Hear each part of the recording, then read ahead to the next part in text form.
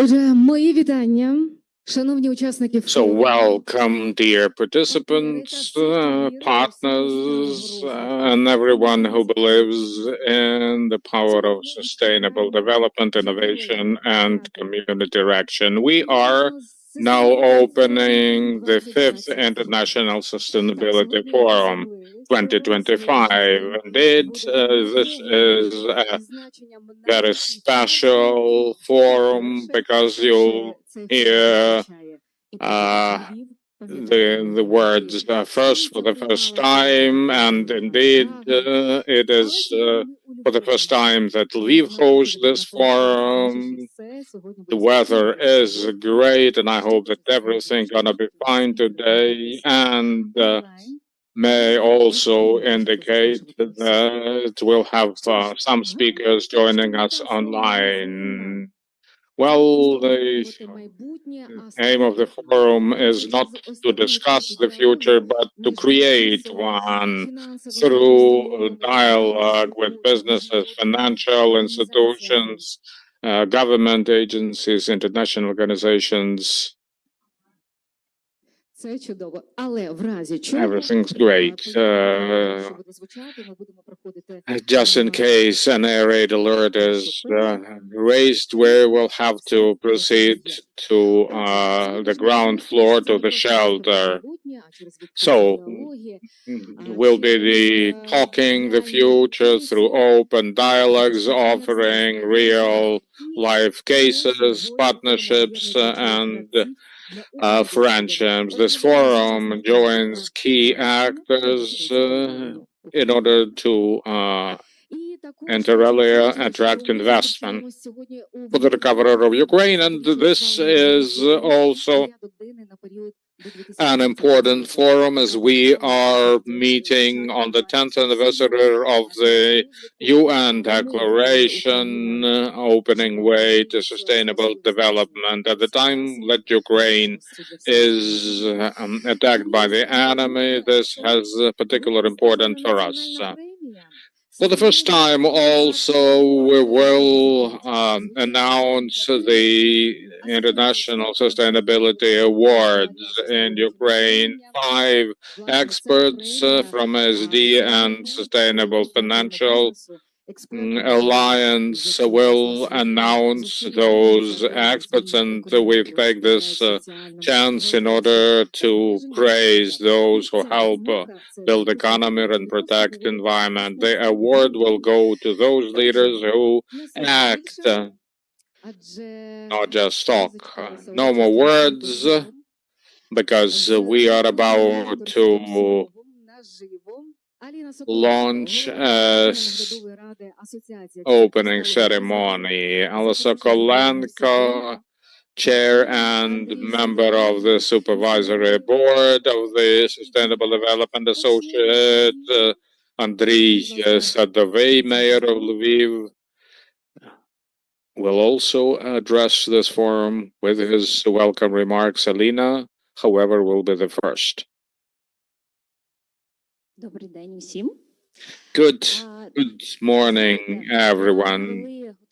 You know what? When I was drafting my opening remarks yesterday, the day before, I thought that I would make it, but today I think that plans are changed. You never know what happens after a raid, whether the entire event will have to be cancelled or delayed. And when the organizers start thinking about that, we feel that the life has become part of our daily routine. Every one of us saying war means it's our daily, so to speak, background, which is terrifying. Nobody will probably understand us who lives abroad, and I'll probably say something unorthodox. A strong Ukraine is probably is not in the interest of everyone. We need to acknowledge that and understand that. Last year, Timothy Milovanov asked, what sustainable development are you talking about? Is it a joke? No.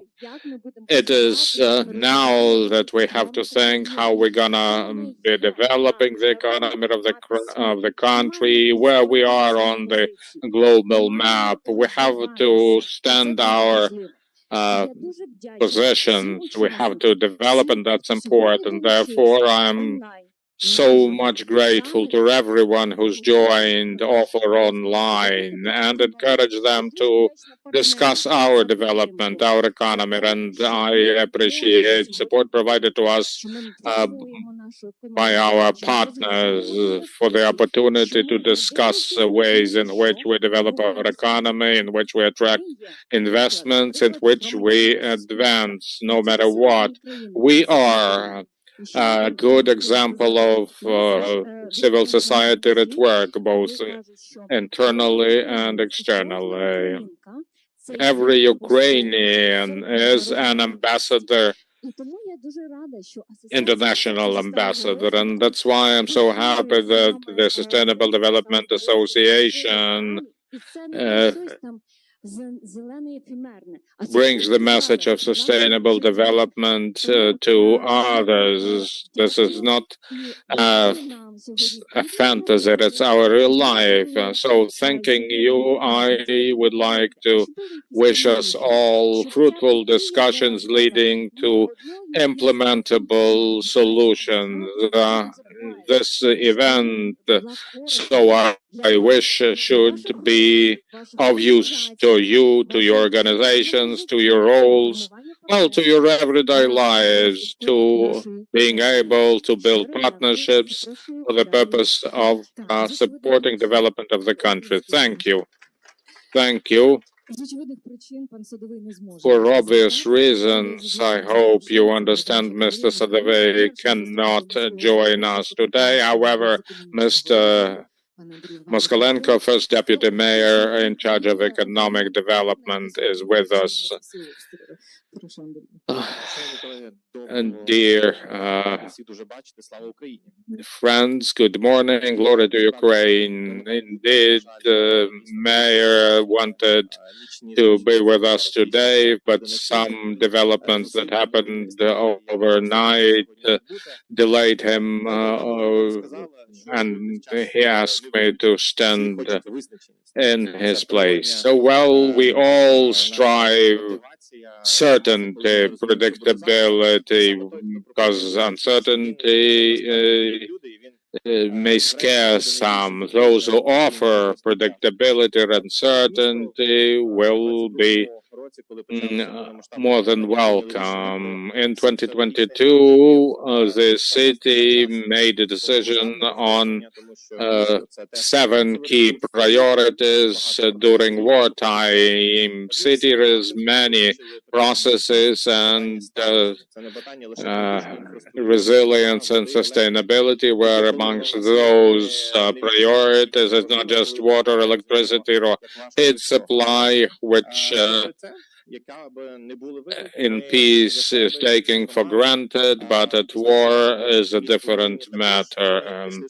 Like some communities around Ukraine, we decided to focus on resilience and sustainable development. What it means, we decided to become a climate neutral city by 2050. Almost 50% of public transit in Lviv is by electrical means of transportation, which I understand you understand when we have to survive in a blackout. But the most important of these key priorities is, well, people, human capital, and investing in human capital. You know that these days we sometimes achieve what others take a year to achieve in just a week. Again, in 2022, a decision was made to create a system initially aimed at helping our veterans and persons with injuries. Now we have a hub to support people who survived in captivity and torture chamber. We also created our unbroken university, not the classical type of university, but rather a research center to work with lots of data generated on daily basis. It's again about educating people. So we are very happy to see you all today because I think you can help us make up new models that we haven't heard before about. Thank you. Glory to Ukraine. And also, we wouldn't be able to organize this forum in a cozy place. But for the support of our partners, therefore, I'll take a moment to name them. So, the European Europe Fund, financed by European Union, UNDP Ukraine. This is UN development program that helps Ukraine develop and implement environmental initiatives. AMHAP, one of Ukraine's leading agribusiness companies, prominent in poultry raising and processing. It also supports innovation. MHP Charity Fund supporting social economic initiatives in Ukraine, in Ukrainian communities, promotes development of local initiatives and social cohesion. Metinvest Holding, Ukraine's one of Ukraine's biggest metallurgical holdings. Privatbank, one of Ukraine's largest banks, supporting digital and financial inclusion initiatives, and takes care about social corporate responsibility. BGV, you control Ukrainian company providing businesses with business analytics and risk assessment tools. GIZ, the German development organization active in Ukraine. You need a specialized UN organization providing industrial development and introduction of sustainable economic technologies in member states. AHEAT International Group is a creative agency that for 16 years been promoting innovation and marketing and advertising. It also is organizing international and domestic events. Focus. Lviv Bank, thank you, Bank Lviv. The one supports local businesses, innovation projects, introduces innovational, socially responsible programs. We are about to start our first panel discussion. Otherwise, there'll be 6 panel discussions during which we discuss sustainable financing, human capital, and communities. You may also want to know that traditionally this forum is taking place both online and offline. With this, over to the first panel discussion dedicated to the recovery of Ukraine, global markets and new financial architecture. Our first speaker is Anar Temengin, Deputy Minister of Economy, Environment and Agriculture of Ukraine.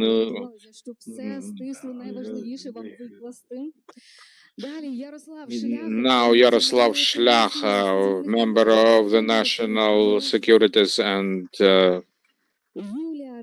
Capital Markets Commission, Yulia Rybaka, UNDP Program Manager, Green Recovery of Ukraine, Katarina Chechel, expert in LFC. She'll join us online. Vitaly Kovalenko, Director, Sustainable Development and Environmental Management, Department of Metinvest Group. And Serhiy Vashchenko, co-chair of ESG Hub, HR, CSR, and SIG at Metro Ukraine. Welcome, Serhiy.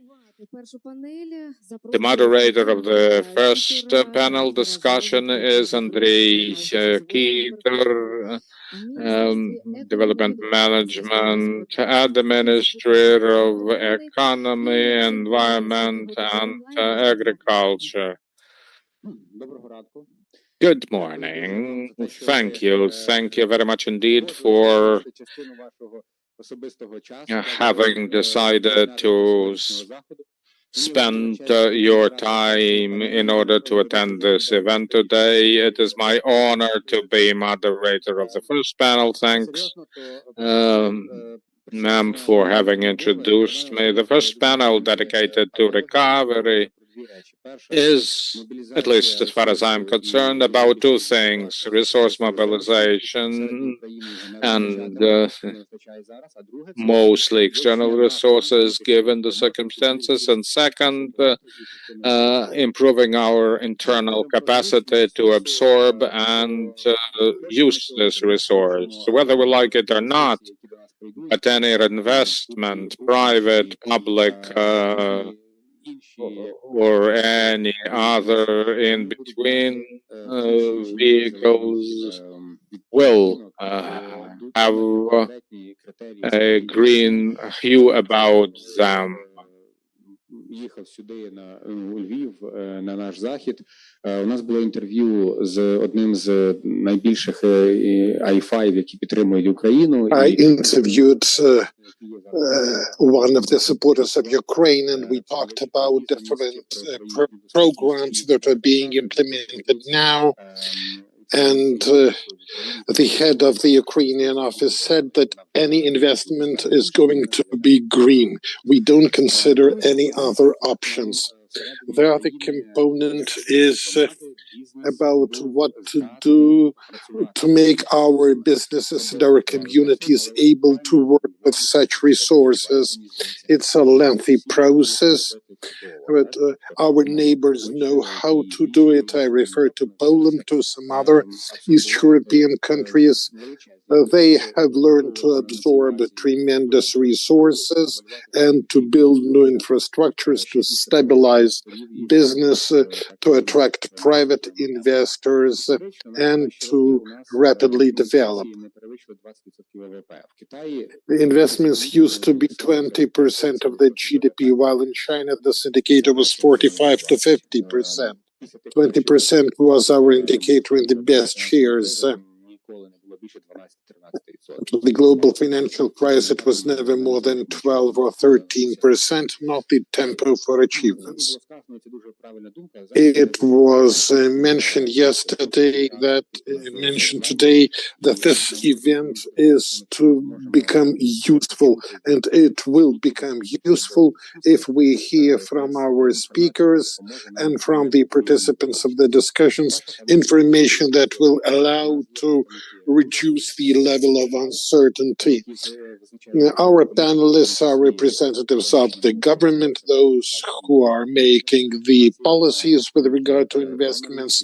We've got representatives of the donors here. They do a lot for Ukraine, and I hope they will continue. And we've got representatives of business, the pace setters, and who are setting the examples for others. I'm not going to impose on your time further on.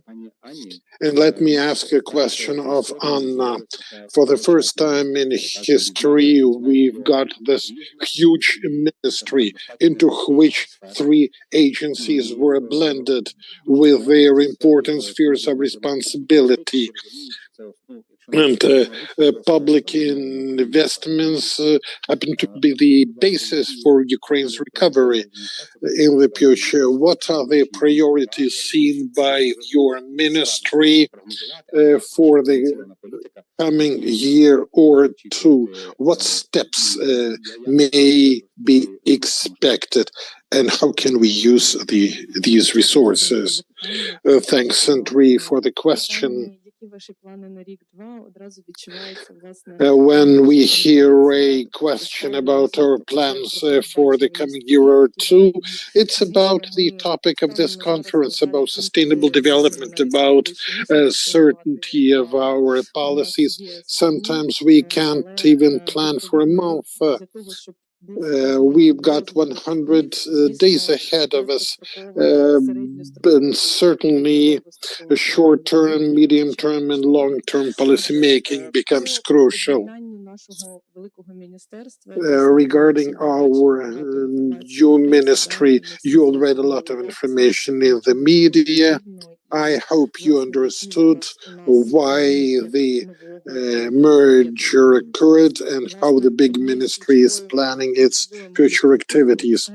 One of the key purposes is to establish a synergetic effect by means of better coordination and by adding the horizontal and vertical aims together under the umbrella of one ministry, where one single team will work.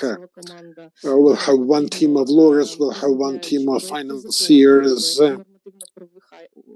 When we are developing and drafting new laws, we won't have to lose time for interagency coordination, because everything will be done by just one team. We are therefore a new institutional platform to ensure a comprehensive vision of the economic development of the nation, proper use of all resources, inclusive of natural, and better management of public assets. Our ministry also pursues the goal of protecting the natural resources and the environment. We've got 8 principal operational areas approved by the government.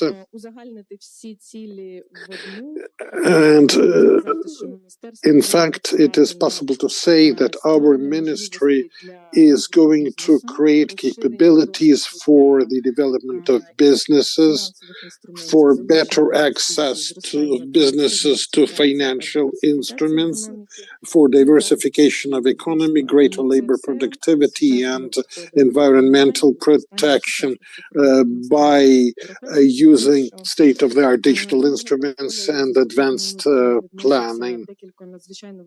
As a deputy minister, I'm in charge of a number of areas related to resources to invest, specifically public investment, PPP, corporate management, competition, and government assistance. And let me touch one of our aims. Growth of investment, upscaling of investment projects by attracting financial institutions, funds, foundations, and PPP mechanisms. And it's already the second year that we are creating a sustainable infrastructure for attracting capital, for increasing both external and internal investments. It's hard to speak about investments when there are no clear-cut and comprehensible conditions for attracting investment. We can write ideal laws, we can have a good system of law enforcement bodies, of courts, but in order to increase investments, we need trust on the part of our partners. And that's why we are reforming the system of public investment on the basis of the best British and global practices. This is what we are implementing in Ukraine, and this reform is accompanied by the development of the new modern logic of strategic investment planning and of planning investment projects for Ukraine's recovery and development. And it is also important to mention that in the context of public investments, we already see the importance of the aim of compliance with all standards, and that's being done by the communities and by the cities and the ministry. Expertise is such substantiations. Quite a number of our international partners who are supportive of the development of investments and of communities. And these are the two priorities. And all grant agreements and loan agreements and any financial assistance from donors mention the standards compliance. And the ministries and the municipalities may thus get support from donors when preparing project documentation, which betters the chances for finding the funds. And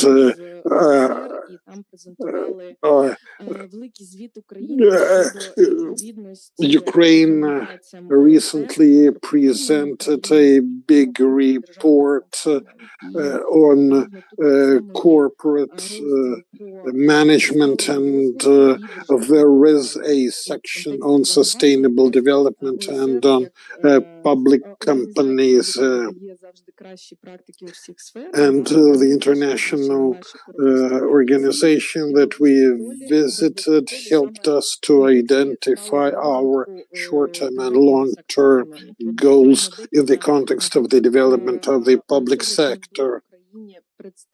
OECD recommended Ukraine to come up with mechanisms of publication of information related to sustainable development of the major power and transport companies, and boards are to develop their control functions in compliance with the principles of sustainable development standards. Biden sustainable development is to be integrated into the public property policies, and as well as into the frameworks for public enterprise management, and it is also crucial to assess the PSOs given to the big public companies with regard to sustainable development priorities. So sustainable development is really everywhere. A number of years ago, this was something mythical, just a set of some obligations that we had to abide with, and not everyone could understand what to begin with. But presently, sustainable development is in all laws and in all policies, and it will be most interesting to listen all the presentations of today. Thank you, and let me right away give the floor to our next speaker. OECD says we are to begin with public enterprises, the boards, their committees, internal audit, reporting. But how to do that, and are we ready? And I want to ask Yaroslav about the regulators' vision of this and about the steps that will be made. On the one hand, we have our EU membership aspirations, and we've got a lot to implement. On the other hand, this means additional caseload on every company, a sort of a conflict, right? Additional pressure and additional expenses. So what is the vision of the regulator, and how do you plan to solve the issue? Thanks very much. I'm very thankful for the invitation to participate in this event. Let me address this matter, and the regulator is not only developing requirements, but also creating opportunities.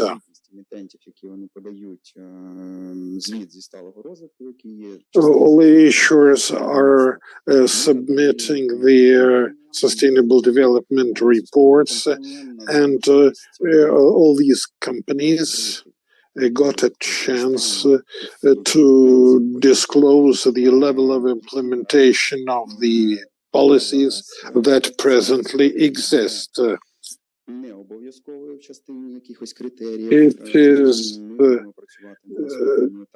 also certain that we are going to further upgrade such criteria, but now the companies are going to assess themselves with regard to how mature they are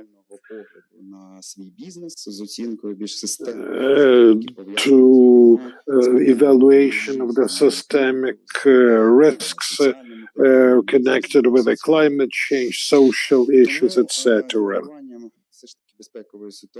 So in view of the security situation, and since most companies back in 2022 got a chance not to disclose some information for security considerations, we got back to obligatory reporting by issuers. They got the time to submit the reports that they were not submitting after the beginning of the large-scale aggression.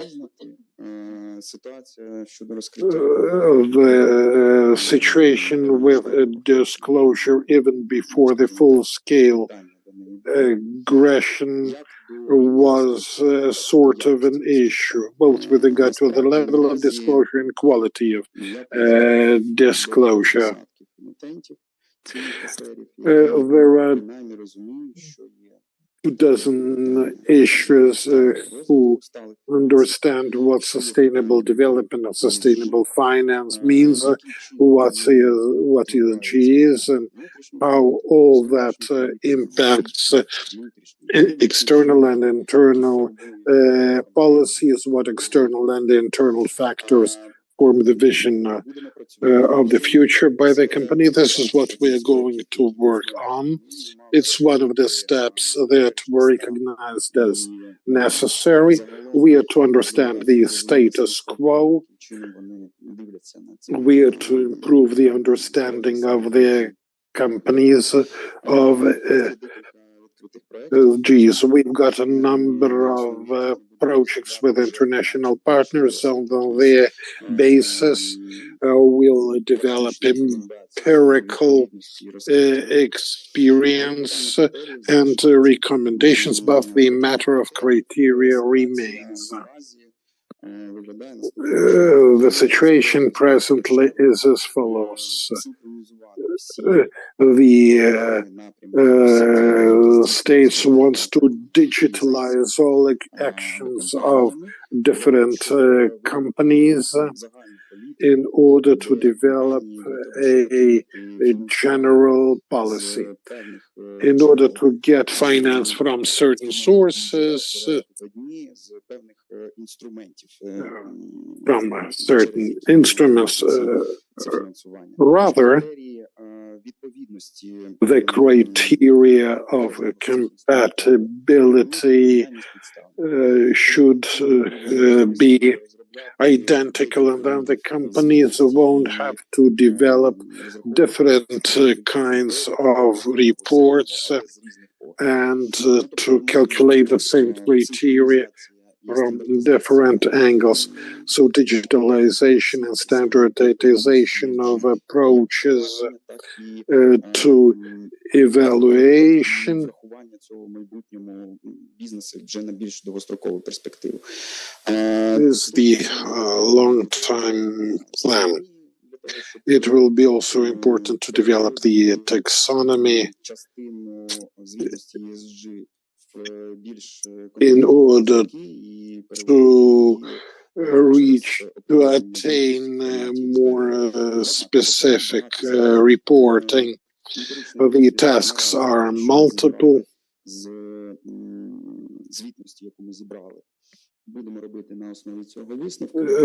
We are going to derive conclusions in order to identify the venues of further progress. Sustainable development is about maturity of companies. Every company is to understand that we are in a situation when changes will occur because of the need to recover. Long-term resources are needed, and in order to get access to considerable recovery resources, we are to change our mentality. And we are to understand this about how we present ourselves and how competitive we are. Any investments now require in-depth analysis with analysis of risks related to environmental impacts. Therefore, apart from the moral responsibility of every business for impact it can have on the environment and social guarantees, well, they also need to be quite practical with regard to the resources available, to the purpose of the resource. You only have to gain access to these resources. We provide access. How they make it available to them depends on the businesses. Thank you. Thanks.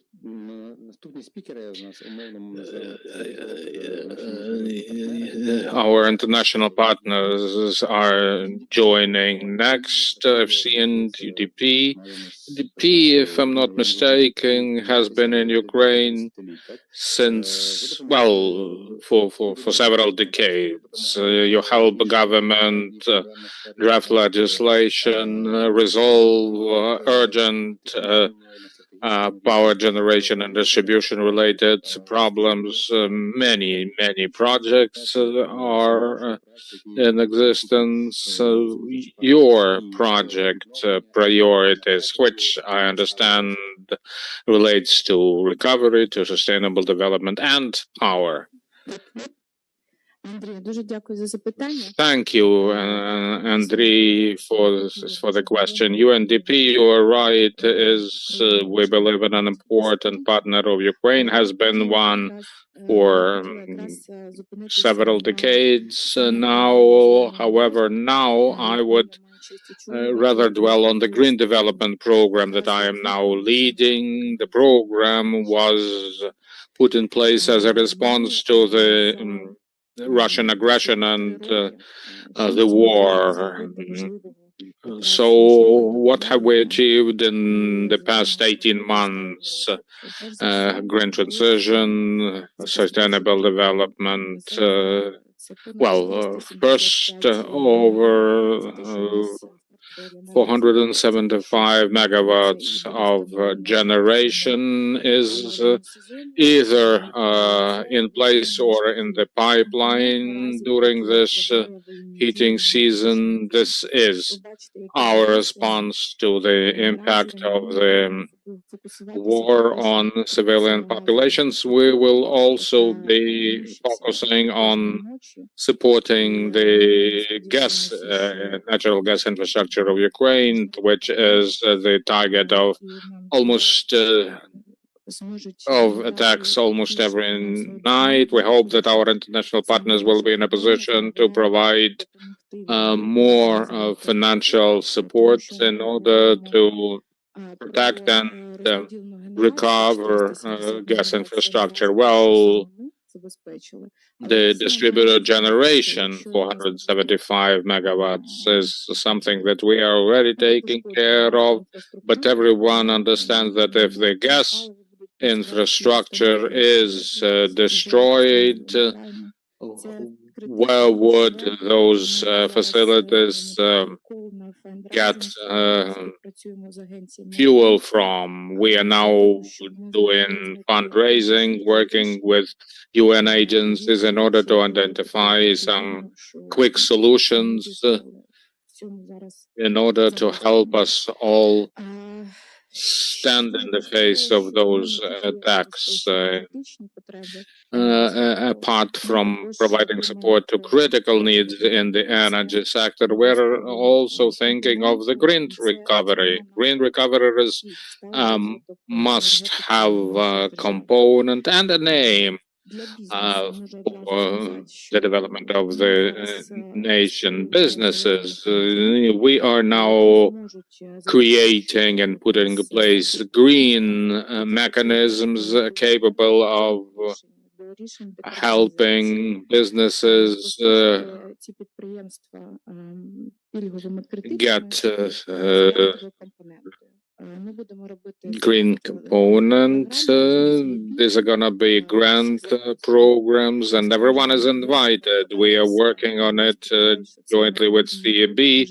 You will know and in due time how you can apply, and the mechanisms I'm sure are gonna be accessible and effective, aiding the sustainable development of the economy. We are also supporting installation of solar power stations. 6 megawatts already implemented, and ASCO, well, over 60 contracts have been signed today that will yield $6 million US dollar savings.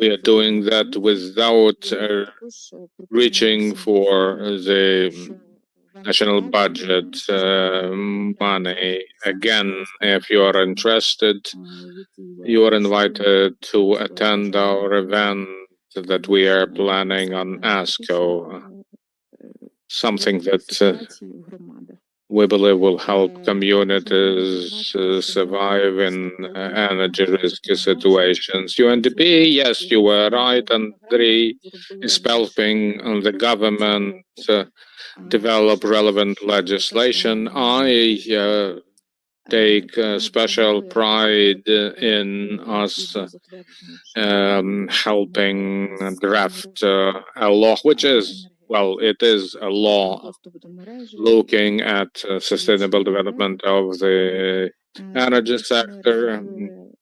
We have also helped draft green recovery legislation. It has already been presented, and we hope it will be enacted as a law. And the green transition, no matter what is happening,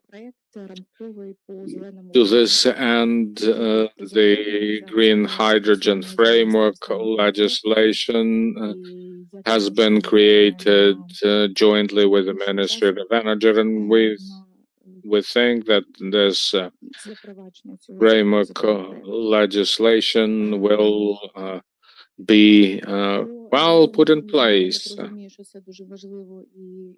If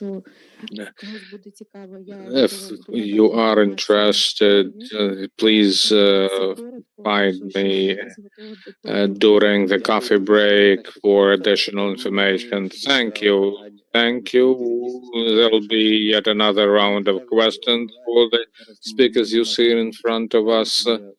I understand that Katerina can't join us just as yet, so I will ask my next question. It is in our common interest to see that Ukrainian businesses stay in Ukraine, invest, create additional jobs. However, this is all a very challenging task for them. What do you think your corporate plan is gonna look like? Any limitations, any risks? Well, thank you very much for the invitation. It's my pleasure. When I was listening to the welcome remarks, I noted that predictability was mentioned. However, predictability is a luxury that cannot be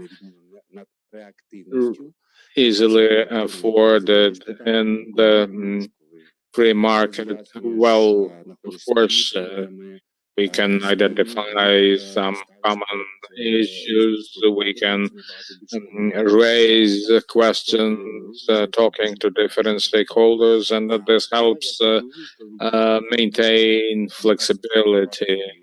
As I was coming to Lviv, I wanted to structure any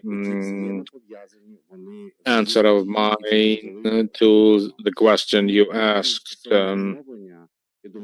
So, the most important factor related to recovery is resilience and duration of peace. For many businesses, industries related to industrial lines and cycles, the enduring peace is of paramount importance. Another important issue is accessibility of capital, so the cost of capital. We have a range of projects. I hope that they'll help ease the situation here and recovery, pace of recovery. Qualified, skilled personnel. We know that many businesses are affected by the shortage of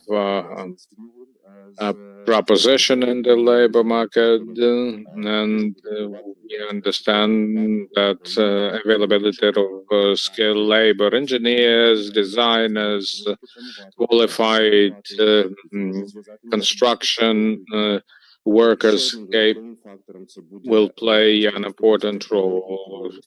Of course, accessibility of affordability of technologies. We understand that it is not only Ukraine that focus on green transition.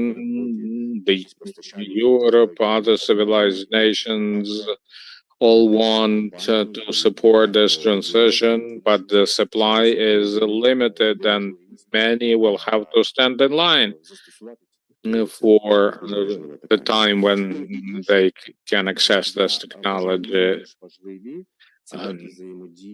Plus, something that I believe is equally important is interaction between businesses, different government offices, communication, quality of communication, clarity about internal resources, and of course some external factors, accessibility of markets and existence of barriers. But the first block is for a long term. I would therefore mention a shorter term, so to speak, area. I hope that businesses attending this forum will readily recall CBAM, any procrastination with introducing this mechanism may have important impact on being able to identify the basis for future recovery in particular. Plus, appropriate assessment of internal or available resources in order to how fast you can achieve this goal. And is an important, I would say, inalienable factor that is present in assessing the appropriateness of the green transition. Thank you very much for showing us all those multiple tiers present. Speaking of businesses, by the way, I would very much like to invite Serhiy and contribute to our discussion on how DSRS information disclosure is something which the businesses are ready for. Well, we can't avoid it, but how ready we are, any problems, any challenges here?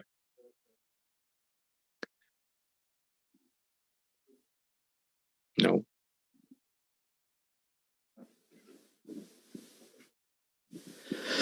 Якщо дуже коротко, то, мабуть, ніхто не готовий до цього. Briefly, nobody's ready. I'm sure that even later, not everyone's gonna be ready for it, because businesses interpret sustainable development goals very specifically. We know that when you provide that the law takes effect the next day upon publication should exist no longer, because this makes it absolutely impossible to get prepared. I would propose that the effective date of any law be made at least 6 months after the date of publication. This will help us get adjusted to the fairly spontaneous legislative process in the parliament and elsewhere. Well, businesses, they aren't fully ready. Europe isn't either. I'll explain why. Well, at Metro, we are an international company. We started ways to comply with reporting a long time before other companies in Ukraine had to. Of course, if you don't work on lease and produce something specific, it is easier to control emissions and report. But if businesses work on leased premises or use leased equipment, access to relevant indicators is virtually non-existent. Would the owner ever provide access? Well, currently, owners see no reasons for disclosing this data. They aren't mandatory. Ukraine will certainly want to promote medium-sized SME development. We are in a position to control our indicators, but we can't control our suppliers. The vendors never report back to us on how they were produced, whether ESG. Yes, you can incorporate it in contract provisions, but this will certainly negatively impact our competitive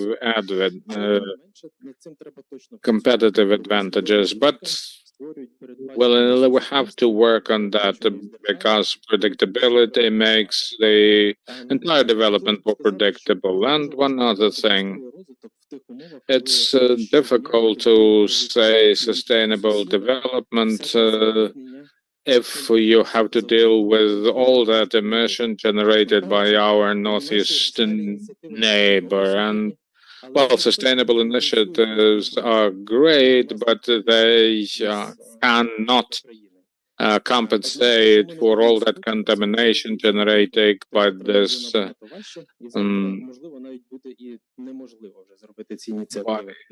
that other neighbor. And let me also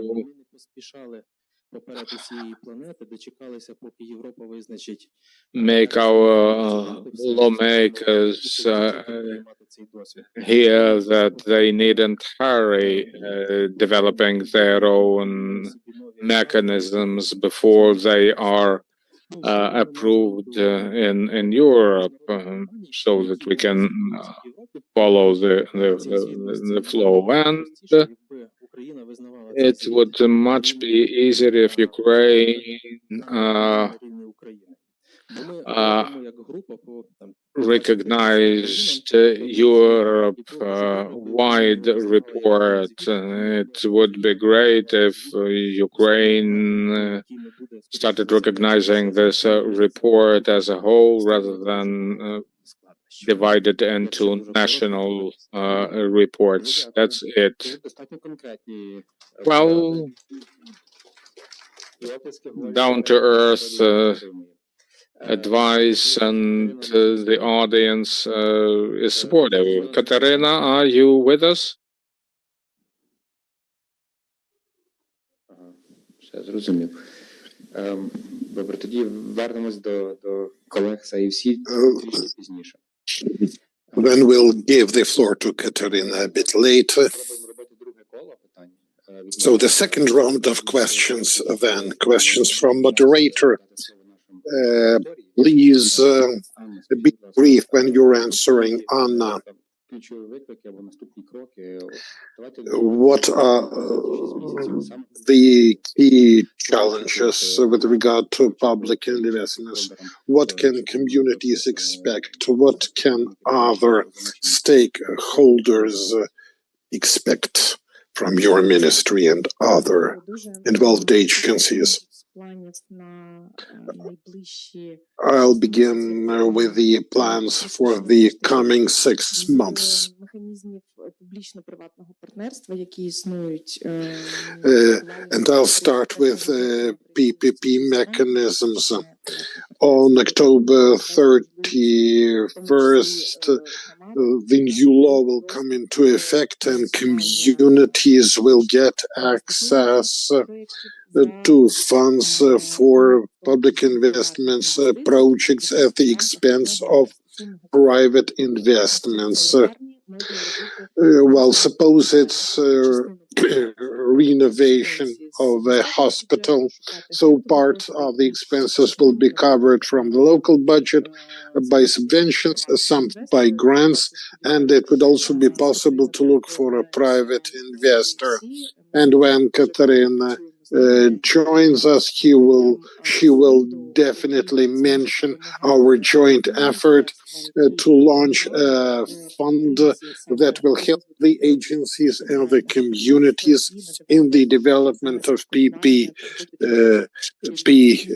projects, covering up to 50% of the funds. So as soon as that mechanism is launched, we'll see a new wave of the PPP projects centrally and locally.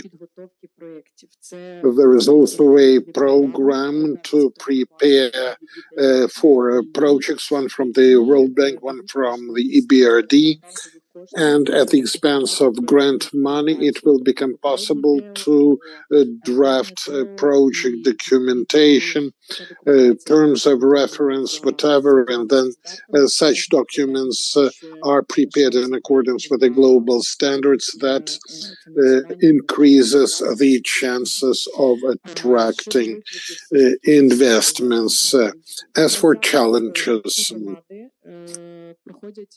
right now, all communities are developing their project portfolios, and we know that the communities face many problems. For us, the challenge is the design of the reform. We are to approve all regulations, all recommendations, all manuals. We are to create the basis that will enable all work of the communities methodologically. Another challenge is the priorities. Communities are making the point it's hard to plan. One of the key concepts of the reform is transition from projects. Well, in the past, when state financing projects were launched, the mechanism of looking for money was different than now. Presently, the logic is the same for the level of the state, for the regional level, and for the community level. The first strategic priorities are to be identified. Then the medium-range plan is to be approved in correlation with the budgeting process and part of the budget declaration at the level of the state, and only after that projects and programs of public investment are developed. So the communities are complaining that it's hard to plan like that it's very hard to identify the priorities. It's quite existential when on one hand you have to immediately renew the destroyed housing or infrastructure, And on the other hand, you have to think about projects for 10 or 20 years, including recovery. But one has to learn, and we are learning. Another challenge is related to the very rigid deadlines. We have no time to prepare. In wartime, we cannot do what other countries can afford. In the Western Balkans, the reform was implemented for 10 or 20 years, and it's still underway because it was not finalized in some parts. And we can't afford the luxury of time. We understand that it's hard for the communities. Together with the Ministry of Development, we are going to launch a major learning project to teach communities to plan the investments for their recovery. Within several weeks, we'll present this initiative, and we want every region to have trainers that will teach the communities to plan public investments. Representatives of the communities who won't have to go to Kyiv. They will learn locally. And let me now provide some numbers, although it is really hard. And since, well, this forum is in Lviv, well, it's hard not only for the communities, it's also hard for the ministries. And we've had quite a number of battles. The Ministry of Development is a big ministry, and their priority right now was to be decided on whether it's the railroad or the sea routes. That's complicated. The reform is being implemented locally. 75% of the regional oblast administrations have already approved their medium-term plans. Over 1,000 of local investment council are developing own portfolios, and 122 communities approved their portfolios. And let me finish on the positive note that among the leaders are Lviv, Dnipropetrovsk, and Kyiv regions. So if you have any questions regarding public investments and PPP projects and what and how the government will coordinate, I will be able to take your questions. Thank you. 1,300 is the number of communities with strategic councils, and more than 100 approved their plans. That's 10%. And Yaroslav said that 20 issuers came up with their reports. What's that percentage-wise, and what do we do with those who failed to report? Yes, there are objective reasons for which they cannot report, but what will the position of the regulator be, and what will it do to help the issuers?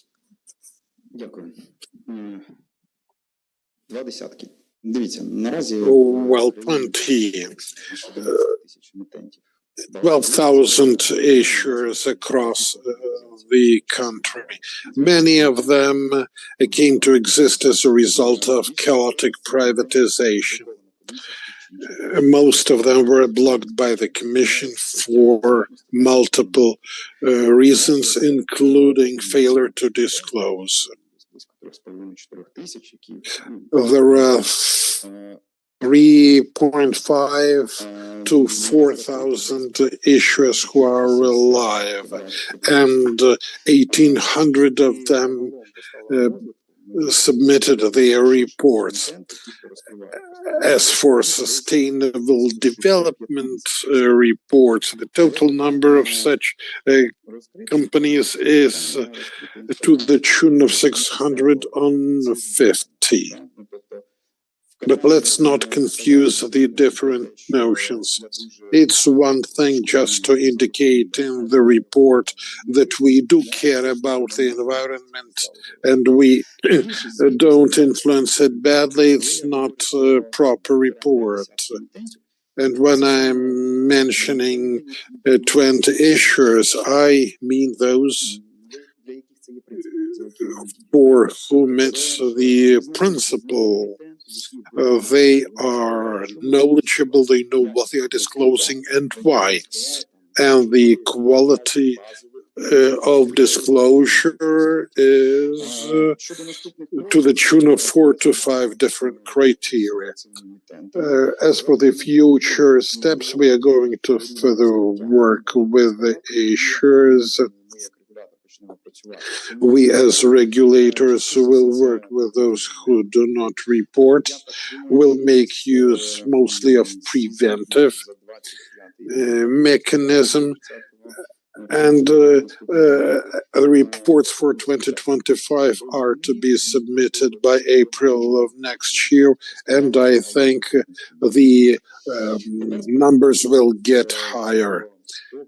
Now, as for the conclusions that we have made, there is a draft of the guidelines and methodologies on reporting of the sustainable development progress. We are processing the messages that are reaching us now, and we are going to involve our international experts in order to explain to others that there is no alternative.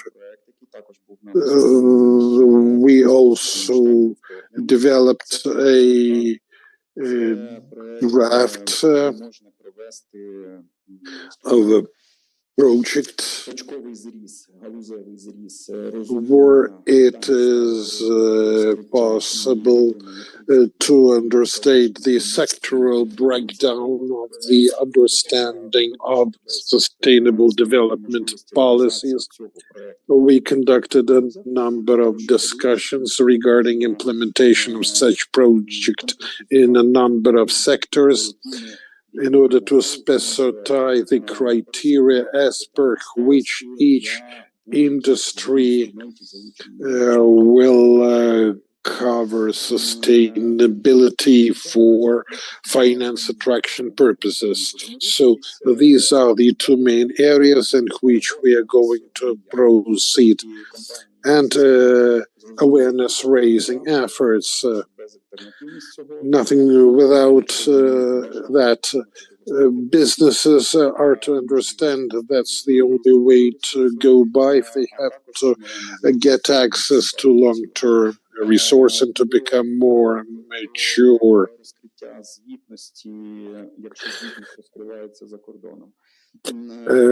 Regarding disclosure abroad, a very good idea from my colleague. Please write a formal letter to us. We are aware of similar initiatives, and this very logical is already present in our approach to the crediting and rating agencies. If there is approval abroad, it can be interpreted as compliance with the Ukrainian rules.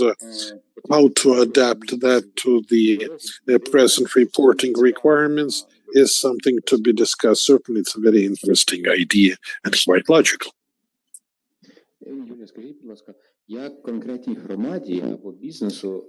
How can a specific community or a specific business start working with UNDP and get some benefits of your project? What to do?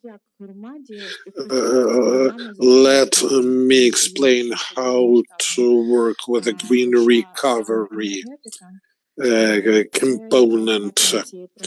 While the power sector is key, so if a community is interested in the recovery of its power supply infrastructure and energy efficiency measures and decarbonization mechanisms, it can apply to the program. And let me tell you what the algorithm is. Firstly, we work with two ministries, the Ministry of Energy and the Ministry of Regional Development. The principal focus of our program is the recovery of the energy sector. And that's why we are very attentive to what our beneficiaries say. The 475 megawatts that we provided to the communities, that was the result of systemic work with the two above-mentioned ministries who received the grant support. Kiev, because the capital suffered very much, especially after the attack of the 10th of October. So 100 megawatts is what Kiev receives, and 56 megawatts will be available in early November. And this will be very important for the heating season in Kiev. Naftahas Group is another recipient. I won't name the two utilities because that information is confidential. 100 megawatt to Kharkiv, one half has been launched, 60 megawatt for Zaporizhia. Underway, Odessa, 20 megawatts, partly launched. Mykolaiv. Lviv is also a partner. It's in-kind donation from our Norwegian partners, 20 megawatts, and this generation will be launched in February with our support. So a community may apply. We have very many letters received directly from communities.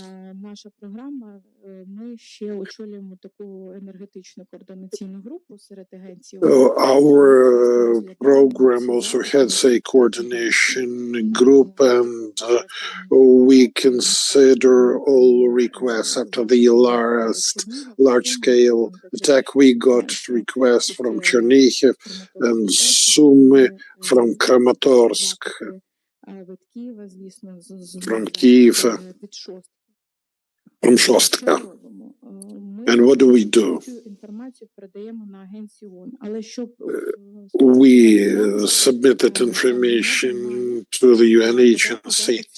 But to work with us, the community has also to apply to the ministry. Because what we are doing now with regard to the critical infrastructure is done in accordance with the decision of the Ministry of Regional Development. Our team prepares all the documents and does everything from A to Z. Implementation-wise, we carry the project out at all its stages. And please just email your application just visit our website or come over to me during the break.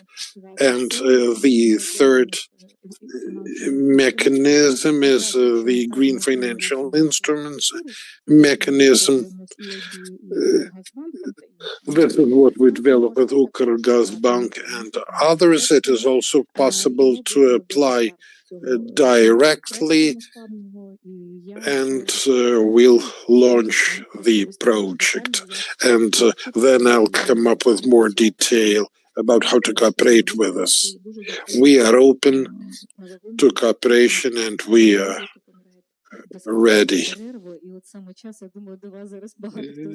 Well, you mentioned the coffee break, and indeed it is coming soon at 11:30.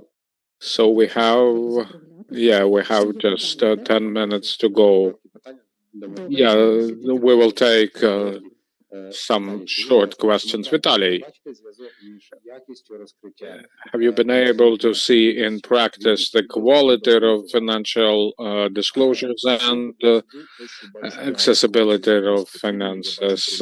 Based on my experience, I see direct correlation between the quality of disclosure documents, especially if we talk about international financial sources, access to international financial sources. You will never be approved by them unless you fully comply with a checklist of ESG standards.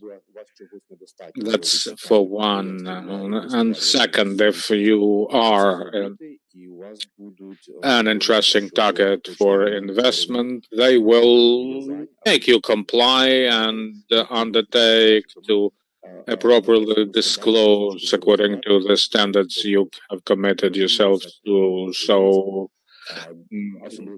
I would say that institutional investors in EU are well obliged to only work with the companies that comply with the standards. As far as Ukraine goes, I'll agree with the colleague to my right. We need to first look at how this works there so that we don't impose additional burden on Ukrainian businesses because it's payroll skills, it's wholly new expertise that have to be mastered. Second, reporting, you have to do that. Problem is that almost all reporting documents drafted in Europe suggest that businesses commit themselves to certain obligations. One thing, if you finance and show, that takes longer. So if you want to get institutional financing sources, that's mandatory. As far as Ukraine is concerned, you need to wait for several cycles in order to see how this should be implemented, because it makes no point to do reporting just for reporting sake. 2 or 3 issues companies face in ESG reporting. Unpredictability is key. Unfortunately, we have not yet understood how this new reporting architecture impact Ukraine, whether we will have to disclose indicators online or how to produce Excel files, I don't know, let alone MS Word. So that contributes to uncertainty. Second, there's a bunch of challenges arising from the fact that Ukraine is a high-risk country or at-risk country. I'll try to prove my point. Unfortunately, Ukraine is at risk. Poland isn't. So, according to this situation, every company or every supplier is supposed to provide official certificates, and I know only of two companies that are capable of showing such certificates that they don't use slave labor, child labor, and then things like that. Have you ever heard that Ukrainian companies use slave labor? I am yet to hear about that. In Poland, well, in Poland, they know only too well. Poland doesn't report, and they have it, whereas the situation is just the opposite in Ukraine. So the situation has to be changed. It's a disaster for us businesses and for the nation reputationally. Katerina, can you hear us? Oh, yes, I can. Great. We can hear you too. IFC. IFC is private sector investment opportunities and risk insurance is the question which is routinely raised. So what about these mechanisms? Thank you, Andriy. First, I do apologize for joining too late for the reasons beyond my control, but I'm very happy to be with you today. It would probably be more appropriate to speak about de-risking rather than insurance, because IFC, according to its mandate, doesn't offer insurance products. What we have is investment de-risking products. One of the W banks organizes MED. They've already released over 270 million US dollars in war related risks. In behalf of MIGA, I'd probably say, for the information of those who are not attending this forum, that MIGA portfolio is present in Ukraine. That is to say, they offer insurance. What is, however, known not so well is that foreign investors, either already in Ukraine, are subject to MIGA insurance, and MIGA can also reinsure Ukrainian companies that already have contracts with foreign investors. IFC proper, well, there are three key instruments that we use. First, risk mitigation or risk distribution mechanism. That's probably the only mechanism that IFC can give support to SME businesses in Ukraine. We work with the financial organizations, institutions in Ukraine, banks, leasing companies. In the framework of this, we provide 50% coverage to risks. We are working with RTP Leasing, Raiffeisen Bank. Last month, we signed our first agreement with Privatbank and Crédit Agricole. We are planning to extend these mechanisms to public banks because we believe that this is one of the most effective mechanisms that help banks reduce client side risk profile and therefore move closer to the frontline areas or work with the businesses working in high risk sectors. Second, well, direct investment. Thanks to softer interest rates as compared to pre-war time in Ukraine. So debt financing, how can we make it more accessible? Guarantees of donor nations, EC by financing a Ukrainian company up to 50% of risk insurance for the first loss is covered by the donor, by the relevant donor. Hey, no signal. І відключився інтернет. Well, internet connection is lost. I'm not sure whether Katerina will join us. So I wrap up. Those of us who ex officio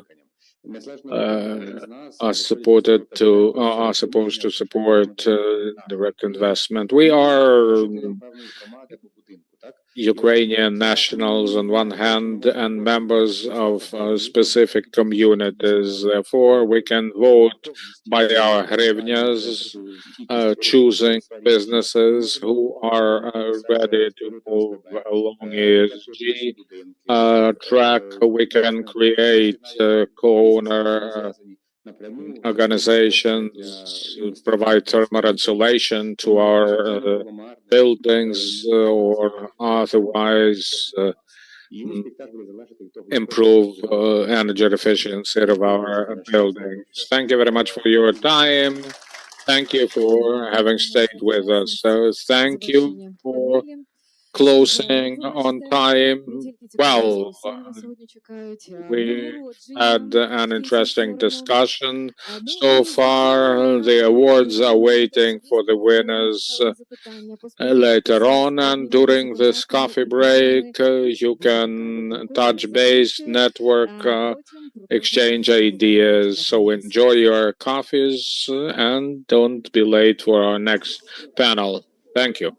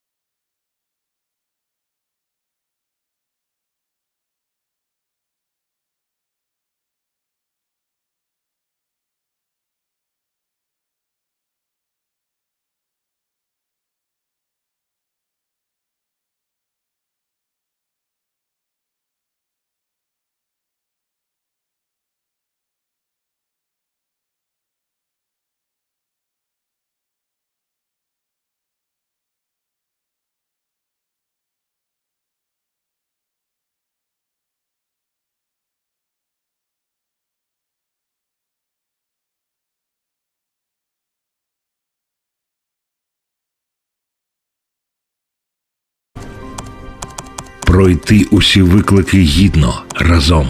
Не зможе один, тисячі допоможуть. Плече у плече і рука до руки. Творити, боротися, діяти, жити. Опорою бути, сталевим щитом. Кажуть, гуртом можна море згатити. Та певно, що можна, якщо всім разом.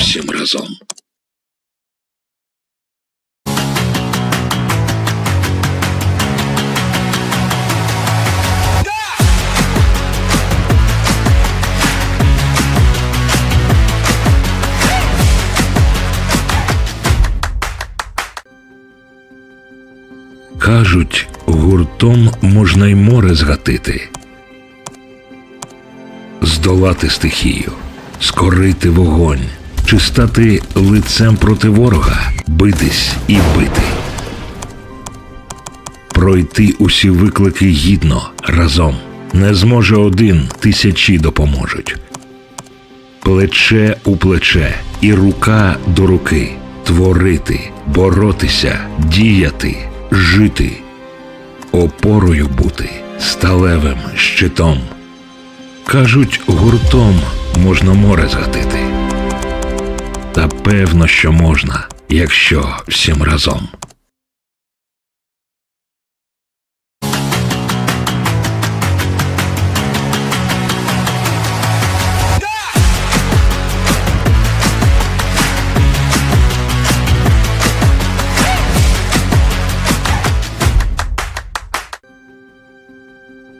Кажуть, гуртом можна й море згатити,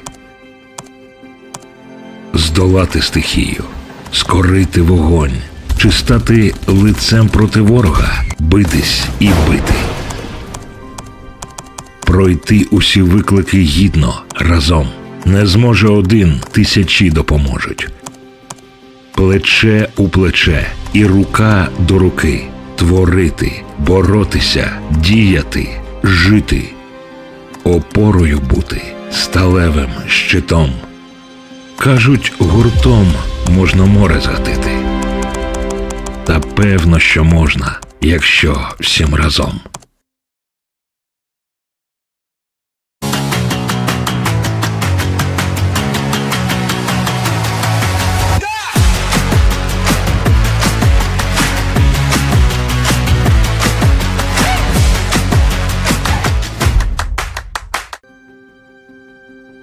Кажуть, гуртом можна й море згатити, здолати стихію, скорити вогонь, чи стати лицем проти ворога, битись і бити. Пройти усі виклики гідно, разом. Не зможе один, тисячі допоможуть.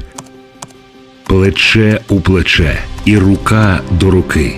Творити, боротися, діяти, жити. Опорою бути, сталевим щитом. Кажуть, гуртом можна море згатити. Та певно, що можна, якщо всім разом.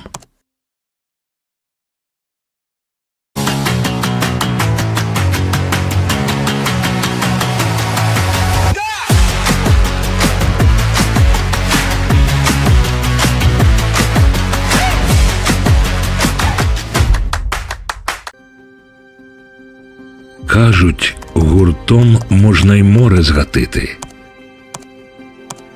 здолати стихію, скорити вогонь, чи стати лицем проти ворога, битись і бити.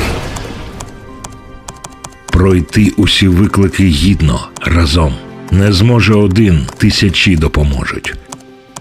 Плече у плече і рука до руки. Творити, боротися, діяти, жити. Опорою бути, сталевим щитом. Кажуть, гуртом можна море згатити. Та певно, що можна, якщо всім разом.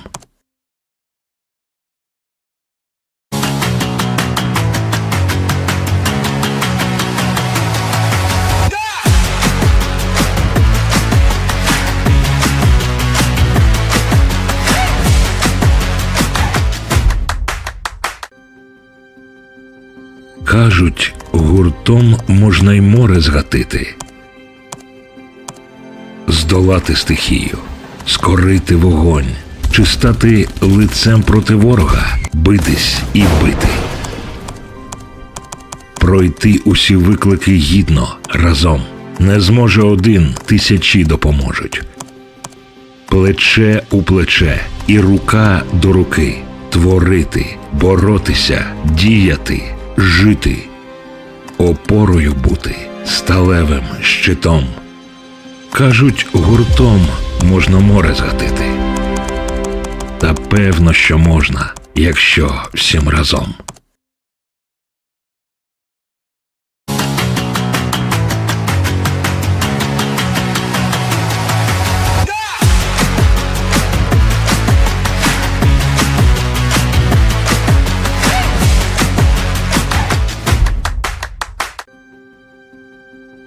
Кажуть, гуртом можна й море згатити,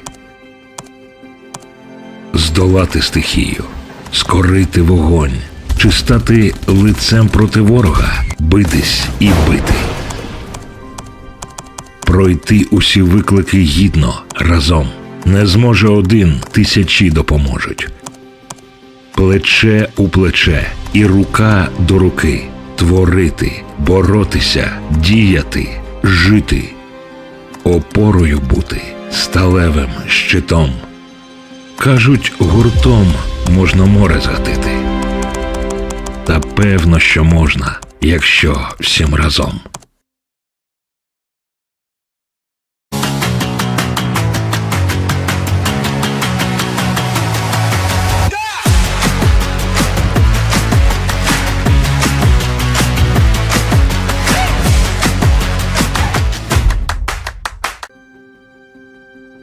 Кажуть, гуртом можна й море згатити, здолати стихію, скорити вогонь, чи стати лицем проти ворога, битись і бити. Пройти усі виклики гідно, разом. Не зможе один, тисячі допоможуть. Плече у плече і рука до руки. Творити, боротися, діяти, жити. Опорою бути, сталевим щитом. Кажуть, гуртом можна море згатити. Та певно, що можна, якщо всім разом.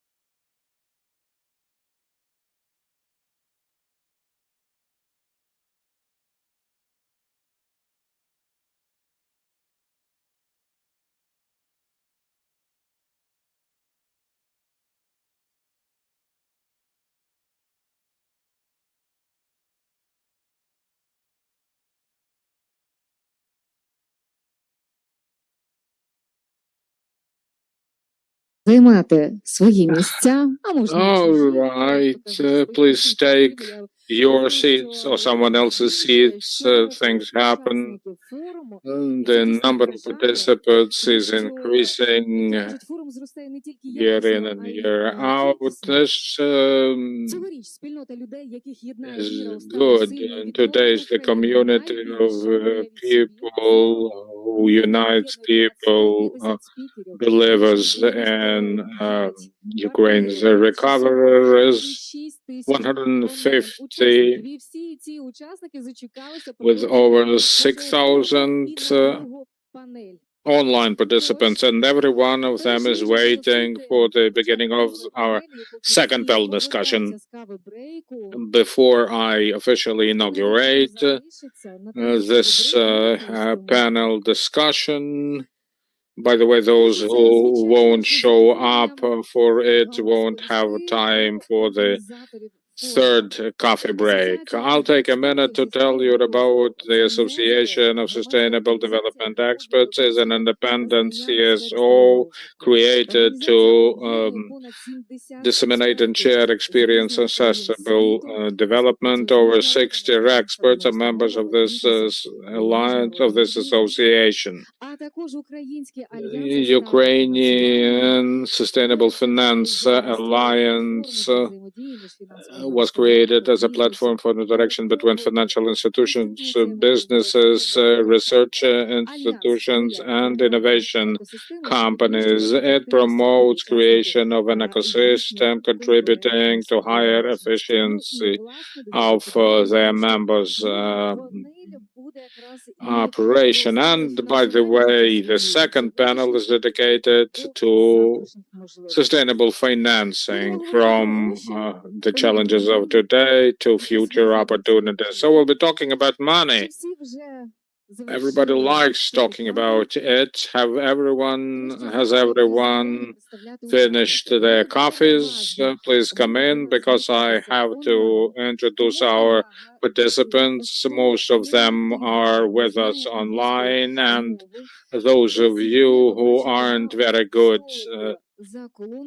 with their English can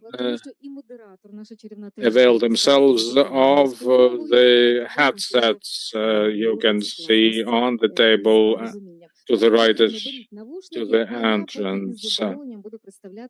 I, in the meanwhile, introduce our panelists. Our first panelist is Vera Economo, Regional Director, Central and Eastern Europe, Sustainable Solutions ING Group, Sarah White, Sustainable Financing from GIZ,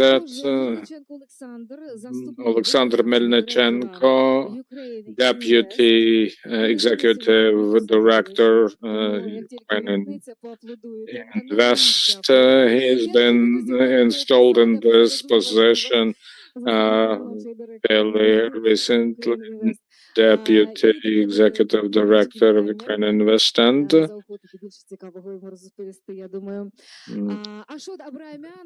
Ashot Abramyan, Chairman of the Board, Lviv Bank. Let's give them all a round of applause. Mr. Supranenko, Chief Advisor on Environment, BRD. He'll be with us online. I will rather introduce himself, I'm sorry. Mariam Guniava, Senior Expert, Finance and Motion, and Andrei Hruz, Social and Environmental Risk, Ukregas Bank, Head of ESG Committee of the Ukrainian Association of the Banks of Ukraine, another NABU in Ukraine, and of course our esteemed moderator, Mariana Lutsishin, Western Ukrainian Office of the Ukrainian Business Association.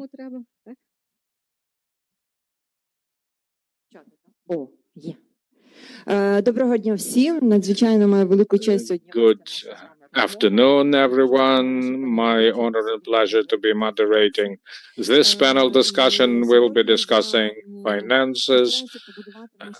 So I will try to structure our discussion to have three blocks. One more global, the heavier block, access to financing. The second block will be dedicated to mechanisms, and the third dedicated to recommendations. If we have time, of course, I asked all the experts beforehand to make this discussion as practical as possible, so that all those who listen to us know more about what and how they should do what they want with finances. I'll start with Vera Economo. Can you copy us, Vera? Доброго дня. Так, чудно. No, ING well. Could you tell us briefly about the bank and how sustainability has become an integral part of your business strategy? Why does ING view sustainable finance not just as a trend, but as a fundamental shift? Can you share with us? Я розмовляю по-українськи, але мені No, легше I speak Ukrainian, but English is where I find more comfortable myself in explaining myself. Because I have prepared a very nice overview of what ING is doing in terms of sustainability. But what I can say that, and I'm happy to share the slides then with everyone. But what I can say, ING is a pioneer when it comes to sustainability. It's a Dutch central bank, centralized in Amsterdam. And the first sustainability report ING already published back in 1996, and since then engaged very much with different organizations, be it United Nations, be it UNEP-FI, and bring sustainability dimension into the customer lending proposition in products and services and engagement strategy. Why is it important for the bank? Because as a bank, we are responsible for capital flows. And what we finance, that's the impact that we create on a society.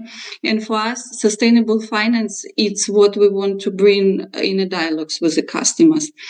And thinking that if we want to finance, let's say, coal producer or renewable energy producer, for us, it's a very clear choice because we want to decrease carbon emissions of our portfolio, and we also want to promote more sustainable practices within the sectors which we finance.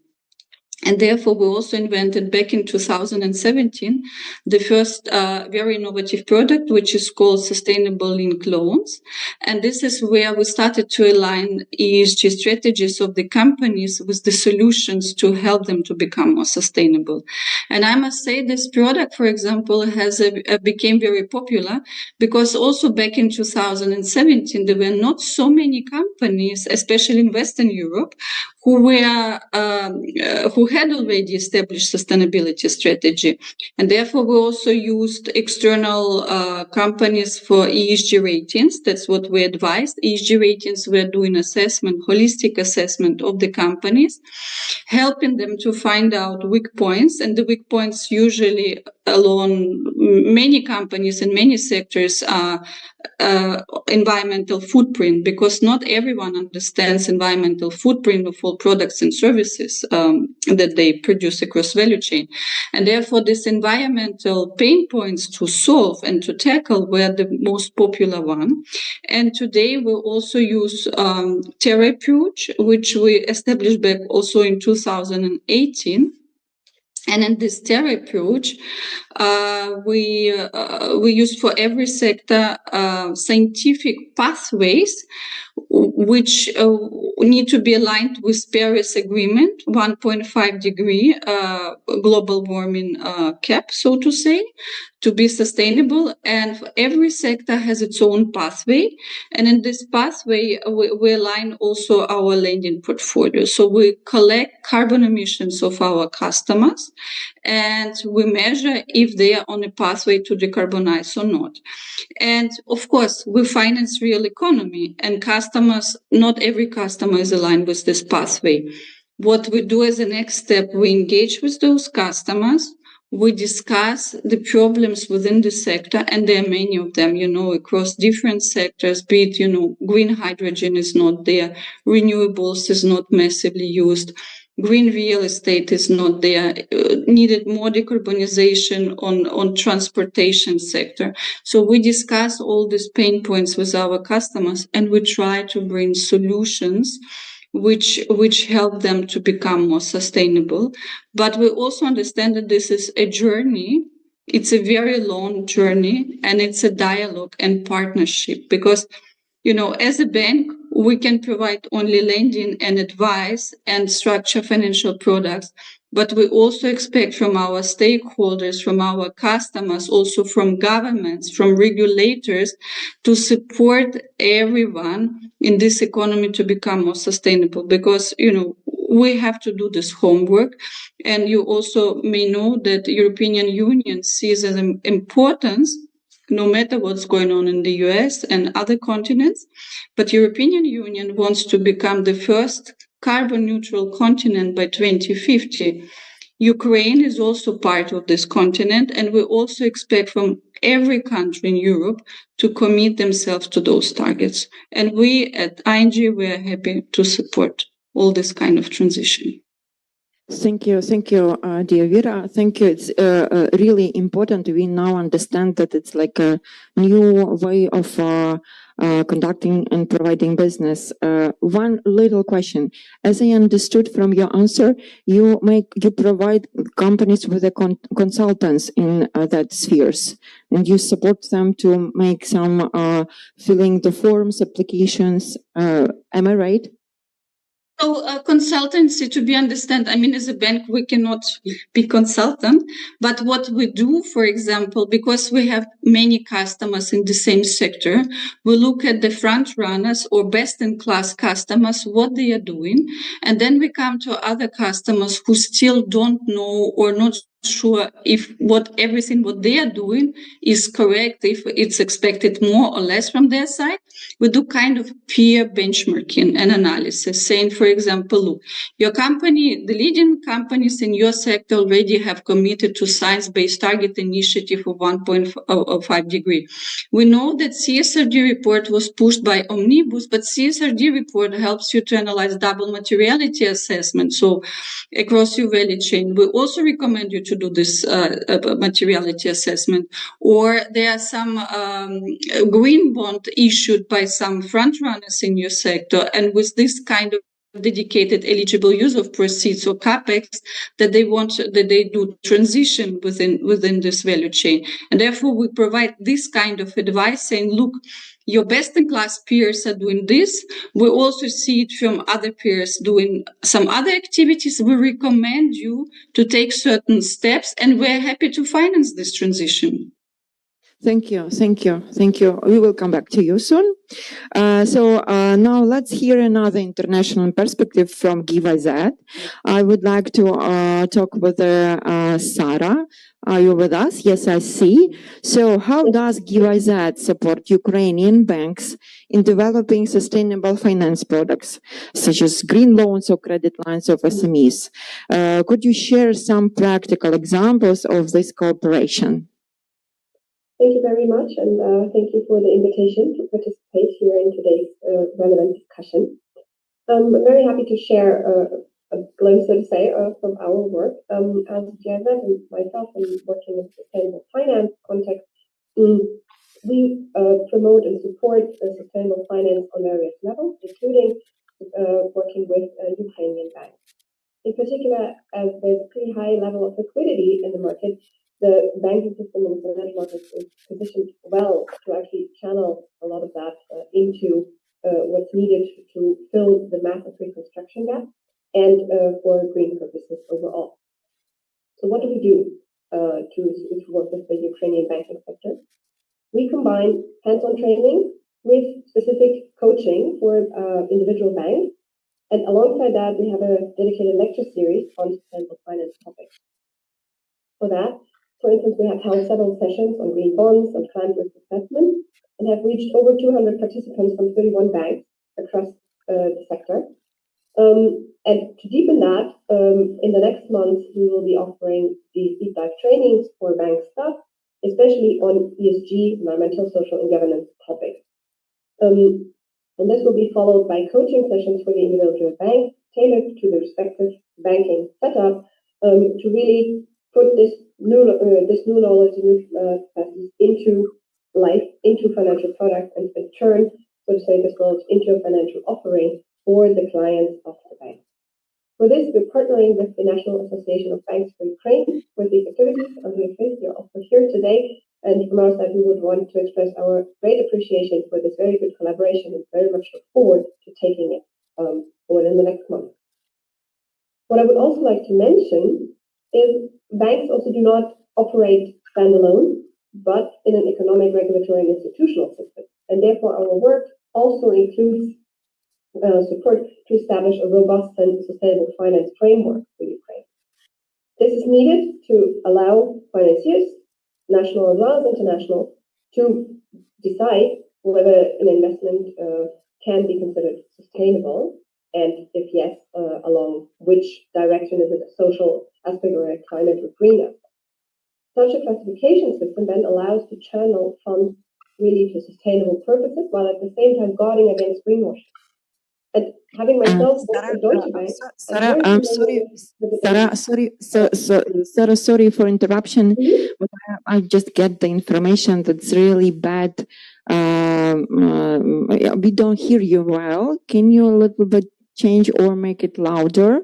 Because our even translator, I am hearing you, but our translators cannot catch your language. Okay, thank you for letting me know.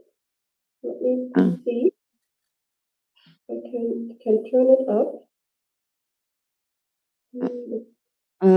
Maybe because you are. Can you say something more? Maybe it changed. Yes, happy to. Can you hear me better now? Now we have an echo a little bit. An echo? Oh, yeah. Okay. Let's see what I can do to change this. Yeah. Okay. Please remove your earphones, then you will be heard properly. Please remove your earphones. Maybe it helps. Can you still hear me? No, it's the same. I know, I don't hear you. So, guys, do you hear or no? Now it works. Can you still hear me? Can you still hear me? No? So maybe you will come closer to the computer. Some participants are recommended closer to the computer, to the sound. I'm very sorry for that interruption. Can you hear me now? It's a little bit better, but not so much better. Okay. Yeah. Let me try what I can do to... Okay, maybe you will try to change and we will turn back to you once again, okay? Okay, yes. To try to do something with the sound, because unfortunately people don't hear you well and we couldn't translate well. Yes, thank you, thank you. Я зараз перейду до вже нашого колеги з України. I will now invite our colleague Alexander so we can discuss a little bit the issue of investment. Alexandra, could you... No, I'm sorry. Let's give him a round of applause because he, I understand, was installed in a new position today. Congrats. Could you please tell us how Ukraine Invest goes about identifying priority sectors for investment and which of those sectors are most important for foreign investors in your assessment? Thank you, Mariano, and thank you very much for congratulations. But I'll start by saying that our team has changed a bit. За дорученням якої я беру участь зараз у цьому форумі. яка і призначила мене за погодженням з міністром економіки Олексієм Соболєвим на посаду заступника. І Ukraine Invest змінив форму свого підпорядкування, а саме ми були в тілі секретаріату Кабінету міністрів України, зараз ми орган, який підпорядкований Міністерству економіки України. Як то мовиться, все, що не робиться на краще, ви можливо знаєте, що я впродовж майже 2 років виконував обов'язки керівника. Well, I think you know that for 2 years I was heading the institution, and in response to your question, I will tell you about what we managed to do and where we are now. We are providing assistance to the investors. Well, initially we were assigned to support those who invested more than 12 million euro. We are, however, reforming our institution, and soon it will work in accordance with the single window principle, which is a major step forward. We proceed by the law on support of large-scale investors, which specifies the sectors. Я просто не маю можливості зараз вам показати I don't have a chance to show the slides to you right now, but that's the entire economy of Ukraine, with some exceptions in the domain of energy. The Ministry of Economy is very actively developing the regulations on the investment practices and insists upon broad application of this law. Production of biogas and biomethane is the sectoral priority of the law that I referred to. But we also have a draft of a law which envisages development of the other sectors. The Ministry of Economy submitted the draft via the Cabinet of Ministers, and the first reading will address the matter of the entire energy generation of Ukraine becoming the sector supported by Ukraine Invest. This is a major step, and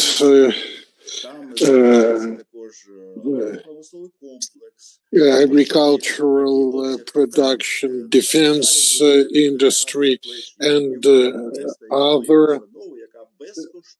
directions will be invested with Ukraine Invest, and it will provide analytical and consultancy support free of any charge to the investors who want to invest more than 12 million euro into Ukraine's economy. You will ask, what about other investors? Are they covered by Ukraine Invest? Yes. The law on support that I mentioned gives preferences to the investors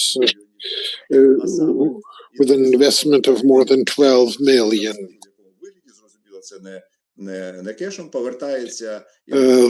These investors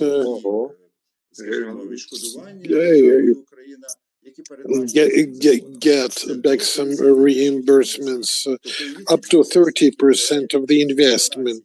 Just imagine an investor invests 12 million and then gets 3.6 back in compensation. This is the compensation of the cost to switch. to the networks, engineering and transportation, infrastructure, construction costs, something that will also interest the investors. Exemption of profit tax of some import duties, etc. And the government of Ukraine and the investors make specific investment agreements which grant such preferences. We signed 4 such agreements and 3 others are in the pipeline of the ministry. We prepare the basis, which is called application on recognition of an investment as a large scale. It is accompanied by a TOR and other documents, information about which you can find on the website of Metal Invest. We are not bureaucratic, we are open to cooperation. We maintain lively contacts with all investors at all stages, including the stage when the investment agreement has been signed up to the very end of the project, which usually lasts up to 5 years. And throughout this time, we support the investor and provide comprehensive assistance thereto. I'm sorry to interrupt you. Are there any discussions about bringing the threshold of 12 million down? Some time ago, I talked to a potential investor. This company may invest at 10 million. Well, Ukraine needs every single euro of any investment right now. So, is it possible to discuss with you or with the Ministry of Economy any preferences for such investors?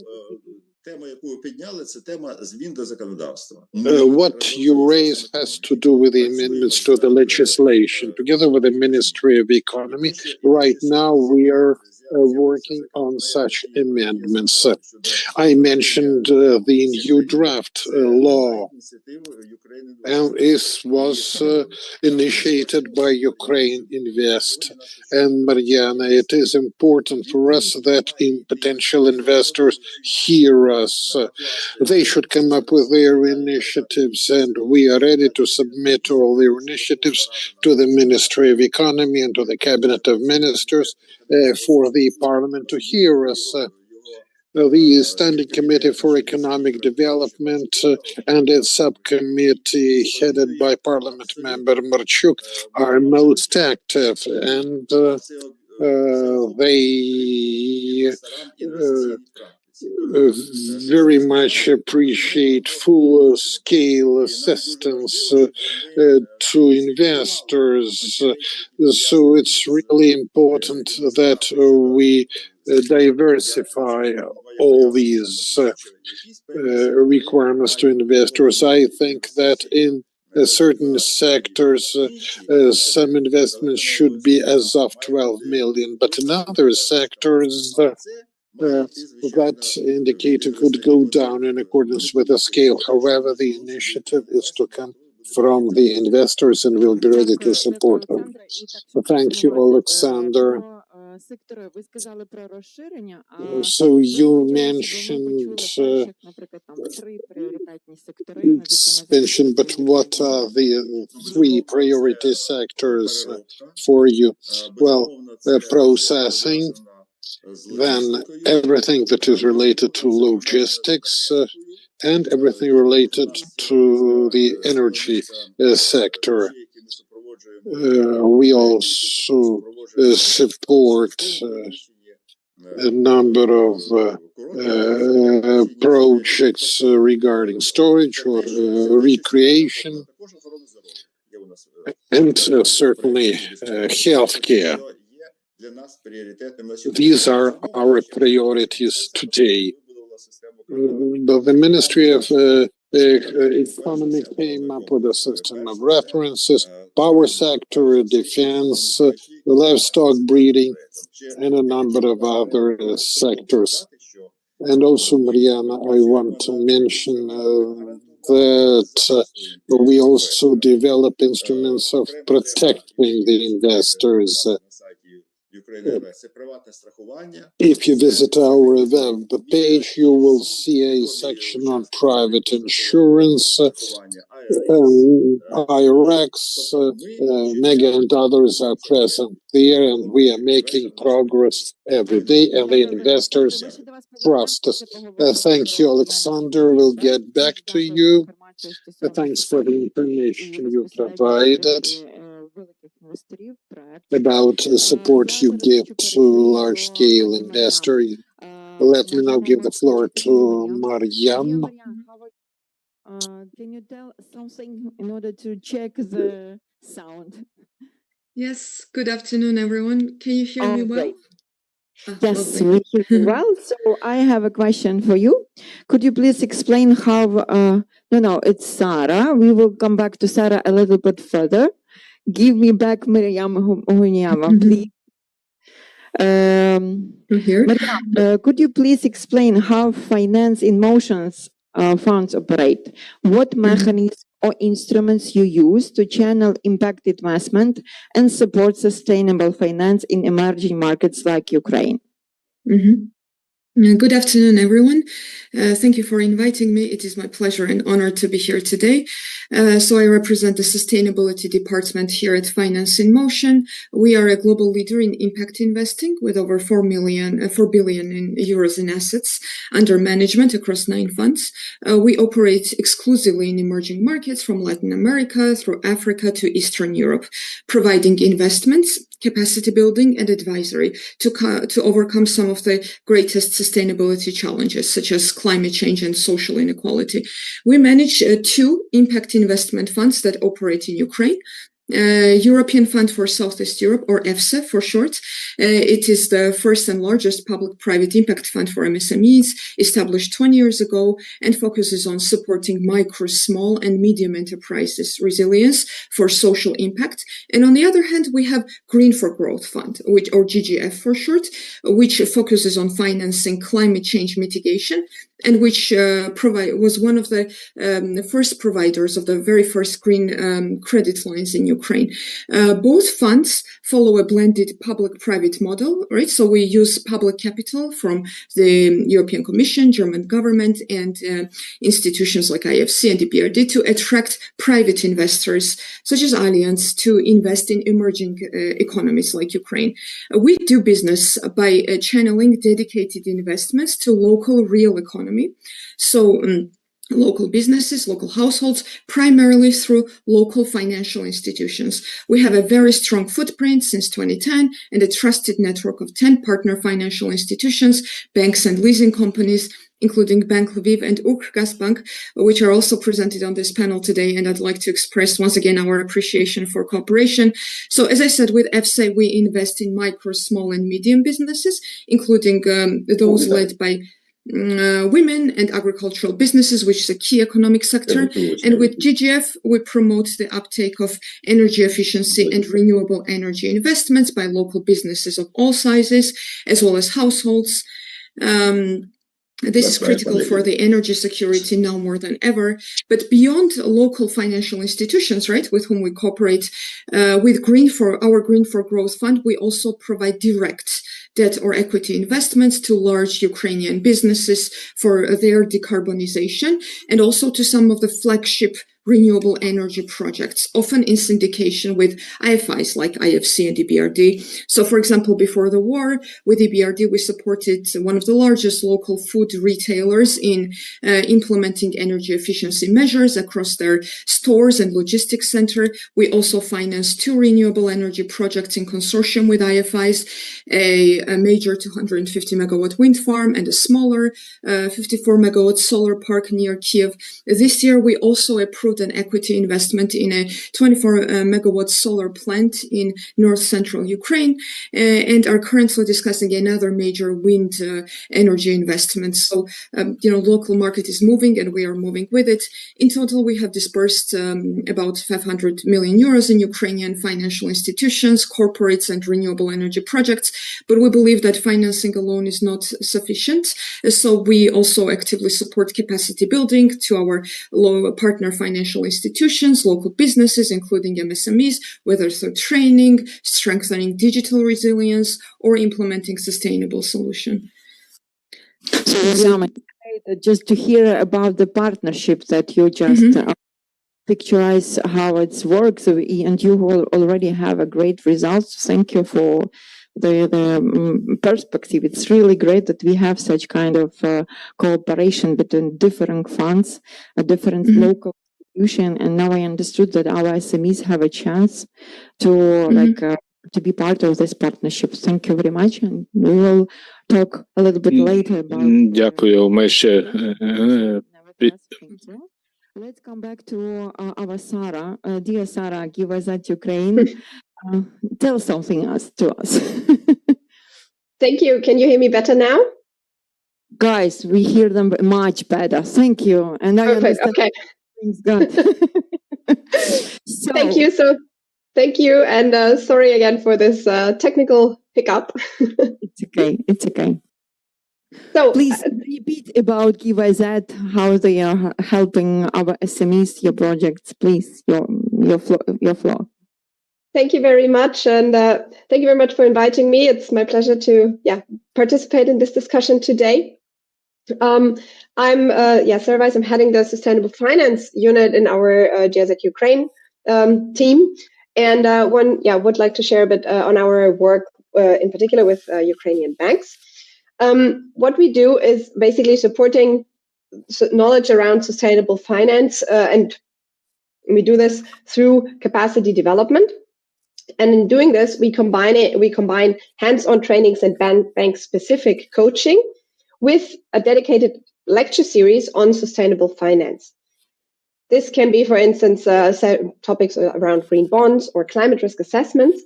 And so far, our events have reached over 200 participants from over 30 banks. And we are looking forward to continue also this broad reach. More detailed, in the next months, we are offering a deep dive trainings for bank staff around ESG topics, which will be followed by coaching sessions for the individual banks, tailored around where each individual bank stands and the particular topics that the bank would like to focus on. In all these activities, we are partnering with the National Association of Banks for Ukraine, who is also represented here today on the panel. And we would like to express our appreciation of this very good collaboration and look forward to taking that collaboration forward. Do I have time to add a bit more, or should we pause that for later? Let's pause. We will come back to you. Don't worry. I think you will have a chance. You will have a chance to tell us about more projects. So thank you, Sarah. Let's turn to Stanislav EBRD. Пане Станіславе, ви з нами? Так, доброго дня. Are you with us? Yes, I am. Oh, I wish you were here. Well, I wish everyone who is online were with us today. Anyway, Stanislav, and I know that you are a person who represents one of the sustainable financing leaders. What approaches and methods EBRD is using to support sustainable financing in Ukraine at the time of war, and whether you adapt your environmental and social standards to accommodate the situation in Ukraine at the same time without compromising international practices. I thank you very much for the invitation to address the participants.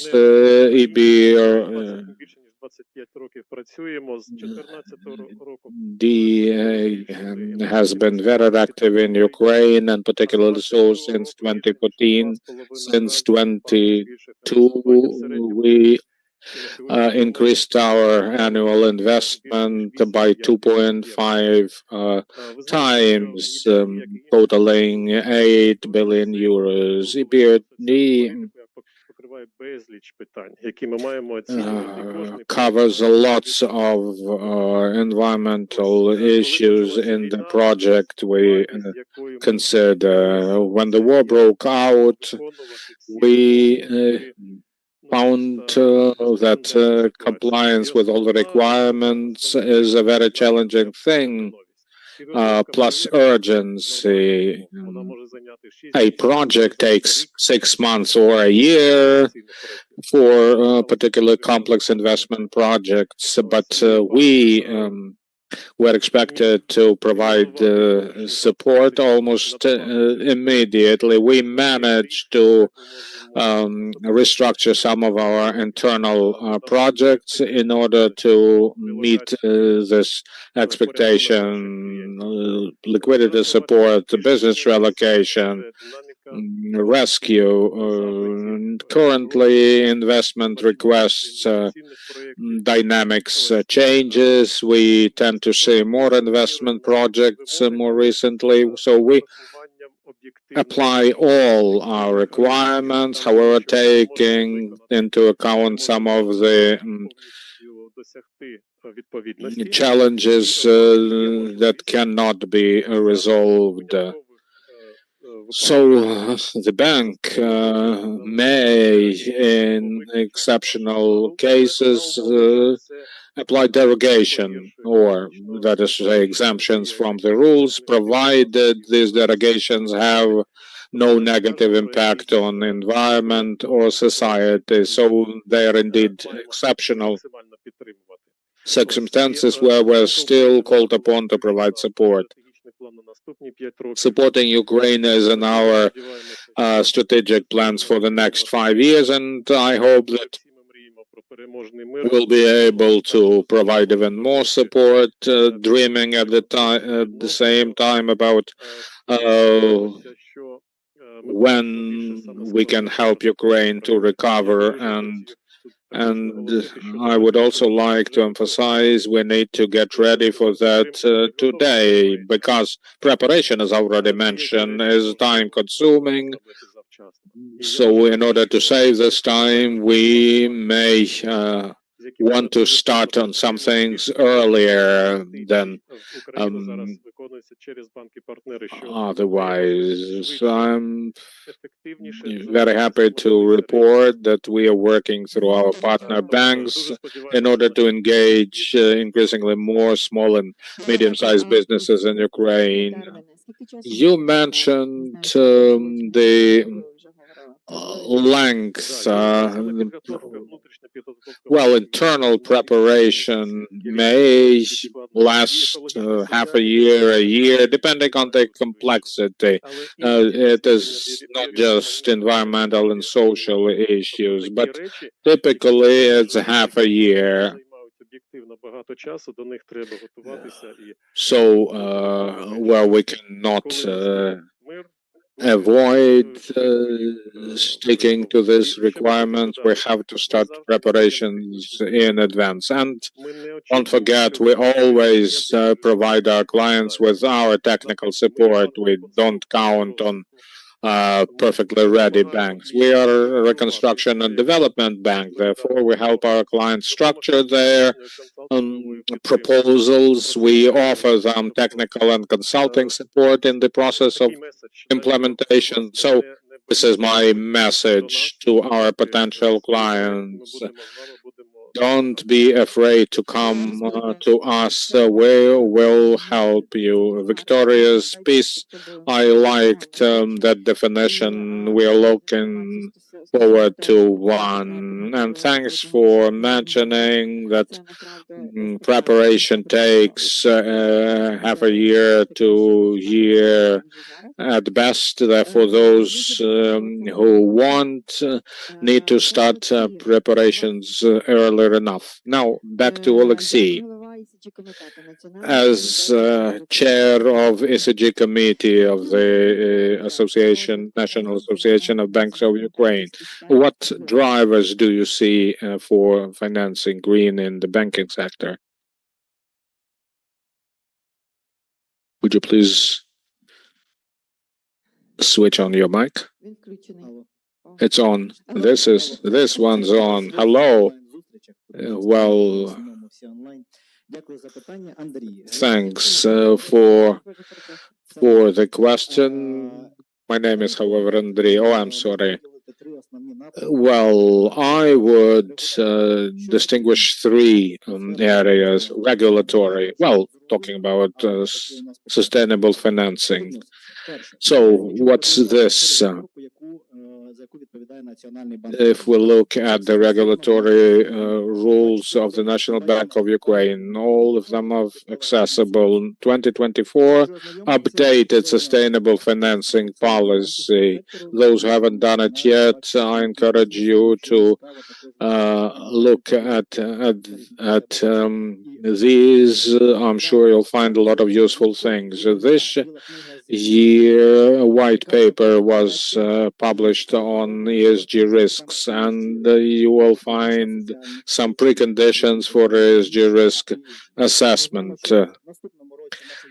Next year, we know that Resolution 64 gonna be updated, amended to include these risks as mandatory for all the banks. Now, where are we heading? Look at roadmaps, green transition. Andrei Titura, about a fortnight ago, made a presentation at the National Association of the Banks of Ukraine, an updated ESG roadmap. All the agencies, institutions in charge are indicated there. The roadmap was developed in close cooperation with the National Association and the National Bank of Ukraine. Second of all, you can look at financial sustainable financing development policy as developed by the National Securities and Exchange Commission. Again, there are 4 areas with roadmaps attached there, and the red line, the leading motive is taxonomy. Taxonomy is a must.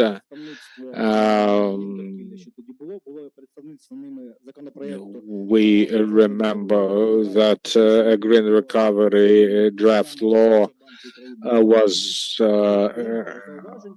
initially proposed. Our association offered a lot of comments to this draft law, but taxonomy should exist because taxonomy will help banks classify their projects on an equal basis. But taxonomy alone isn't enough. We will certainly augment this taxonomy with other areas that can qualify as sustainable ones. Why? So that no one can criticize us during verification. Second, green recovery of the nation. Again, what the banking sector is supposed to do. Green products, I'll be straightforward. For instance, companies modernizing their equipment that can show that such modernization will help reduce carbon emissions, or Ukraine Decarbonization Fund, which for instance, finances decarbonization technologies out of the carbon tax in Ukraine, plus green bonds. Again, legal framework should be put in place. We talked to the National Security and Exchange Commission. We hope that its plans will be implemented one day. And yet another area, cooperation with international IFIs and organizations, EBRD, Stanislav, we know your bank very well, and we are happy to be working so closely with you. Well, to be an EBRD partner, the bank should meet certain standards explicitly stated by the bank, by the EBRD. Second, speaking of institutions, Sarah, hi Sarah, JZ Ukraine Climate Office. We have a memorandum of understanding, and we've been happy with working within this framework. We are very happy with this training program you mentioned, ESG and sustainable financing development. We are currently working on an update to this program for 2026. Special thanks for that. As you understand, government regulatory requirements and capacity of the banks to, well, build capacity to comply with those requirements should meet each other. And one other thing, speaking of the World Bank's requirements, Ms. Symbol, greetings. She is working hard in order to introduce these ESG standards in bank management. So what are these requirements? All clients that would like to get financing under 579 national program will have to implement environment ESG standards in their strategies. The standards translate into criteria, so if the assessment returns satisfactory results, financing will be open, maybe some correctional measures could be recommended, but I understand that banks are interested in maintaining their client base, so we'll make an effort in order to explain what they have to. Якщо ми будемо говорити про екологічну соціальну оцінку, так, дає банк. І отут, знову ж таки, вимоги Фонду розвитку підприємств, а точніше Світового банку, що в банку має бути кваліфікований персонал. Тобто персонал, який здатен проводити таку екологічну соціальну оцінку ризиків. Питання там дуже, я вже говорю, що ми банки в собі сконцентрували, це, мабуть, такий неофіційний контролюючий орган, тому що мають бути фахівці і екологи, фахівці з пожежної безпеки, з охорони праці, з... All aspects have to be assessed in accordance with the World Bank standards, as well as per the questionnaires of the Business Development Fund. And if some documents are lacking, then in the loan agreement, the relevant provision will appear. All that sounds very complicated. Let me now give the floor to a short. Please select the language. The question is very simple. How can your bank find additional finance for Ukraine? Добрий день всім. Ще раз дякую за запрошення. Thanks again for having invited me to this forum. I understand Ukrainian and I can speak Ukrainian, but it will be better for me to switch into English. Actually, Bank Lviv started cooperation with international financial organizations a long time ago, and we are probably one of the most outstanding partners for IFI communities, and we work almost with everyone. And when the war started, there was a kind of period of 1-2 months of uncertainty because no one could understand how this war might continue and so on. But quickly, we explained to our partners that the war is not going to end soon. And business in Ukraine needs support and needs support now and not when the war will be over.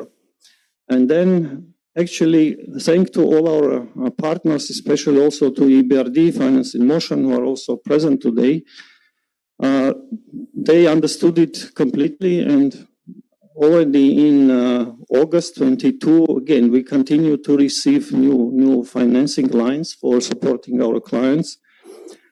From EBRD, from Finance in Motion, and basically this is what real partnership is about. The same approach we had with our clients, who, when the war started, we offered to everyone that you can have restructured your loans if you need, without asking any questions. And what I want to say that once you build a trust and reliability with your partner, then it is proven it's working in good times and also in challenging times. And for us, it's not really an issue to attract the partners. Rather, what we are doing, playing intermediary role between our international partners and our clients, really understanding what our clients needs at this moment, because needs of businesses, they were different.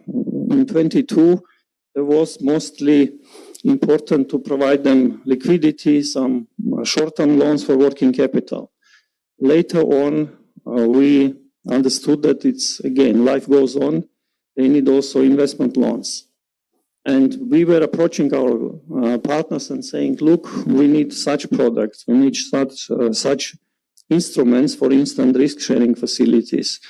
And in order also to motivate our clients, I mean, it's really amazing how our businesses are showing resilience during the war. To run a business, it's not an easy task, even not during the wartime, but just to continue growing and really seeing future taking loans. It's really something that not everyone is still till now understanding from our partners. But still, again, when Russia started hitting energy infrastructure, we understood that, again, energy efficiency, energy independence, an important new kind of direction what our clients need in this moment. And we, again, received new lines from our partners exactly for this purpose. And we financed, since last year, about 300 projects or 1 billion hryvnia, mostly for solar energy, including also financing of creating batteries. Just to bring a small example, during the first panel, more speakers were talking about really big projects and supporting really on the state level the energy infrastructure, which is definitely important. But in our daily work, we support our clients. And today, just to finance 1 kilowatt of solar energy panel costs like $500, and to build another battery for this, it's another 500, and the prices are also going down because, again, technologies are improving and competition also works here. And needs of, let's say, average SME business for energy to cover the really business capacity is like between 100, 200 kilowatt. It's really not about, we're not talking about big money, like taking 100,000 loan. Businesses can really cover their business needs almost by 100% or even by half.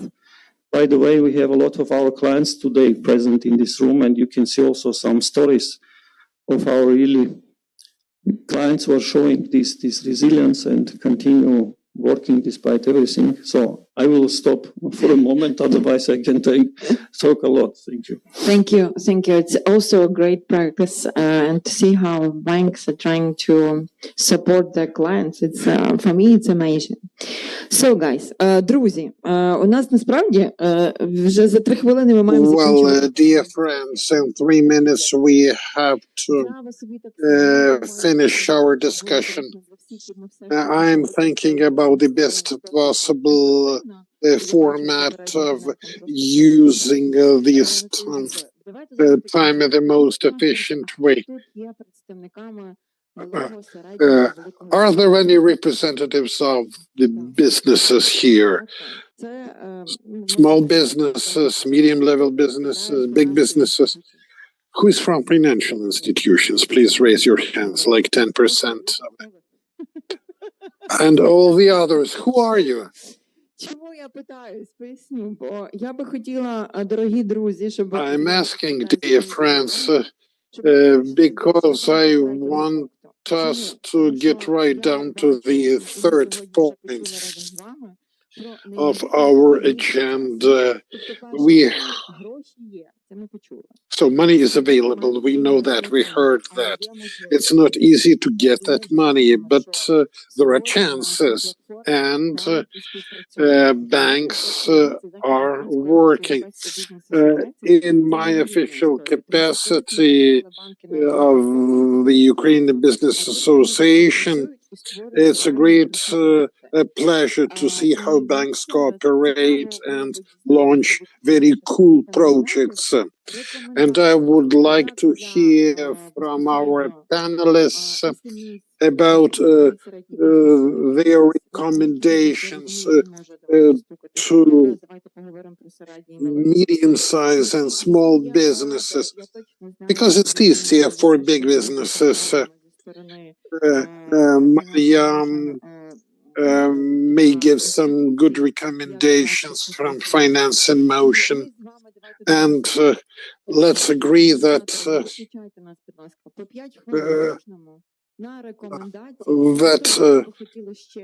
each will have a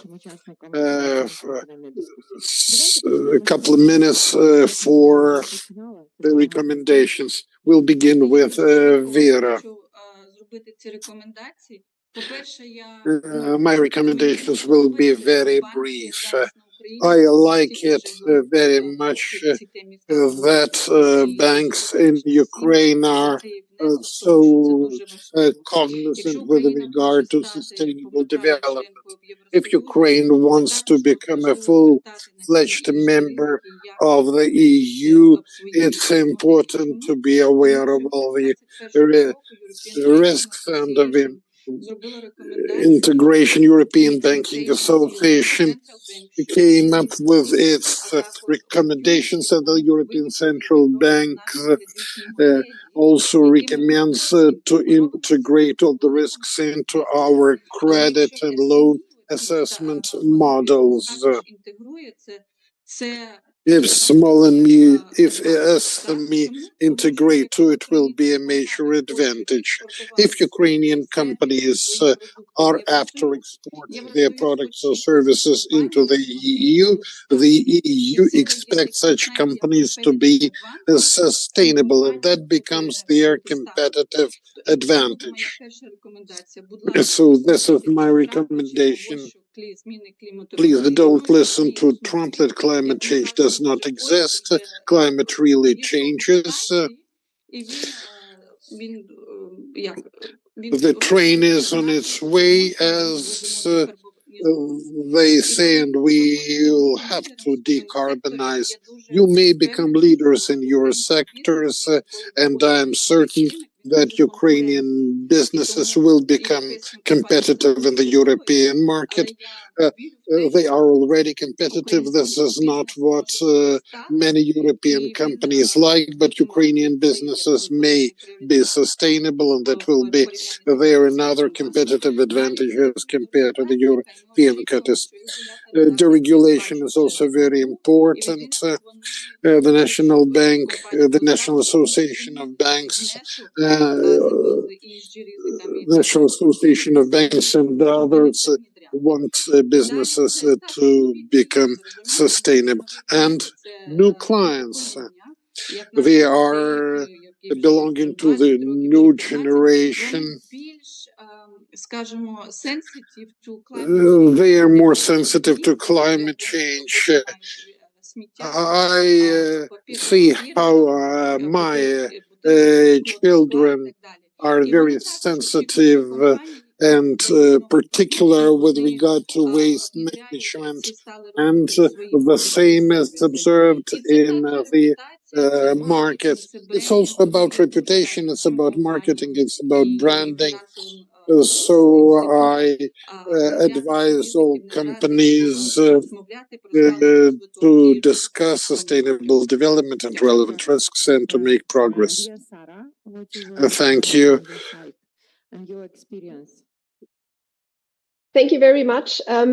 If I may, I would like to kind of turn the recommendations part also to a more invitation, because also part of what was mentioned already before is the relevance of a taxonomy, of the need to know what is actually sustainability. And this touches the clients, the companies, as well as the financial sector.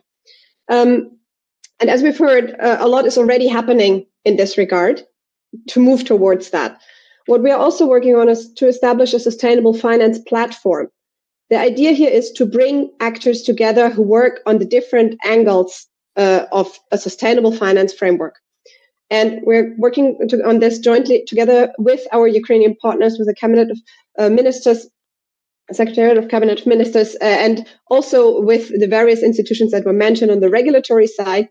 And what I would like to do now is also extend, so to say, the invitation to many institutions who are here around the table, so to say, today, because it would be valuable to bring in all your experiences into this discussion. So that would be my recommendations, not directly to SMEs, but ultimately for the benefit of SMEs. Thank you. Yes, thank you, Sarah. Пане Станіславе.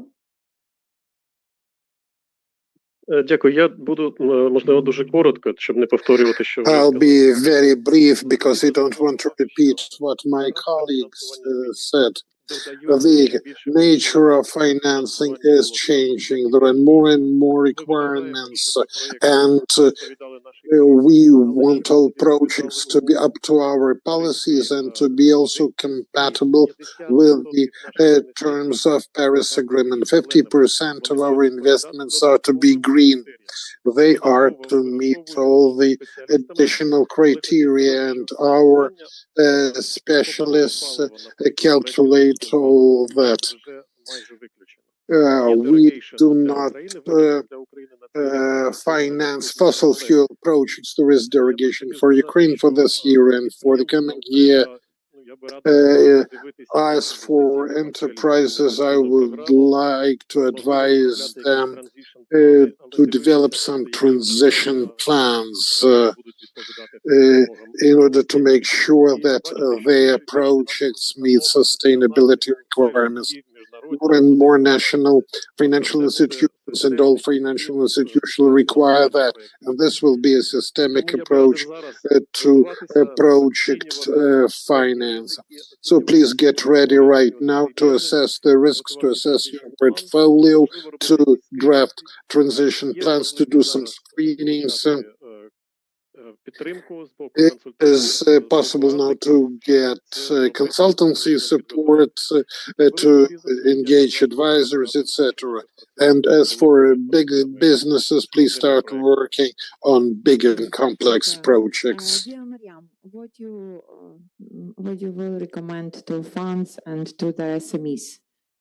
Thank you very much, Yana. I mean, I will also try to be brief and not to repeat because my colleagues already shared so many interesting insights. So as we said, we provide right now a mix of instruments, right, to ensure the access to finance for local MSMEs through our partner financial institutions. So just to support not just the survival, but also to go one step further, right, as Mr. Abrahamian was speaking about it, because local MSMEs already need to invest into their future to grow, and they are actively doing it. So we want to help them grow, innovate, secure also energy security to pave way for inclusive and sustainable reconstruction. In terms of very practical insights, right? I mean, I think I would start by saying that especially if we're talking about lower end MSMEs, there is a suite of, let's say, challenges that they need to overcome to grow access to financing. Maybe I will just say that among the smaller MSMEs, informality still remains a major challenge. It limits the bank's capacity to assess credit worthiness, so improving formalization, and alongside this, strengthening the transparency, availability of financial data, statements, information, are all this very practical, right, on the ground kind of ideas for the and recommendations for the local MSMEs. But beyond this, I think my colleagues already spoke a lot about this, and just strengthening the sustainability of local MSMEs, because, and this is not just for some kind of, let's say, very nebulous or only environmental objectives, right? But rather, quite on the other hand, I think financial institutions have also a big role to play about this, to raise awareness on the MSMEs, to build their capacities, to show that sustainability directly improves business resilience on the one hand, access to resilience to various shocks, right? And also to business resilience, exports, just access to capital domestically as well as from international finance providers, right, that are increasingly asking for the sustainability considerations, as well as to improve the financial bottom line, right? I think my colleagues were already saying about how energy efficiency renewables help businesses manage energy shocks, become self-sufficient, reduce costs, digitalization, automatization, improve agility, competitiveness, stronger sustainability standards, better working conditions, improve talent retention, and access to foreign markets as well. So I think I will just, in conclusion, right, I think financial institutions have played an immense role in upholding the resilience of the local real economy, including MSMEs. And I think that they should really, and we're very happy to be here and support the financial institutions to grow this impact and outreach even further, raise the awareness, provide various capacity building solutions, seek out risk sharing solutions, right, as already was mentioned by our partner banks on the panel. And we're here ready to support through our local office in Kiev, as well as myself. Thank you, Miriam. Thank you, Miriam. It's very interesting. So, guys, пан Андрія, що ви можете порадити? Андрій, what would you recommend? Для клієнтів. And then so let's get down from the heavens to the banks. Малий та середній бізнес, який тут присутній. Особливо для вас. Державна програма підтримки 579 з 1.11 вимагатиме екологічно-соціальної Since the 1st of November, 579 will require that you provide ESG requirements, whereas before only the agri-sector was subject. Now all applicants, and the assessment is to comply with the World Bank standards. Looks scary, but for you as businesses, it shouldn't be as scary. You can go to any bank, including Ukrgaz Bank, and find all-round support entrepreneurship promotion fund is working on a checklist that'll help you assess the risks. I'm sure that 90% haven't heard about approvals and permits like that, but we will certainly explain what the law requires. You may still be missing some of the approvals. This won't be a stop factor. So the loan agreement will specify when you are supposed to comply with the remaining requirements. So don't forget that environmental and social assessment is gonna grow even harsher. There's no easy money in the World Bank. So Andrei gave very practical, I think, advices for SME businesses. I will try to come to it from a bit different angle. So our bank is also an SME business. So basically, we are private owned by international shareholders as a bank, which actually we made our conscious decision how we want to develop our bank. And 5 years ago, we made this decision. We have ESG development strategy for 5 years. And back then it was again, also, we were not ready yet, but again, with support of our partners, again, EBRD, others, so we started to implement these standards, and we started with one person, Andrei, who is here. Now we have a team of 3 people. We have ecologists, we have engineers who are providing very practical advice directly to our customers, to businesses, how they can finance their new projects in terms of energy efficiency, in terms of, again, resource spending and so on. And what I would advise that I think everything starts with your decision. If you think that you have to do it because regulator requires or government requires or this is mandatory to receive a loan, this is something you can do, but it's totally different when you really make your decision how you want to develop your business in the future. This war will stop one day and Ukraine will become strong economically, will move towards European Union. Sooner or later, anyway, everybody would come to this. The sooner you start to do it, the better. And again, don't wait for something super sophisticated solution. Start with really small steps. And when we provide each loan, it doesn't matter the size, we do ESG assessment. We do assessment of how it's impacting environment. We do social risk assessment. And these reports you can use as a starting point. You can start really analyzing what is there, how you really do your business, how it's impacting environment, what kind of resources you use, why, and start thinking what you can do differently, what you can improve, and just with small steps. And again, there are a lot of possibilities also provided by international partners in terms of trainings. And again, here we are together with you. We are ready to support you in this. Just we need to make this decision for you. Дякую дуже. А давайте поаплодуємо. Це чудові були поради усіх наших колег. Let's give a round of applause to those who shared their advice. Unfortunately,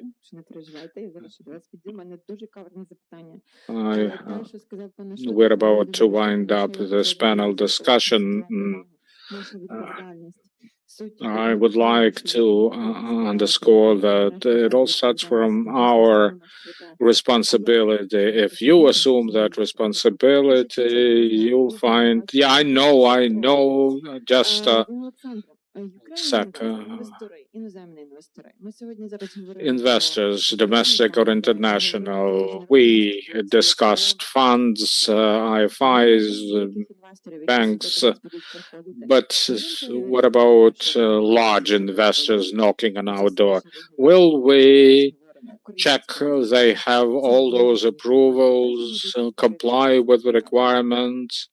What do you say? Дякую. Ну, ми, щоб ви знали, Thank you. генерально в Ukraine Invest любимо каверзні проблеми і питання. We love questions like that at our office. When we started working on the presidential initiative of comfortable investment, few people were sure it would even be implemented. Now we are providing support to 35 billion worth investment. So the system is at work. Well, I will also submit that we ask businesses, small and medium-sized businesses included, to come seek our support. Please, we are telling them, tell us how the legislation should be improved. Plus, we also provide support to investors in their dealing with some issues they may have faced. We work with IFIs and banks, both national and international. We work with diplomatic missions. You may have heard that 91 Ukrainian diplomats attended events we arrange for them. We have made agreements with the JICA, the Japanese. I'm sorry, Alexander. The time is indeed running short. So, last word. We invite all those who want to work with us to come us, but otherwise, all requirements applicable to Ukrainian applicants apply to foreign investors. Thank you. That's what I really wanted to hear in the end of our discussion.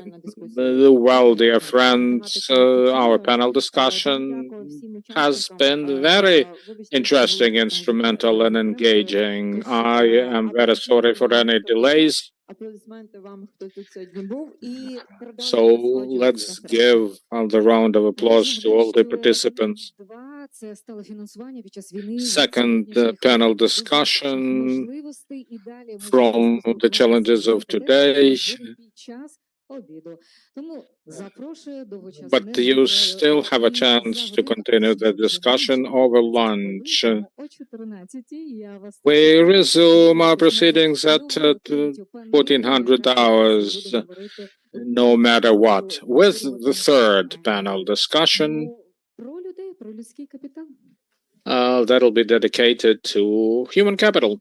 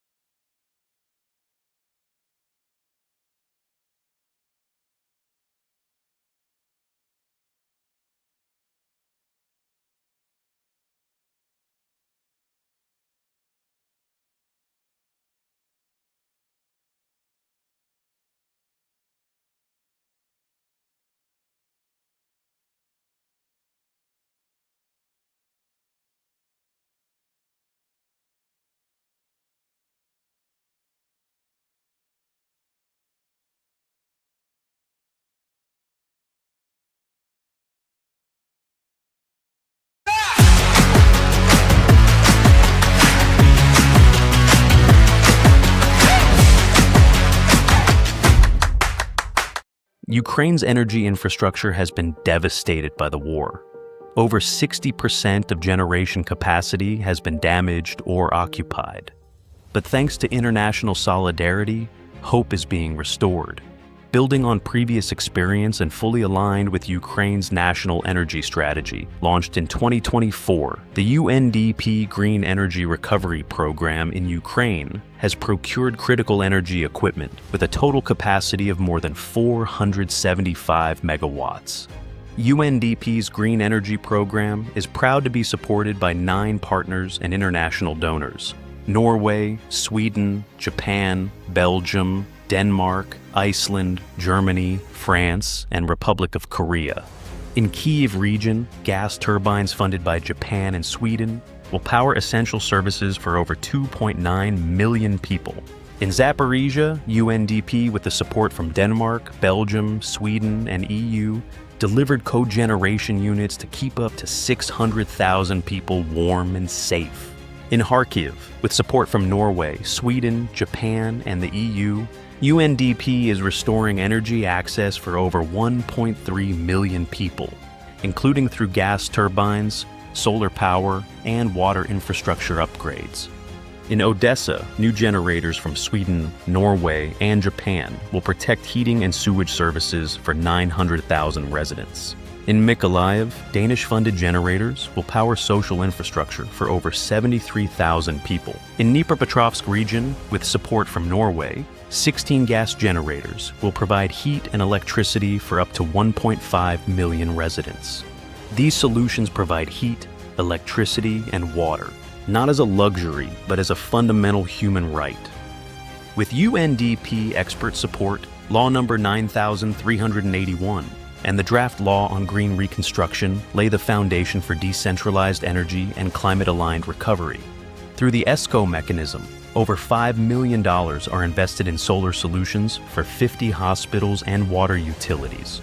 A new digital ESCO registry will enhance transparency and strengthen public-private partnerships, while the newly developed Sustainable Financial Facility will help drive private investment in energy efficiency across Ukraine.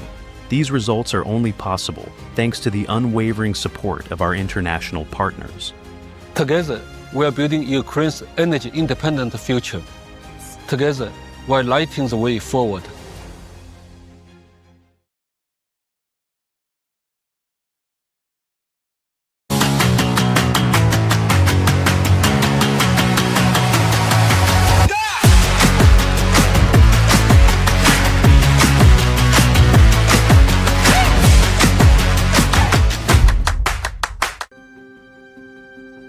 Кажуть, гуртом можна й море згатити, здолати стихію, скорити вогонь, чи стати лицем проти ворога, битись і бити. Пройти усі виклики гідно, разом. Не зможе один, тисячі допоможуть. Плече у плече і рука до руки. Творити, боротися, діяти, жити. Опорою бути, сталевим щитом. Кажуть, гуртом можна море згатити. Та певно, що можна, якщо всім разом.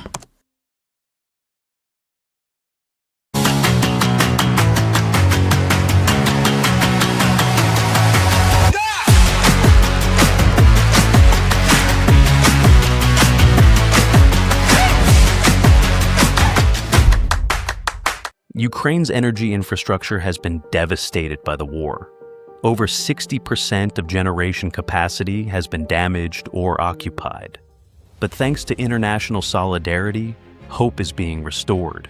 Building on previous experience and fully aligned with Ukraine's national energy strategy, launched in 2024, the UNDP Green Energy Recovery Program in Ukraine has procured critical energy equipment with a total capacity of more than 475 megawatts. UNDP's Green Energy Program is proud to be supported by 9 partners and international donors: Norway, Sweden, Japan, Belgium, Denmark, Iceland, Germany, France, and Republic of Korea. In Kyiv region, gas turbines funded by Japan and Sweden will power essential services for over 2.9 million people. In Zaporizhia, UNDP, with the support from Denmark, Belgium, Sweden, and EU, delivered cogeneration units to keep up to 600,000 people warm and safe. In Kharkiv, with support from Norway, Sweden, Japan, and the EU, UNDP is restoring energy access for over 1.3 million people, including through gas turbines, solar power, and water infrastructure upgrades. In Odessa, new generators from Sweden, Norway, and Japan will protect heating and sewage services for 900,000 residents. In Mykolaiv, Danish-funded generators will power social infrastructure for over 73,000 people. In Dnipropetrovsk region, with support from Norway, 16 gas generators will provide heat and electricity for up to 1.5 million residents. These solutions provide heat, electricity, and water, not as a luxury, but as a fundamental human right.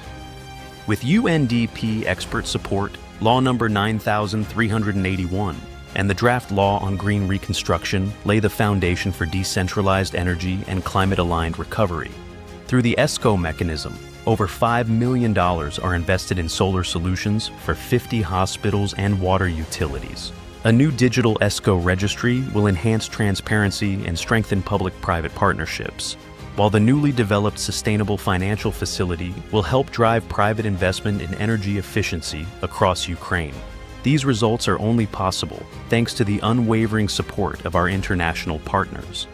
Together, we are building Ukraine's energy-independent future. Together, we are lighting the way forward.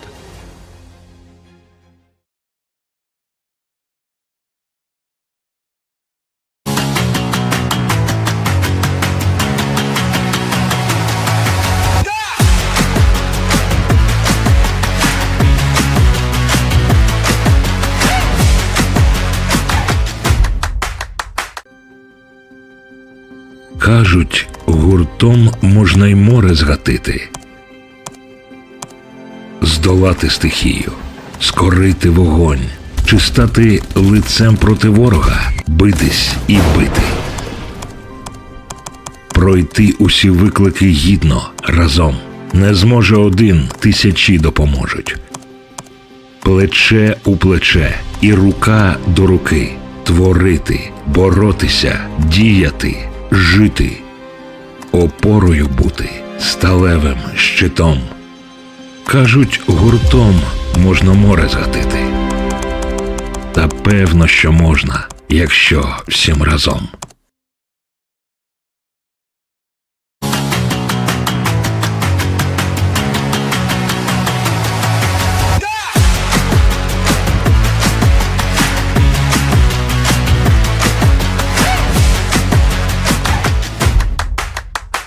Ukraine's energy infrastructure has been devastated by the war. Over 60% of generation capacity has been damaged or occupied. But thanks to international solidarity, hope is being restored. Building on previous experience and fully aligned with Ukraine's national energy strategy, launched in 2024, the UNDP Green Energy Recovery Program in Ukraine has procured critical energy equipment with a total capacity of more than 475 megawatts. UNDP's Green Energy Program is proud to be supported by 9 partners and international donors: Norway, Sweden, Japan, Belgium, Denmark, Iceland, Germany, France, and Republic of Korea. In Kyiv region, gas turbines funded by Japan and Sweden will power essential services for over 2.9 million people. In Zaporizhia, UNDP, with the support from Denmark, Belgium, Sweden, and EU, delivered cogeneration units to keep up to 600,000 people warm and safe. In Kharkiv, with support from Norway, Sweden, Japan, and the EU, UNDP is restoring energy access for over 1.3 million people, including through gas turbines, solar power, and water infrastructure upgrades. In Odessa, new generators from Sweden, Norway, and Japan will protect heating and sewage services for 900,000 residents. In Mykolaiv, Danish-funded generators will power social infrastructure for over 73,000 people. In Dnipropetrovsk region, with support from Norway, 16 gas generators will provide heat and electricity for up to 1.5 million residents. These solutions provide heat, electricity, and water, not as a luxury, but as a fundamental human right. With UNDP expert support, Law Number 9381 and the draft law on green reconstruction lay the foundation for decentralized energy and climate-aligned recovery. Through the ESCO mechanism, over $5 million are invested in solar solutions for 50 hospitals and water utilities.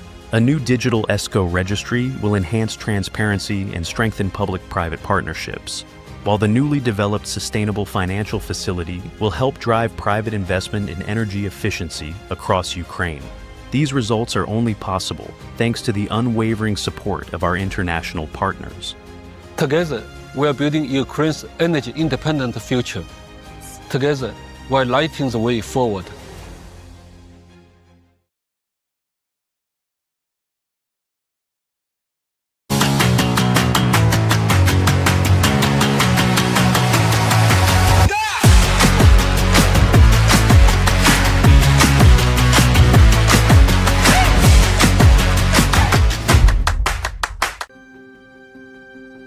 Кажуть, гуртом можна й море згатити,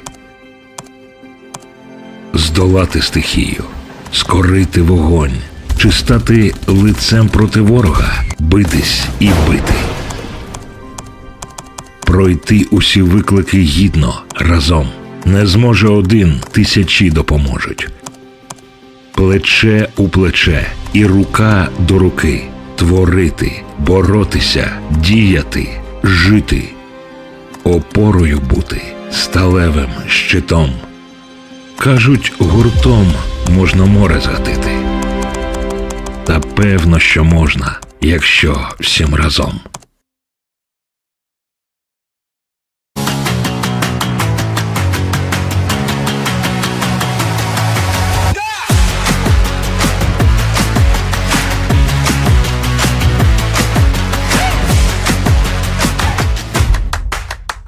Ukraine's energy infrastructure has been devastated by the war.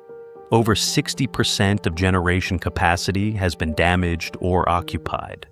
But thanks to international solidarity, hope is being restored.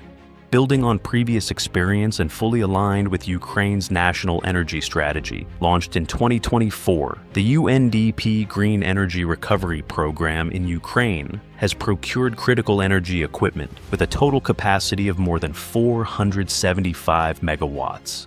UNDP's Green Energy Program is proud to be supported by 9 partners and international donors: Norway, Sweden, Japan, Belgium, Denmark, Iceland, Germany, France, and Republic of Korea. In Kyiv region, gas turbines funded by Japan and Sweden will power essential services for over 2.9 million people. In Zaporizhia, UNDP, with the support from Denmark, Belgium, Sweden, and EU, delivered cogeneration units to keep up to 600,000 people warm and safe. In Kharkiv, with support from Norway, Sweden, Japan, and the EU, UNDP is restoring energy access for over 1.3 million people, including through gas turbines, solar power, and water infrastructure upgrades.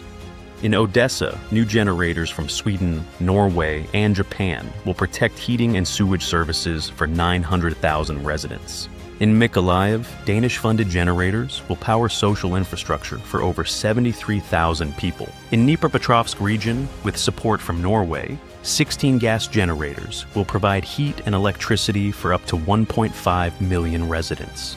These solutions provide heat, electricity, and water, not as a luxury, but as a fundamental human right. With UNDP expert support, Law Number 9381 and the draft law on green reconstruction lay the foundation for decentralized energy and climate-aligned recovery. Through the ESCO mechanism, over $5 million are invested in solar solutions for 50 hospitals and water utilities.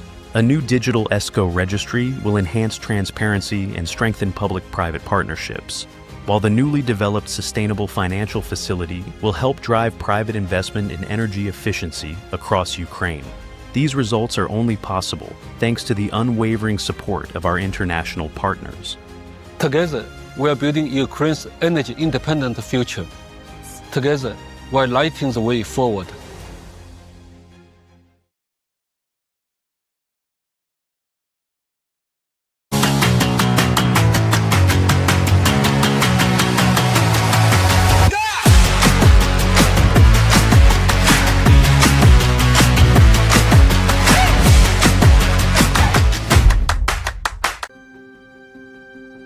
Кажуть, гуртом можна й море згатити, здолати стихію, скорити вогонь, чи стати лицем проти ворога, битись і бити. Пройти усі виклики гідно, разом. Не зможе один, тисячі допоможуть. Плече у плече і рука до руки. Творити, боротися, діяти, жити. Опорою бути, сталевим щитом. Кажуть, гуртом можна море згатити. Та певно, що можна, якщо всім разом.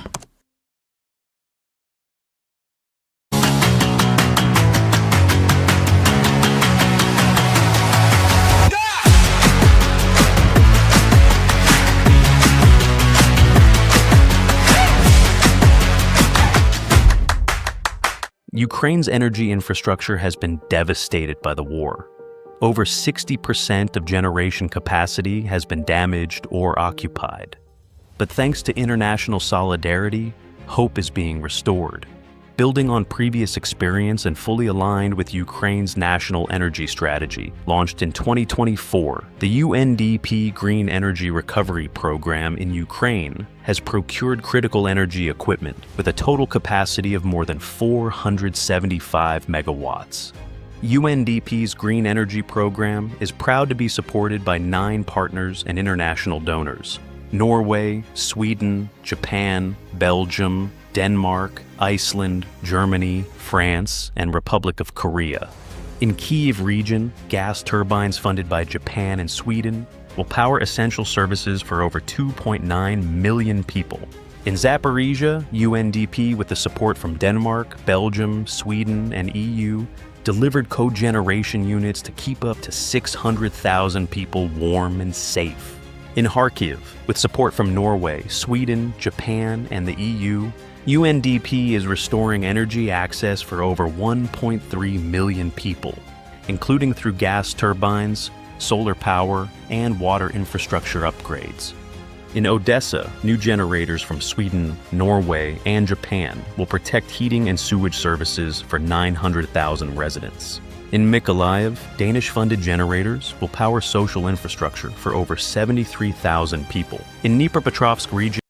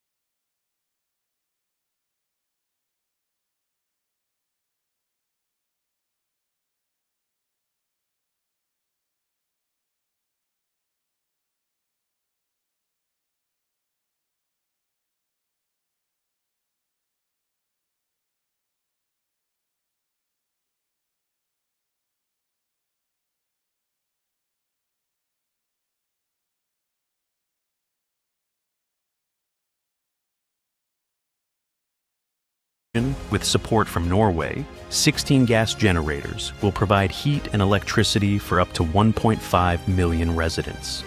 These solutions provide heat, electricity, and water, not as a luxury, but as a fundamental human right. With UNDP expert support, Law Number 9381 and the draft law on green reconstruction lay the foundation for decentralized energy and climate-aligned recovery. Through the ESCO mechanism, over $5 million are invested in solar solutions for 50 hospitals and water utilities. A new digital ESCO registry will enhance transparency and strengthen public-private partnerships, while the newly developed sustainable financial facility will help drive private investment in energy efficiency across Ukraine. These results are only possible thanks to the unwavering support of our international partners. Together, we are building Ukraine's energy-independent future. Together, we're lighting the way forward.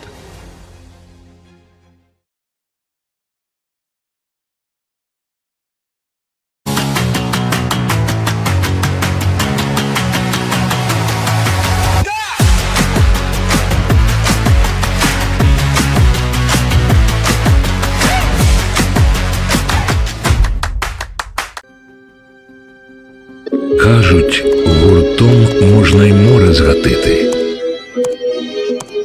здолати стихію, скорити вогонь, чи стати лицем проти ворога, битись і бити. Пройти усі виклики гідно, разом. Не зможе один, тисячі допоможуть. Плече у плече і рука до руки. Творити, боротися, діяти, жити. Опорою бути, сталевим щитом. Кажуть, гуртом можна море згатити. Та певно, що можна, якщо всім разом.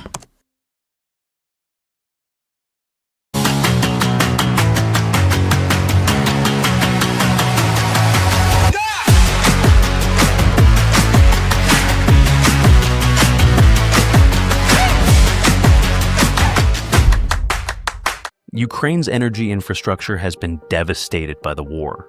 Over 60% of generation capacity has been damaged or occupied.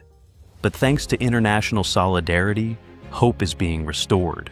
Building on previous experience and fully aligned with Ukraine's national energy strategy, launched in 2024, the UNDP Green Energy Recovery Program in Ukraine has procured critical energy equipment with a total capacity of more than 475 megawatts. UNDP's Green Energy Program is proud to be supported by 9 partners and international donors: Norway, Sweden, Japan, Belgium, Denmark, Iceland, Germany, France, and Republic of Korea.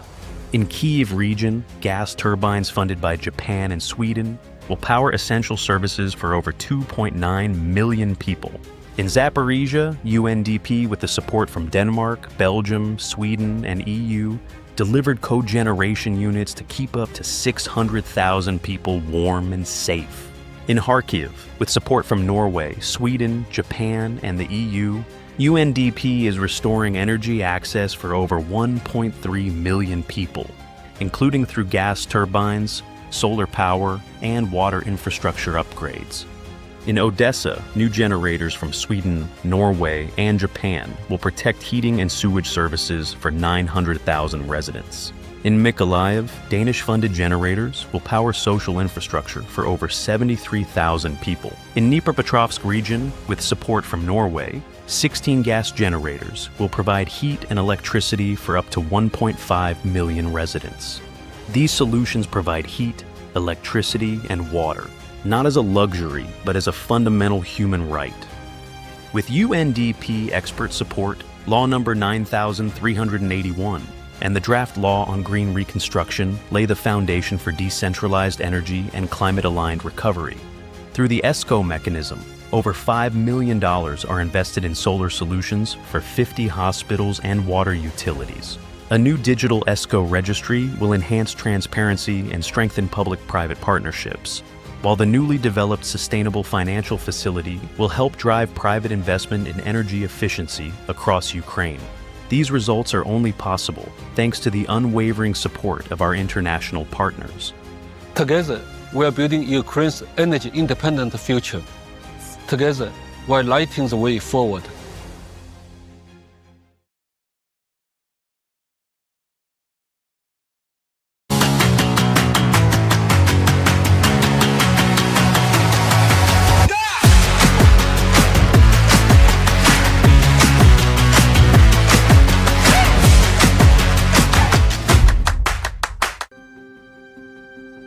Кажуть, гуртом можна й море згатити, здолати стихію, скорити вогонь, чи стати лицем проти ворога, битись і бити. Пройти усі виклики гідно, разом. Не зможе один, тисячі допоможуть. Плече у плече і рука до руки. Творити, боротися, діяти, жити. Опорою бути, сталевим щитом. Кажуть, гуртом можна море згатити. Та певно, що можна, якщо всім разом.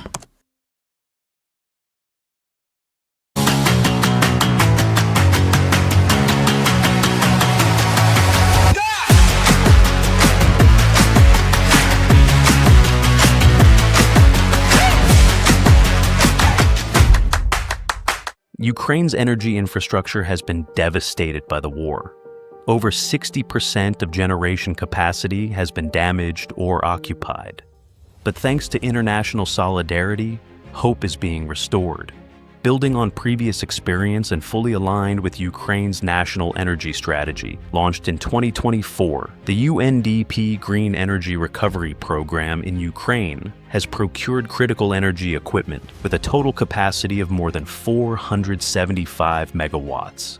UNDP's Green Energy Program is proud to be supported by 9 partners and international donors: Norway, Sweden, Japan, Belgium, Denmark, Iceland, Germany, France, and Republic of Korea.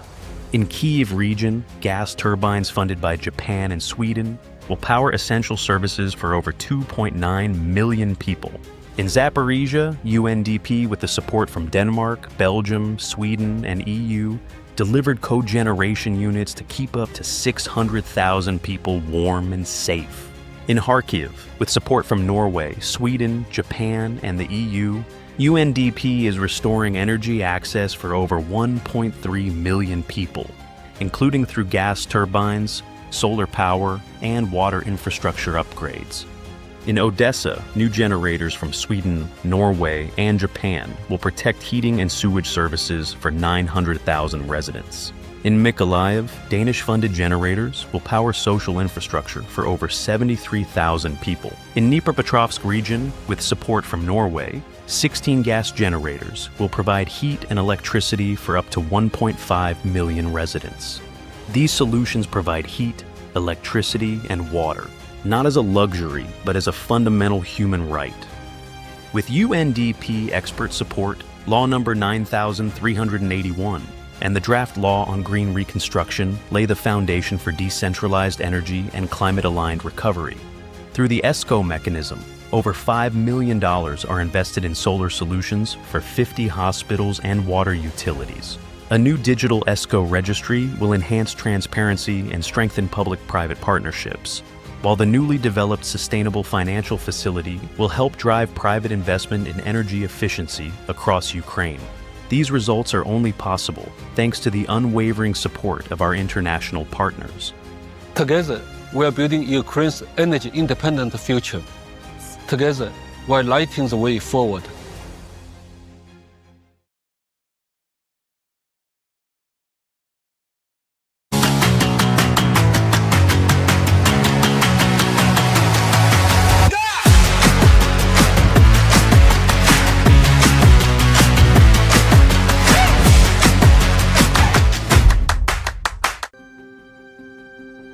Кажуть, гуртом можна й море згатити,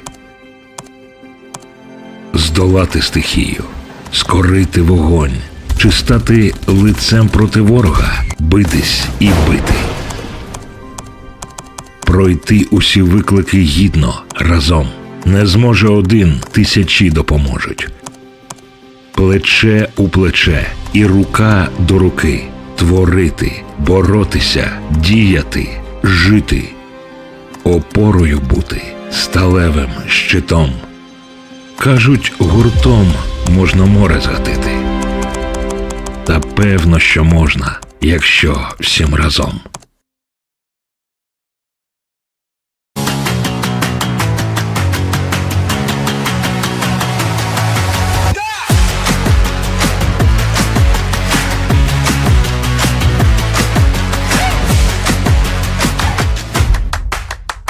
Ukraine's energy infrastructure has been devastated by the war.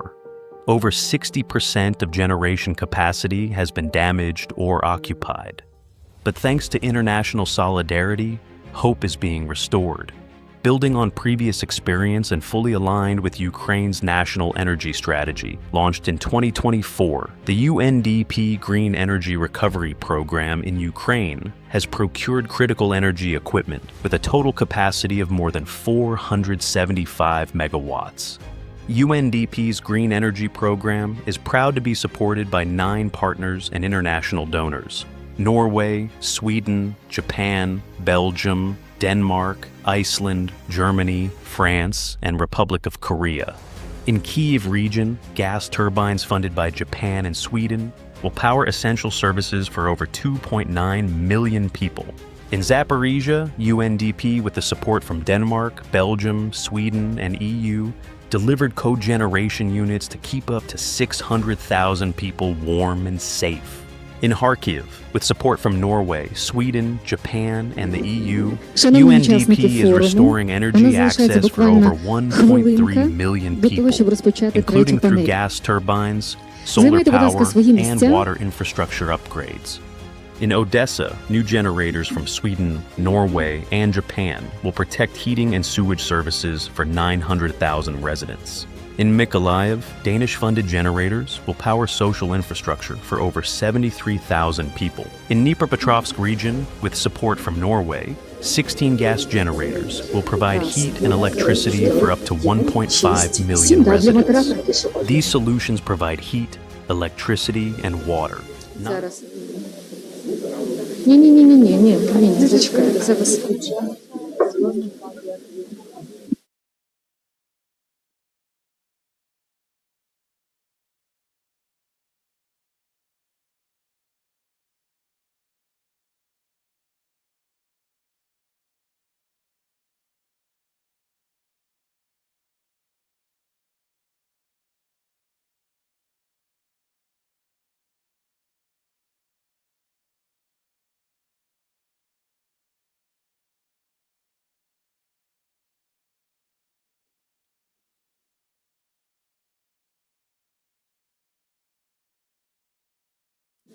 Отже, розпочинаємо третю. So we are starting our third panel discussion, Human Capital for Recovery and Sustainable Growth of Ukraine. For the benefit of those who have just joined us, I am Natala Suter. I am an anchor, journalist, and moderator here. I haven't come to partake of the lunch, but to be with you, to coordinate and help people not miss the most important topics discussed at our panel discussion. We'll be talking about human capital. I work different times, early mornings, late nights. Things happen, fires are extinguished, and Saturdays in Kyiv is when open air farmers markets operate, and sometimes against the backdrop of the smoke and fire. So every day we make a choice, either to live, to act, to go forward. sustainability in Ukraine is life in Ukraine, which both in public and private sector is related to human capital. Well, money is fine, but where do you spend if there are no people around? So with my pleasure, please meet Людмила Єропкіна, HR Department, National Bank of Ukraine. Валерія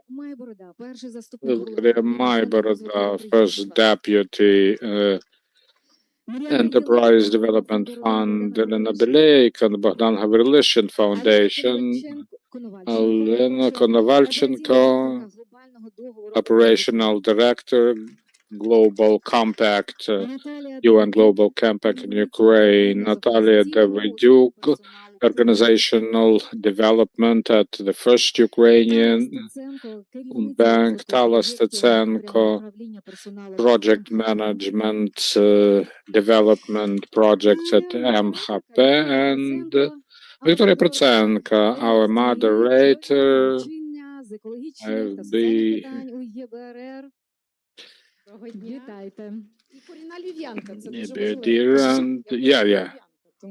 and I am Lviv resident. Thanks for coming back after a very hearty lunch and such a good weather, but we will be starting anyway this panel. Human capital isn't mere theory, not about investment policies. It's about people, those who support our nation, our business, and show that Ukraine is just a territory, but the potential of its citizens. You can ruin people, but you cannot overcome them, according to Lina Kostenko, and we value the words of hers. Human capital, well, this comes from Adam Smith's writings dating back to the 17th century, but today it means much more. Investment in people, education, well-being of people. Unfortunately, as stats show, almost a third of the productive age Ukrainians lost their jobs or migrated across the border. Businesses, therefore, struck by the shortage of workforce. Let us not remember that recovery starts with people, not concrete mixture. So, without further ado, I would like to invite our panelists, beautiful women, and Valery. What's the role of a development fund in SME? What financial instruments are used in order to stimulate innovation, education, and development? No.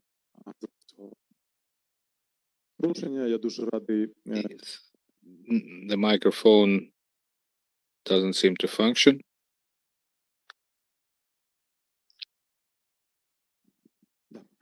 I am very happy to be taking part in this event and this panel discussion dominated by beautiful women. Now, with regard to our enterprise development fund, I'll say a few words about businesses partnering banks. Why? Because this October a law was passed on the development agency. We have thus become fully legitimate. We are designated as the development agency, and according to the law, this is us who are going to be in charge of the business resilience and recovery. That's important for our international partners, domestic partners, and our, well, businesses, because our status now allows us to seek even more sources to finance the development of small and medium-sized businesses. We've all heard about 5-Save-9 program. Financial capital was oftentimes mentioned with regard to this or in relation to this fund. That's what we still do. Liquidity that we provide to banks to finance new businesses. But as of last year, we're also looking for solutions to yet another problem. Human capital. We initiated launch 2 programs to support human capital for entrepreneurs because, as we all understand, people keep leaving Ukraine or joining those in the front lines. Therefore, with FCD, other donor organizations, the European Commission, yes, via GIZ, we started a program From Education to Employment is the name of this program officially.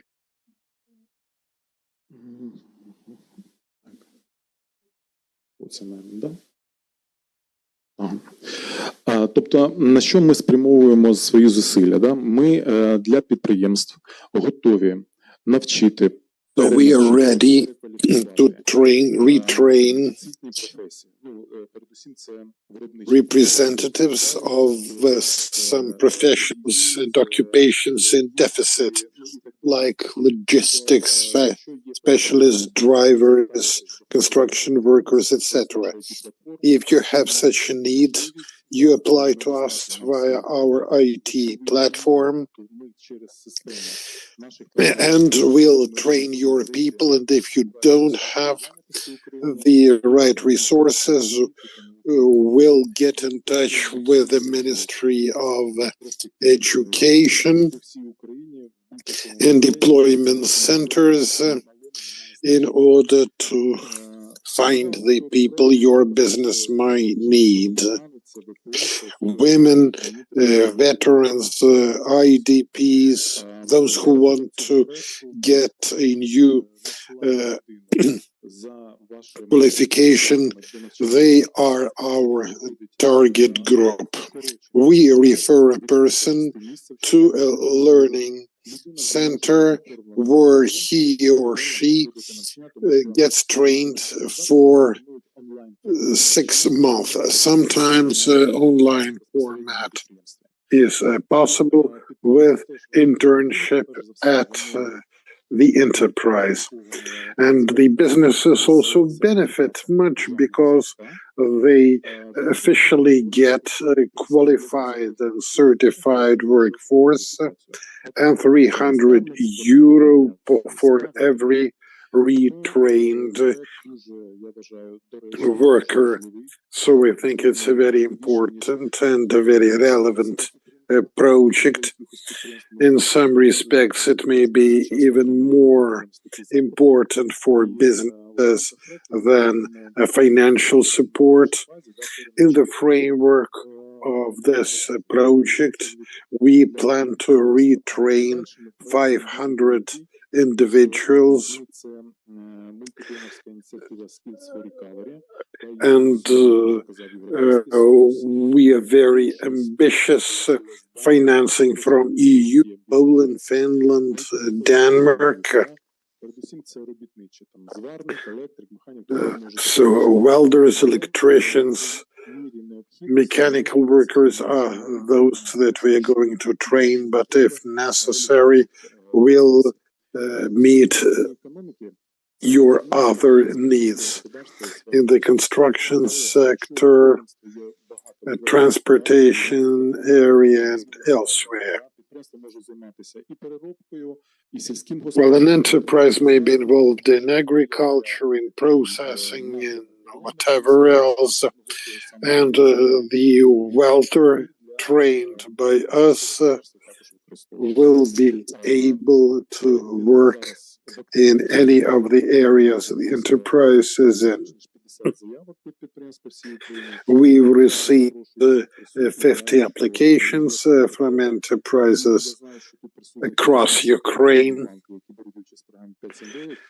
I know that banks participating in the 579 program, please spread the word amongst your clients because it's about sustainability of business activities, it's about sustainability of financing and sustainability of performance in wartime. Thank you. It's a very strong start, may I say so. Thanks for your applause. Questions will come later. Alina, a question for you.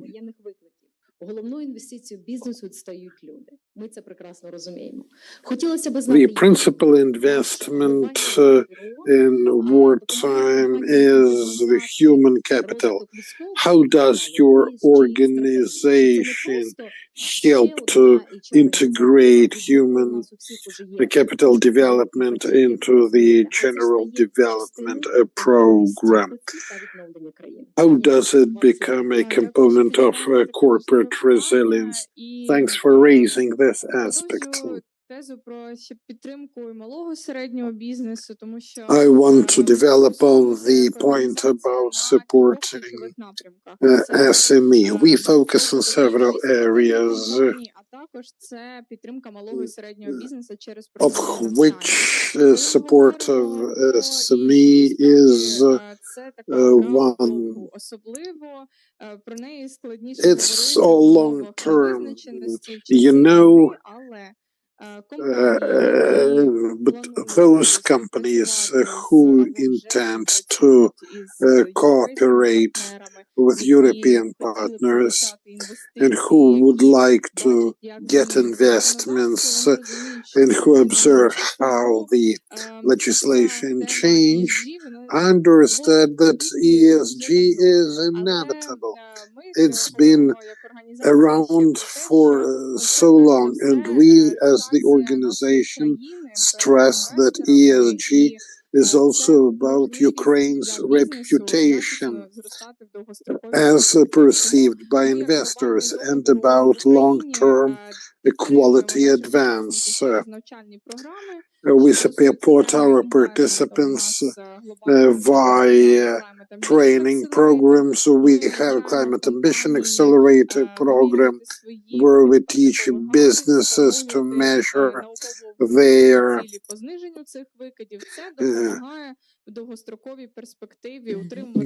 emissions,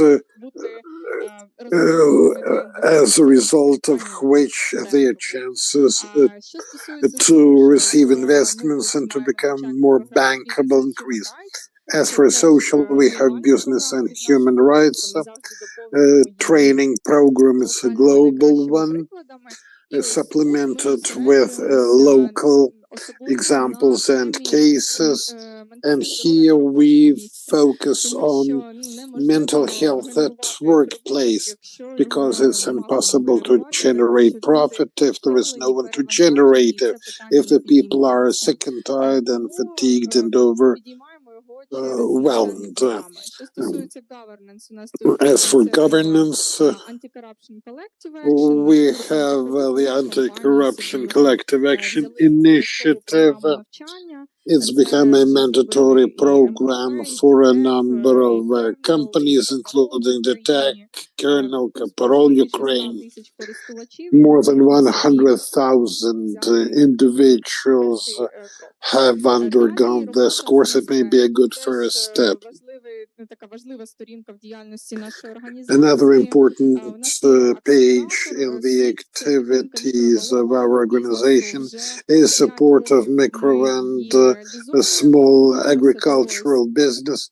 It's been underway for 5 years. We are ready for a new wave. We support by grants micro businesses and small businesses that are export-oriented. Our partner is GAZ. Our grants exceed $1 million. And certainly that props our economy up internally. ESG is to be presented to all stakeholders as a long-term investment. Those who hear this message will remain in the market, and they should address ESG before it becomes mandatory under the Ukrainian legislation. Thank you, Alina, for your insights. Now we'd like to hear from businesses, and specifically from the first Ukrainian International Bank. How are your HR strategies reformed? Does your bank develop any new attitudes to leadership and corporate culture development? Thank you, dear audience here and elsewhere. I want to inform you about the pillars of our socially responsible policy and culture. So we decided to focus on 4 streams that allow understanding where we're moving. Well-being comes first. Nothing can happen without a human being. No business, no society, no future. That's why, especially under the present conditions, one has to care about the well-being of the people. Leadership comes second. It's about KPI, it's about sustainability, it's about our positioning in the market here and in the world. These people are also responsible for their teams, for their subordinates, and for their families. And it's a major challenge. Support of the youth. The young are our future. And number 4 is support of the defenders of Ukraine. It's number 4 on my list, but it comes first in terms of importance. And this night I was praying for this assembly hall to be intact, and we thank our soldiers, our defenders for that.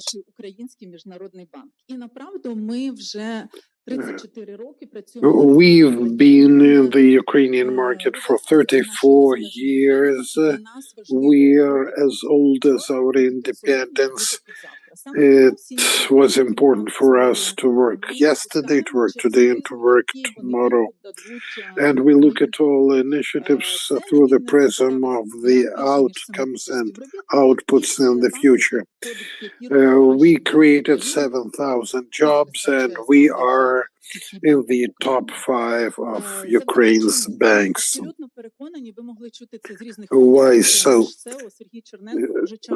Our CEO, Serhiy Chernenko, often makes a point at different fora that all our success is attributable to our policy and about care of our internal and external clients. That's part of our DNA.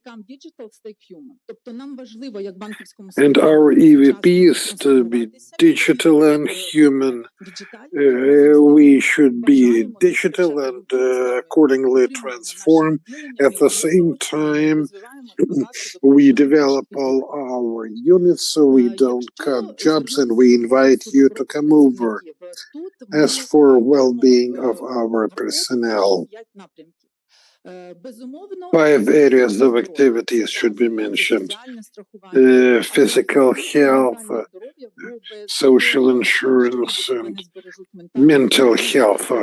If people are not strong mentally, if they cannot handle stress, they lose productivity, they cease being effective. A healthy life, financial well-being, money resolves many issues and create opportunities for growth and social well-being, because when you save yourself, you also save your nears. We invested 8 million into psychological assistance services.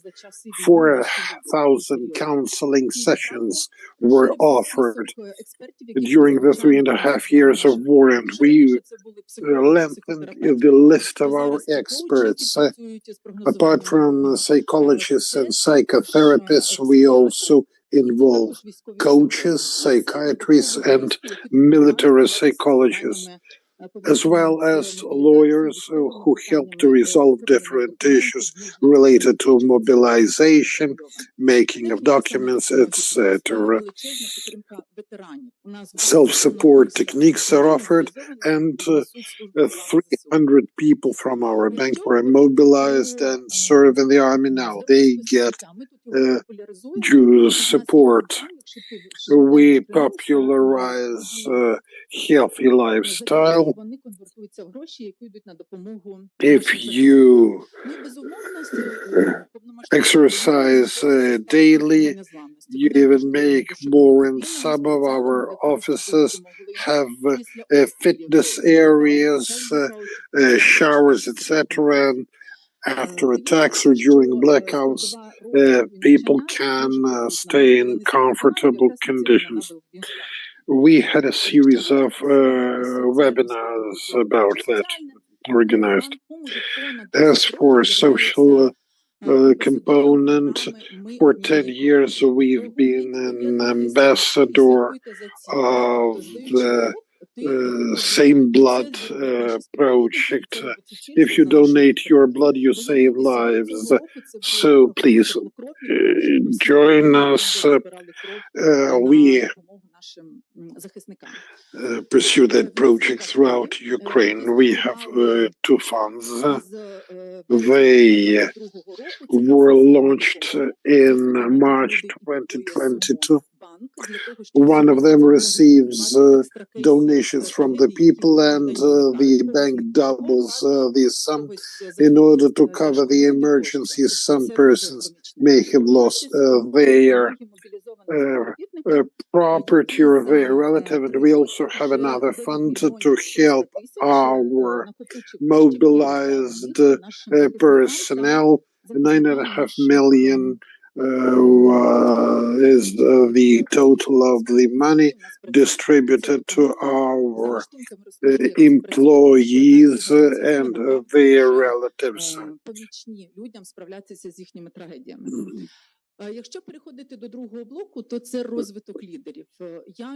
Leadership now. I admire this component. It's a key one for sustainability. We decided to create a string of programs for leaders, for them to ensure teamwork, psychological support of oneself, psychological support of your team, etc. We also explained what can be done in the conditions of uncertainty and existential crisis. Well, we used to think that COVID was a crisis, but the war became a real crisis. And we had to help the people understand what awaits them tomorrow and what tomorrow will be like. So we discussed with the experts how Ukraine is positioned in the world and what new models of governance may be applied. For leadership sessions, we invited experts from Israel. We had 5 sessions, and the experts provided very good insights about how Israel supports clients and organizes banking, how the army and the businesses go ahead hand in hand. People with military experience certainly help business to progress. A number of professional lectures were delivered by experts of the Kyiv School of Economics. They were about communication and its psychological aspects, including survival, and about how to build up social trust. And all that certainly helped us to endure.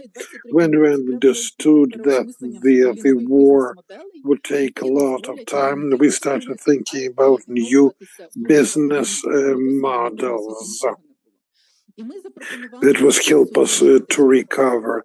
And we suggested a leadership program for business.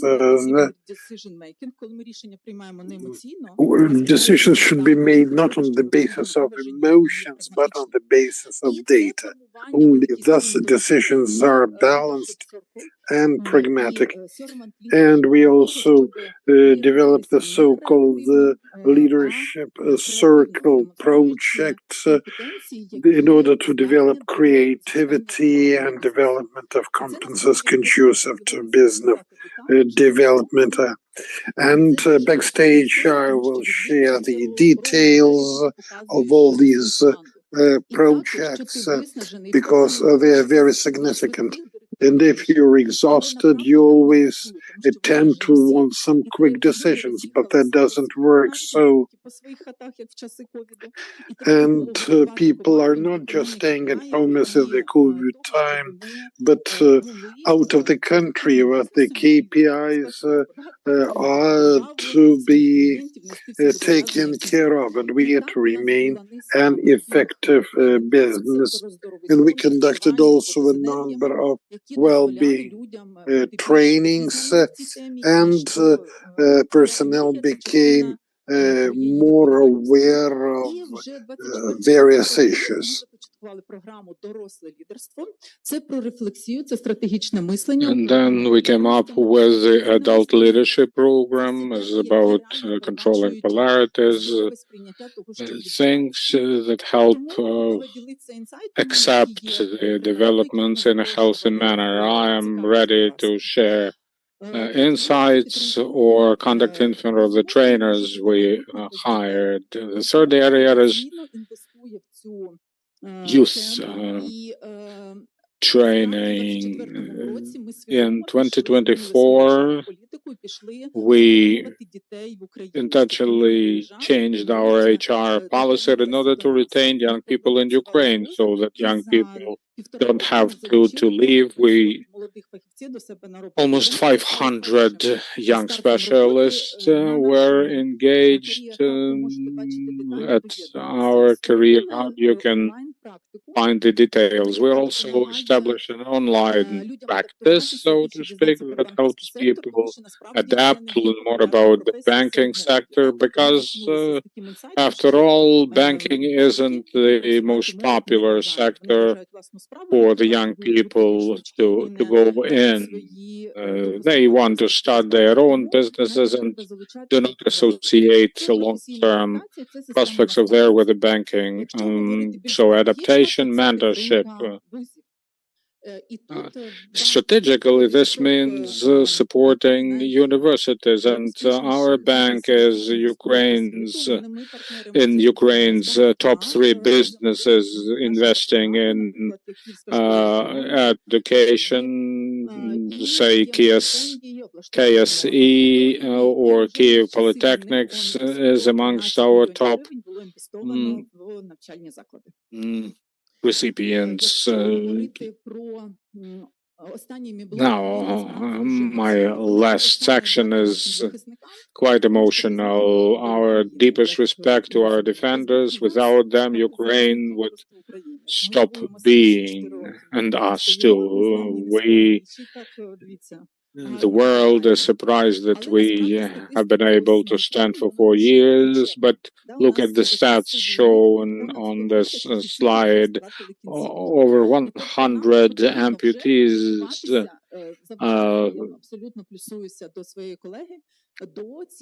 have appeared in Ukraine since the beginning of the full-scale invasion. We, the bank, invested over 1 billion into social projects. I'm showing here select ones. Жити назустріч. It's a unique program, believe me, which brings together veterans, community, market specialists, and help veterans develop new roles for themselves in civilian lives. It's a real ecosystem, eco-platform aimed at developing future opportunities for various kinds of losses, physical or psychic. Жити назустріч is a platform that aims at engaging in excess of 20,000 veterans. Read about it, promote it. This platform engages support of Ukrainian artists.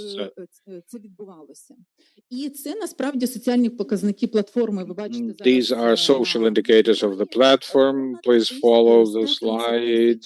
Over 130,000 participants have already benefited from this platform. Also, its inclusive hub is important to educate the general public because it means growing our client base and the future of Ukraine. This is 25 lectures showing how you can integrate and be helpful in difficult times. It's also a grant program. I'm very happy to know it is going on. Over 430 applications were received by the selection board. PUMB invests in veteran business, and it is important to see to it that starting your business up does not create special problems for veterans. Yes, you can create a business, but you have to make it profitable. So this is a Telegram channel of the program. Join, read, popularize. It's a financial restart chatbot. If you use it, you'll be able to weekly learn something new about finances. In inclusive society, it is also an important element of sustainable development. Unfortunately, Ukraine is lagging behind most of Europe. We still lack barrier-free places or ramps. Persons in wheelchairs therefore do not prefer to leave their homes. Even if you leave, then often it is very difficult to move between various locations in a city, whilst mother can help their babies out and into the perambulators. Wheel-bound persons might find it much more difficult. 50% of investment into barrier-free environment is covered by PUMB.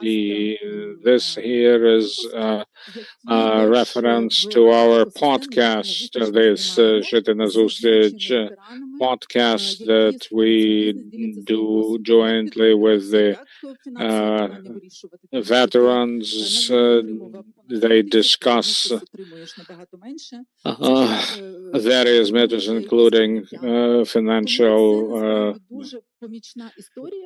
opportunities in civilian lives, because for many veterans who used to get as much as 100,000 hryvnias in civilian lives, it's difficult to make living having much less of it. And I would also like to mention that PUMB is nourishing the beautiful examples in life. We financed a special fashion initiative. You may have heard that people are tired, are affected by the war fatigue, and this here brings some novelty in life. Our veterans, women and men, showed their natural beauty at a fashion pageant, fashion show. Beauty is something that may have different definitions, and I now would like to invite you to join this movement. By the way, you can do that by ordering shirts I am wearing now, the embroidered one. We also have another project which is called Beauty with Scars. Many people have to be operated on, and surgeries are quite expensive, including, well, especially as far as they concern skin replacement. We have already managed to raise a quarter of billion. There's Instagram page. We're on the same blood. Visit, buy merchandise. I know that we'll be able to give more people a fresh start in their lives if you do. And another very moving project, as much as it is striking, I can confirm that as a woman. You know the saying that scars make men more attractive. What about women? Women often lose the feeling of being attractive or having any sexual appeal if you are marked by scars. PUMB, and I'm talking about women, war veterans or civilian women who were scarified because of the enemy's attacks. Many now are very happy with the effects of this project. This is a project born in cooperation with Playboy. Never before have they done anything like that. This project has already had 17 million unique hits outside of Ukraine, so we want to popularize Ukraine, its strength, its style, its beauties, and Please care to see a short video.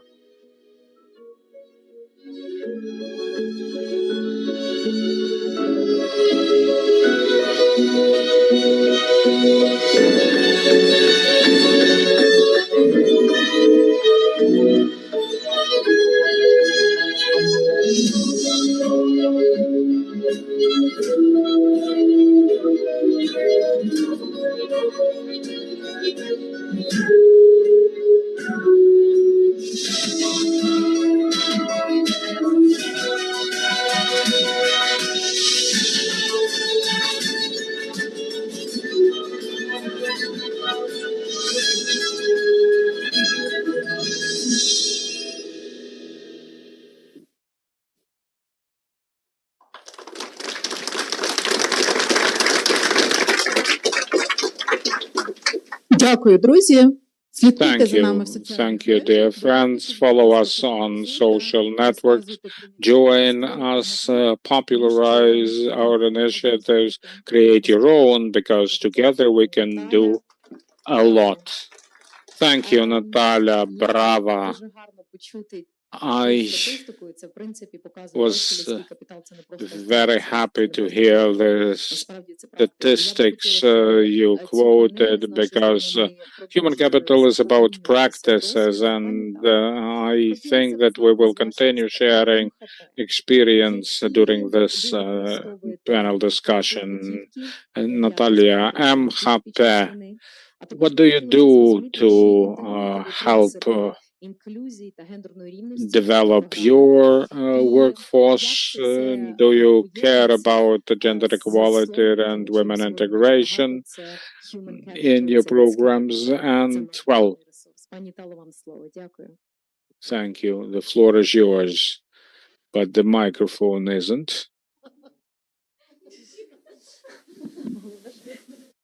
Але це було ефектно. Доброго дня. Hi, good afternoon, and very happy to be with you, to be able to share our experience. You already heard about MHP. Unfortunately, you may have heard about the most recent destruction caused by the enemy in Lviv, where we have some facilities.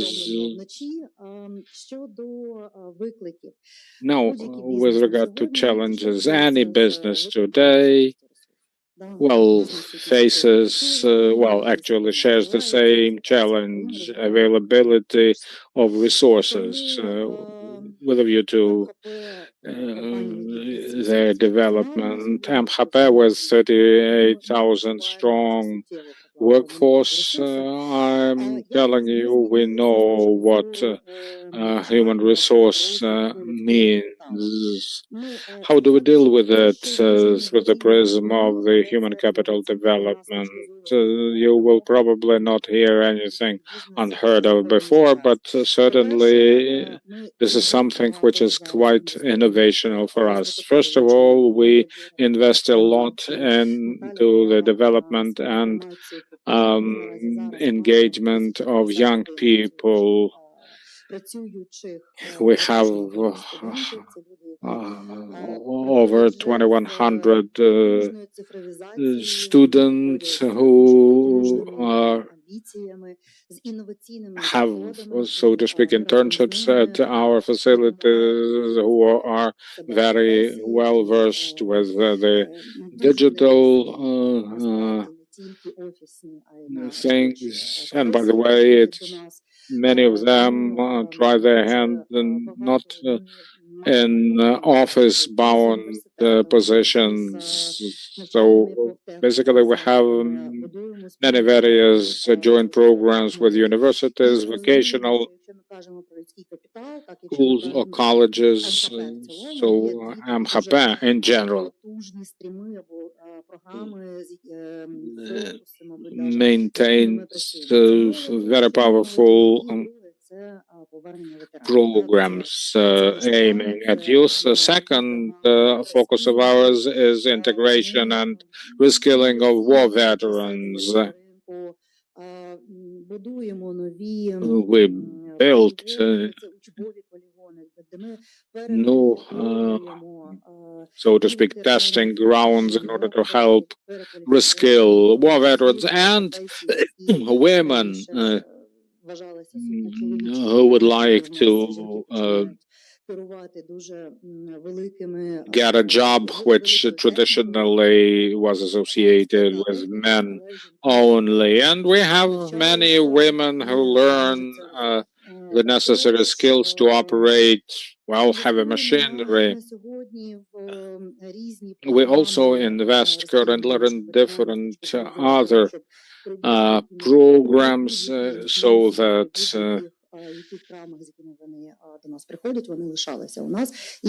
they can stay with us no matter how injured they can be. We have 700 veterans working. We have 167 communities. From the point of view of that second important program, veteran affairs, veteran support.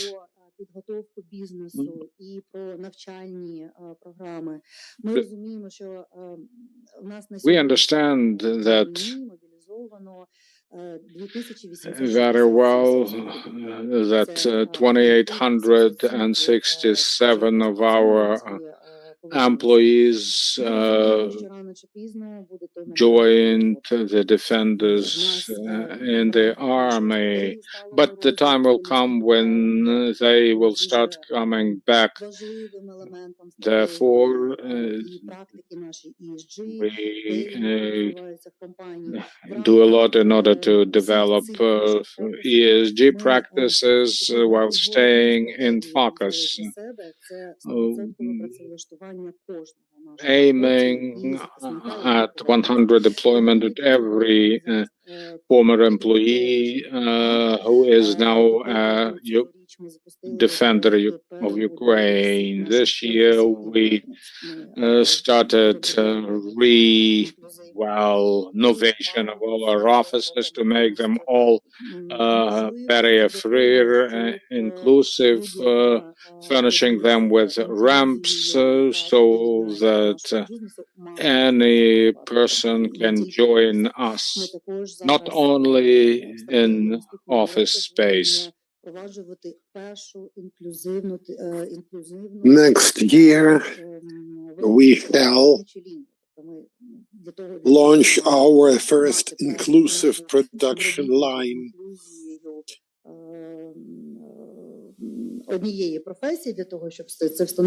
It'll be a group of people of the same skills who will work together. You know that every business is to meet the quota on people with disability amongst its personnel.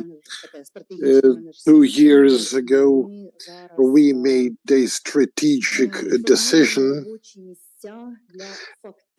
and we are now creating jobs for those personnel of ours who already have disabilities.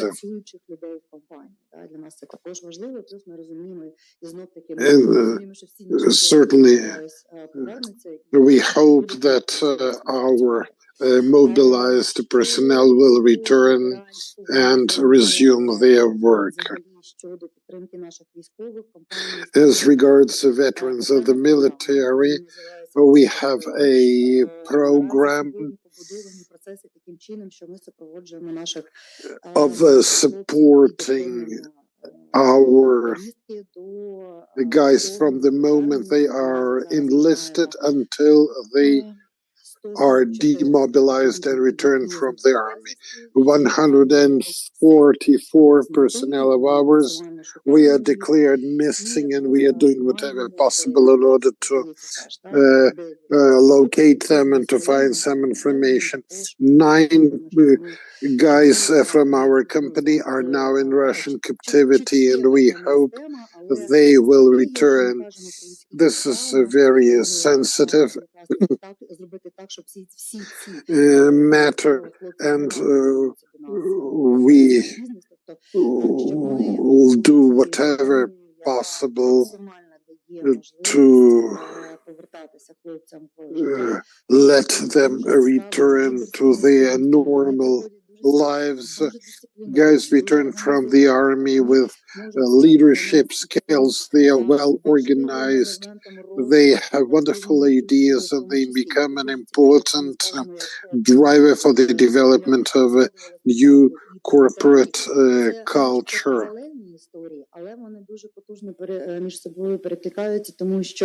And by the way, different programs of ours are interconnected because many of them are about leadership, about maturity, about discipline, linked with the innovations and ambitions of the young and with their desire to progress.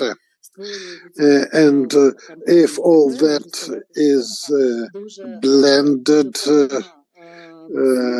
our company will definitely get it.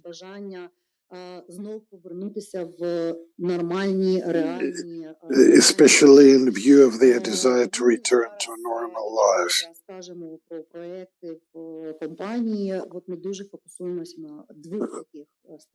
So we presently concentrate on 2 such streams, and it is a corporate value. Presently, we develop human capital with emphasis on the youth and on the veterans. We teach them, we develop them, and they will develop Ukraine, and we'll achieve recovery of our nation. Thank you, Natalia. It's important to hear real numbers. Sometimes we want to think about normality. Let's not forget that there is another reality and another normality. And we all have to think about human capitals in terms of what we all can do. Mariana Yeleka happens to be my classmate. We went to school together in Lviv. We haven't seen each other for 20 years. So, Mariana, what youth programs are key for forming the new generation of Ukrainian leaders? The floor is yours. Yes, may I have my presentation on the screen?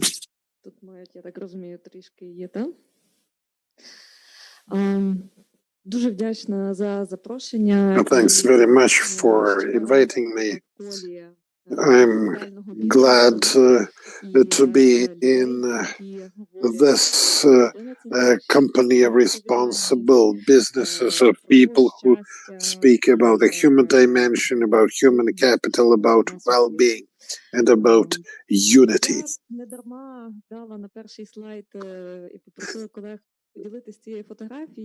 I asked my colleagues to share this photograph from our last year's event, Youth Changes Ukraine. These are our alumni, and they are the number of people in this photograph times 15. Nearly 1,500 young people who underwent different programs of our event. I am a sociologist. Sociologists often work with stats, but I prefer focusing on people, on specific individuals, on those who take the responsibility. Later, I'll explain why I use the word responsibility so frequently. You'll hear it many times from me.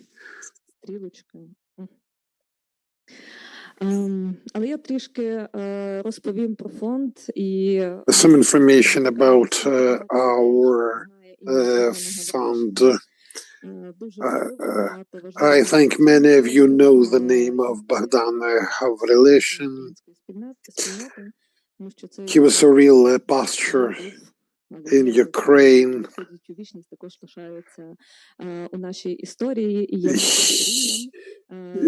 He was a Ukrainian visionary, an economist of global fame, the man who created the first business school in Ukraine, the man who was amongst the initiators of the Davos Forum. He was advisor to many governments, to many corporations, international and national. He was an ethnic Ukrainian. He found himself in a German concentration camp in the 40s, then went to Canada.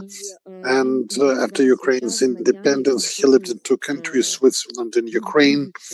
And he invested his knowledge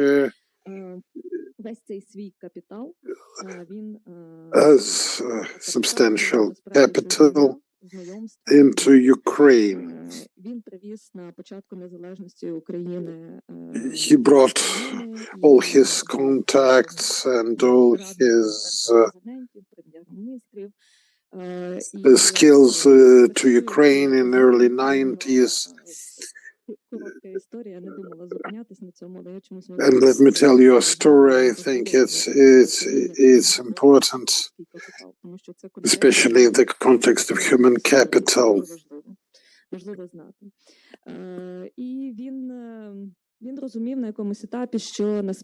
At a certain stage, he understood that his recommendations, his visionary ideas were not always implemented in full by the leaders of a nation. He came to understand that it was the youth that could transform Ukraine. So he invested his capital and his knowledge into work with youth. He established Bogdan Havrilishin Creation, which later became, after his demise, the Bogdan Havrilishin's Family Foundation. By the way, next year will mark the centenary of his birth.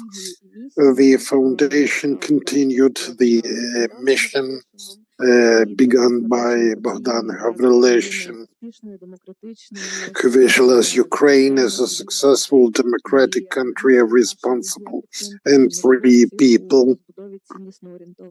And we support the change makers in Ukraine. We do that in different ways.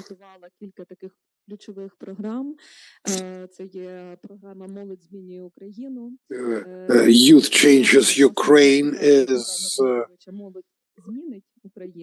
the program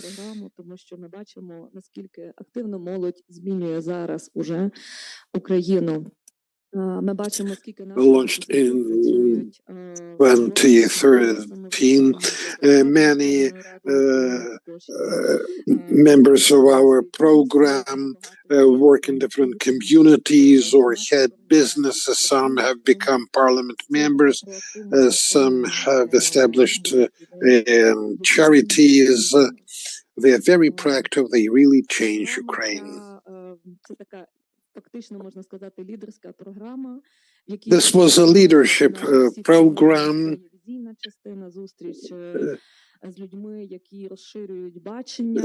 it's about broadening the vision of trendsetters. It's about strategic vision of the future. Це обов'язково в нас завжди є. Ми дуже багато говоримо про цінності. В нас основна така частина цієї програми це є проектний менеджмент. Project management is an important part of this program. And at проекти і там хард-скіли по проектному менеджменту. Ми починаємо з визначення цінностей людей. Always begin every course with values, and we determine the shared values, and on their basis we move forward. We also support the initiatives of the teams invited to participate in the project. And we also support and stimulate teamwork. As for ESG, well, last year we supported a project, the output of which was waste management guidebook for industrial enterprises. It's in very much demand, in very great demand. Youth Delegate of Ukraine to the UN is another program. By the way, in a couple of days, 2 young delegates are to return home. They were at the UN during the High Week. They represented Ukraine at a number of international platforms. In full contact with Ukraine's mission to the UN, it's crucial for us that the voice of the Ukrainian youth, which is so well educated, be present at different programs, and we thank our partners for supporting the study visit to our 2 delegates. We also have scholarship programs, programs supporting young entrepreneurs in communities. And we do mentorship all the time. We also work with the communities. We very much rely upon 1,500 people who are the foundation programs alumni.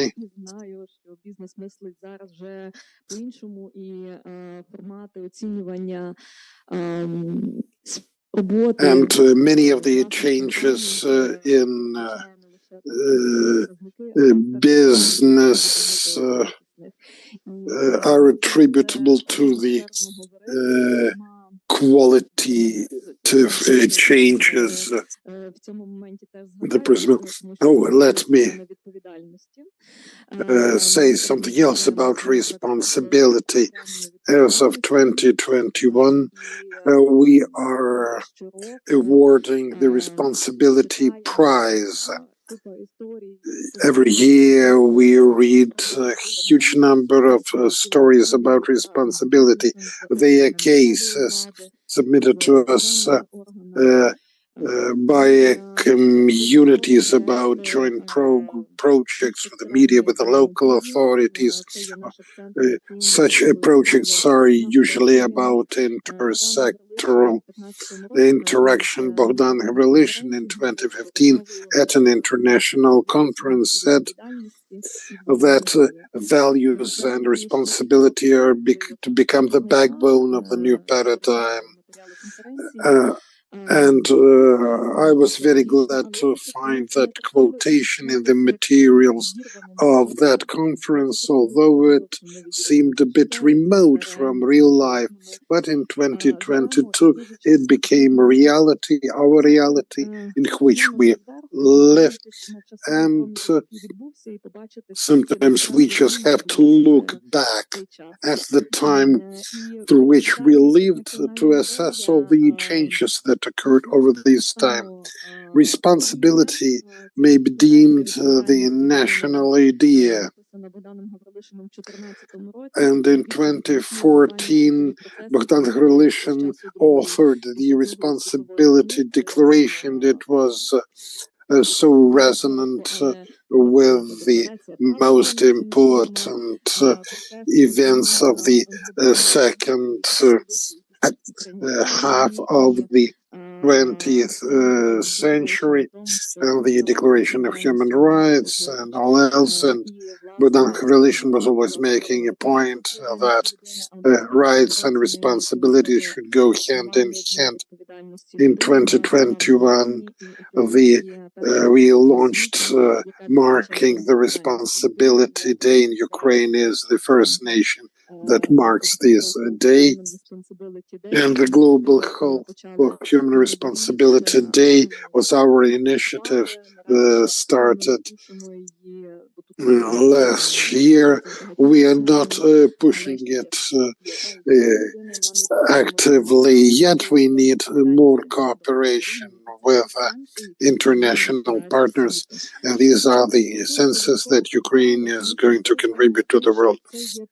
What does it have to do with the human capital? This culture of responsibility is the medium or the tissue from which human capital grows.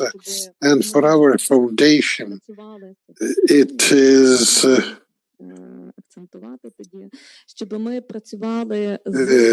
very important that we work with leaders, with young people, with those who will change the nation and who will recognize own contributions and the results achieved together with their teams.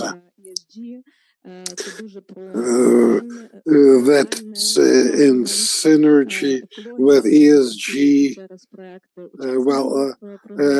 We also have environmental projects pursued by some participants to our projects, and we are also supporting some environmental programs via other programs that I mentioned.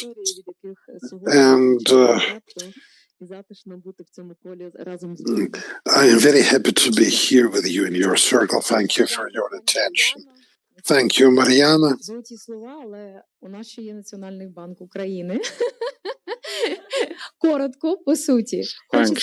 Thanks a lot, Mariana. But we have National Bank of Ukraine waiting in line. So please tell us about your initiatives for human capital development. How do you retain personnel and engage young people?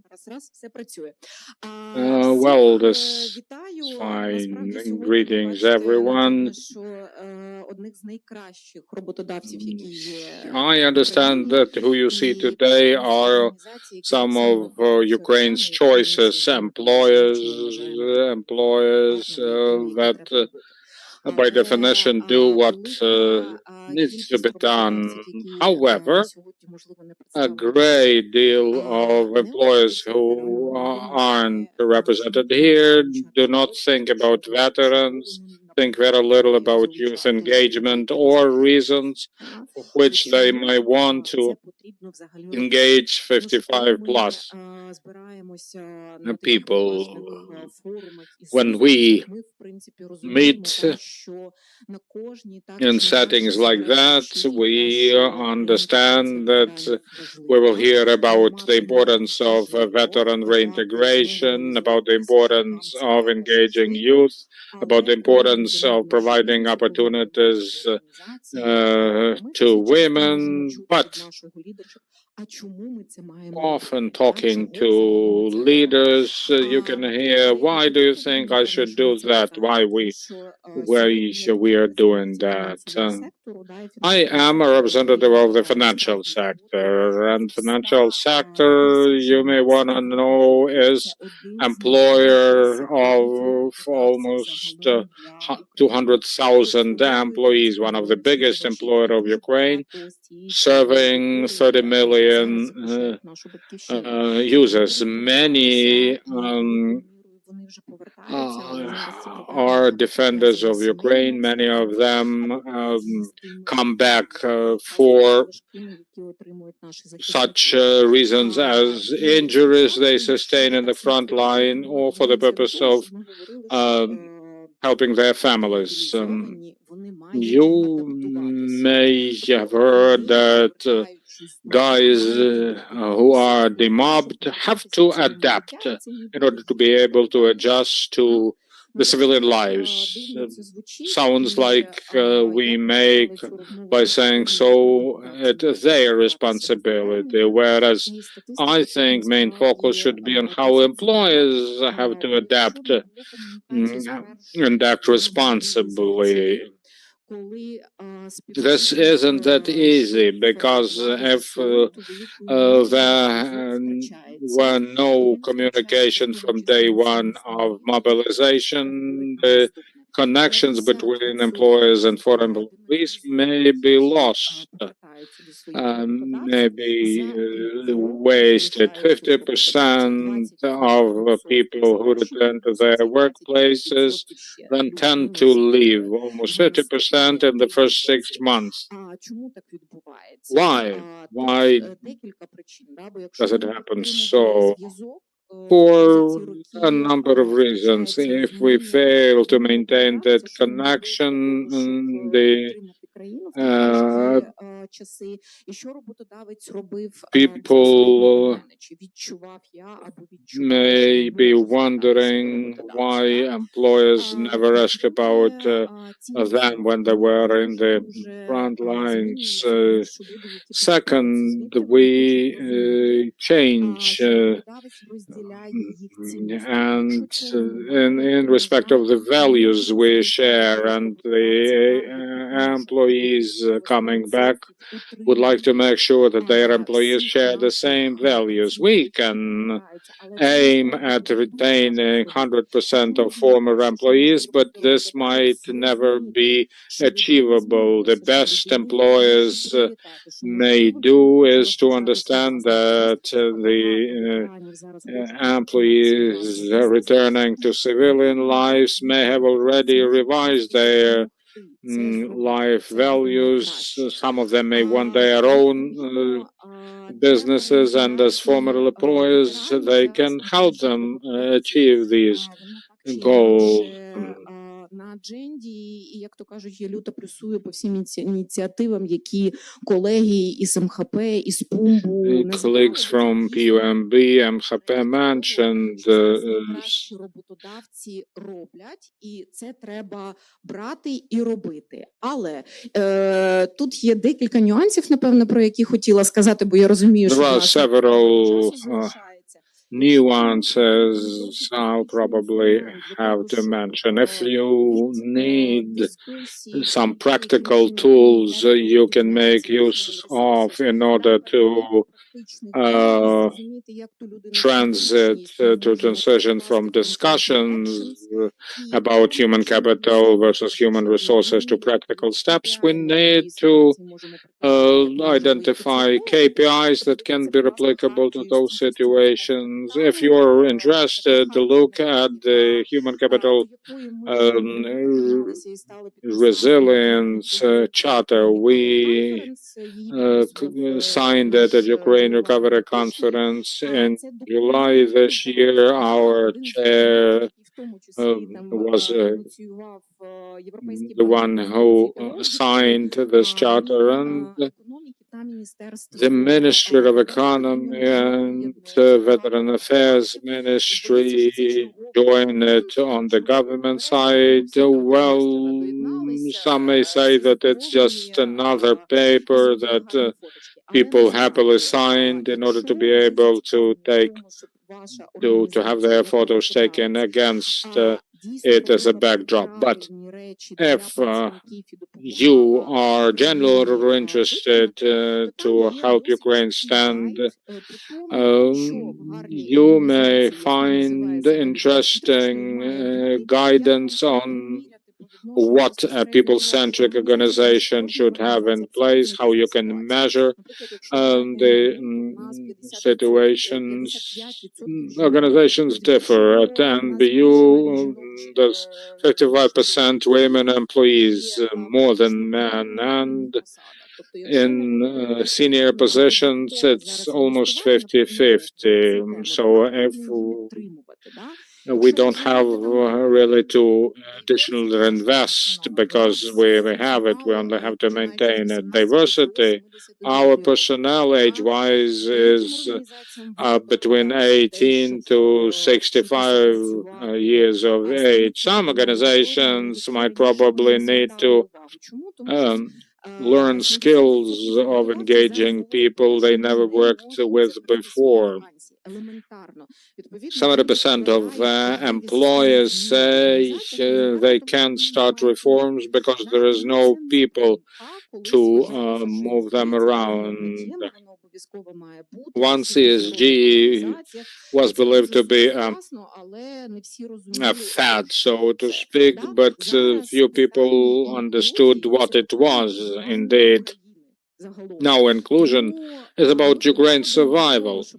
So we now have to move from talking about nice initiatives to doing what our organizations need in order to become better employers. Some colleagues mentioned that the banking sector isn't super attractive for the young people. Government institutions and the NBU is a government institution. Believe me, it's a double challenge. However, you have to understand what kind of youth you need. At one of the events organized by Eugene, had 30 students attending and then best employers who brought, some little tokens of their interest. Well, young people, of course, collected the gifts, but did it help build any sustainable relations with the young generation? Because engaging is one thing, retention is quite another. If we look at how many young people remain in an organization, the stats will be quite different. Then you will need to ask questions why it is so. Some people are attracted by some, senses, such as we need to help the nation whilst it may be not that perfect. And I won't talk about IQOS or lavender latte, but there are people who are genuinely keen to promote change in the country, and we are interested in engaging them. And what else? When we talk about veteran engagement, we may see two extremes. On one hand, there are employers who are not interested in engaging war veterans because of some stereotypical misconceptions, like all of them are PTSD affected or gonna be affected by PTSD. On the side, let me mention that PTSD doesn't mean that a person has the symptoms of the disorder, but There are some prejudices about veterans for which employers only think that veterans can be employed as the security personnel or menial workers, which is wrong. On the other extreme, people, well, employers sometimes employ all kinds of veterans without basically very little in order to help them find their roles. And veterans themselves don't want to be regarded as veterans. No, they want to be regarded as useful people who can contribute to the Ukraine's resilience. I know that we are really very short of time, but I see that we have had a very interesting panel discussion, and I think that you will continue discussing the topic.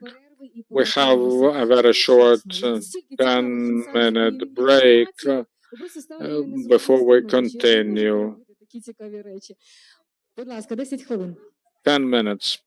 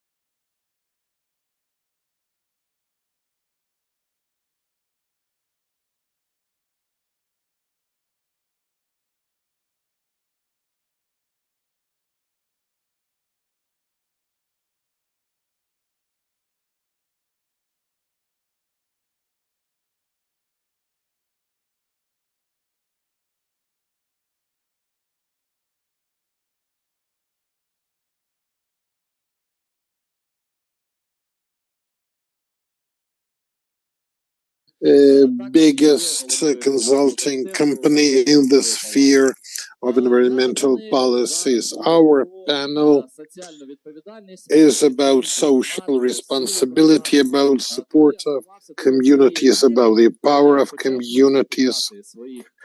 When I was preparing for this panel, I asked my colleagues about their attitude to social responsibility of business entities because different opinions exist, as you well know. I called a friend in the US. I asked him, what do you think about social responsibility of businesses? And he said, look here, the mission of businesses is to provide cheap products of good quality. What Apple and others, they speak so much about social responsibility, I say. Apple devotes 60% of its time to iPads, etc., but the rest is about ESG, environmental protection, etc. But Americans are saying, if the customer was sampled to be socially responsible, well, they will be socially responsible. This is a reply to the demand in the market. I asked an entrepreneur from Berlin, Germany, about social responsibility in the EU. He says, well, you see, it's about values. Because EU is an alliance that rests upon certain values, certain morality, and so on. So it's about values. And then I asked a Ukrainian colleague about what social responsibility is for him. And he said a very interesting thing. He said, look here, for me, social responsibility is something about my homeland and about my home. An interesting idea, right? He says, there is social responsibility not of a business, but of a business owner. I own a business, so I am socially responsible. While my business is to make money and to create some products, but I am socially responsible, and I'm trying to do something for the money that I make or my business makes. This was like an intro. That's why these provocative thoughts. By the way, it was very entertaining on the part of the organizers to ask me, a businessman, to run a panel on social responsibility. So my first question is for Inna Dobrovolskova, Head International Group. I know you have a project here tomorrow for the vulnerable children. Please tell us about this project and tell us about its roots. How come you understood that you needed to do something like that? By the 6 minutes for every speaker. I'll be very attentive to the time limits. Good afternoon. You know, sometimes a meeting, an idea, or a person can change somebody's life. Presently in Ukraine, more than 100,000 youngsters don't have access to education of proper quality and don't have any support from adults. Out of these 100,000, more than 70% don't understand what to do and what kind of future awaits them. 60% of these children are socially isolated. 87% of the graduates of public boarding schools don't have a higher education. We wanted to change the future for these children. That's how our project started. It's for socially vulnerable children aged 15 through 18, for those who don't know what to do about their lives or who might support them. So we developed a project for which we selected 100 teenagers, and we gave them an opportunity to spend time in 2 camps, 5 months of training in 4 modules, professional orientation, financial basics, project management, communication. They receive support of mentors and of psychologists, and they are within the community of a supportive nature. Those people believe in them. And at our company, these children get their first jobs. These internships may help them to get a permanent job, and their tomorrow will become their today. We conducted our first boot camp, and I will ask you to show the vid. I couldn't find.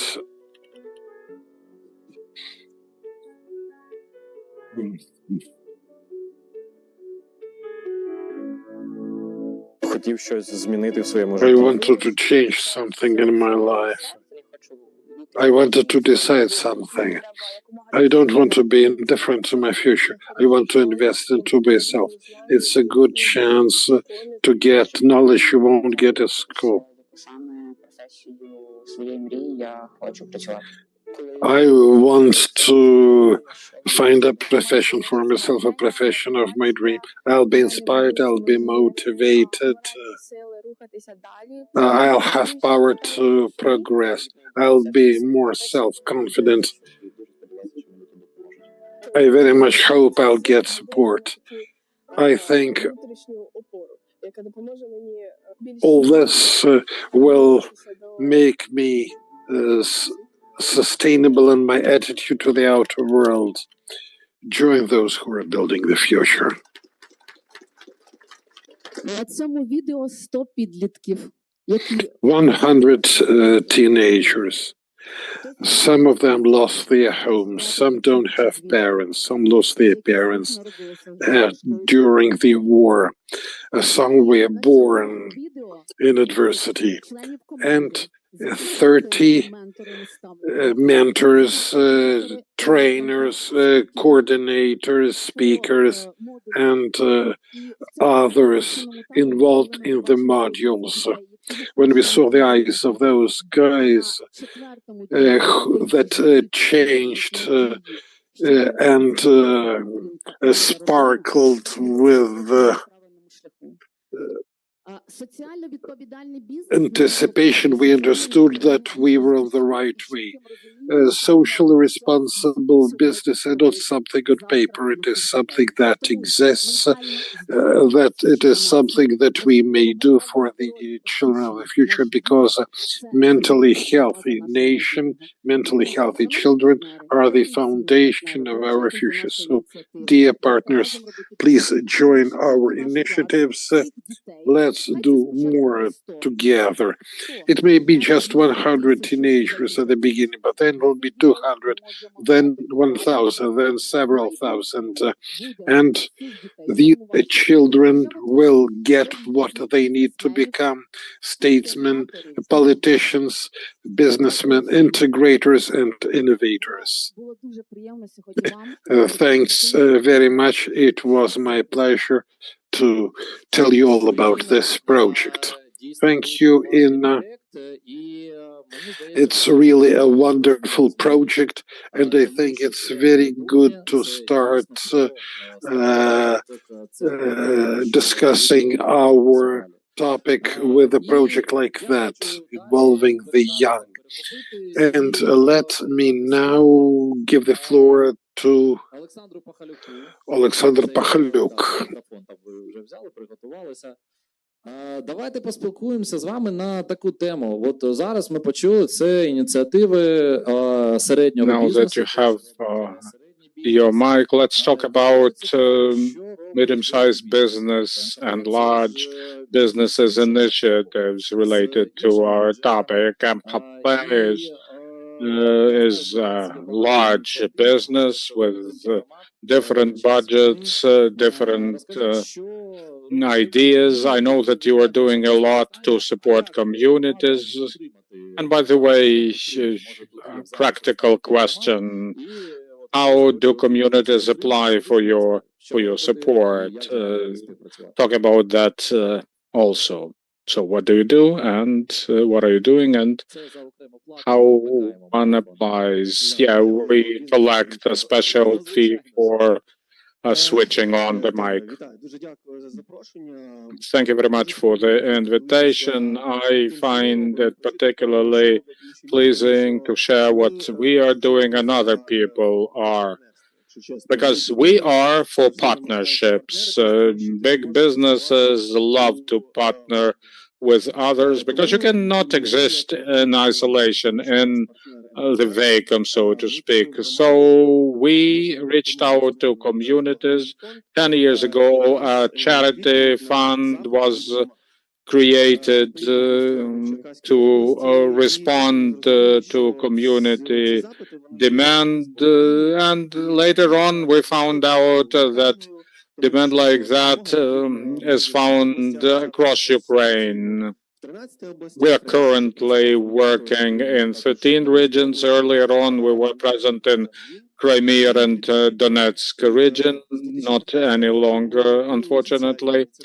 Since 2015, we were quite active in supporting social initiatives. We were, well, at least initially, like a magic wand. But later on, we started thinking about sustainable development, giving fishing gear instead of fish, helping communities identify their needs, problems, and helping them find solutions.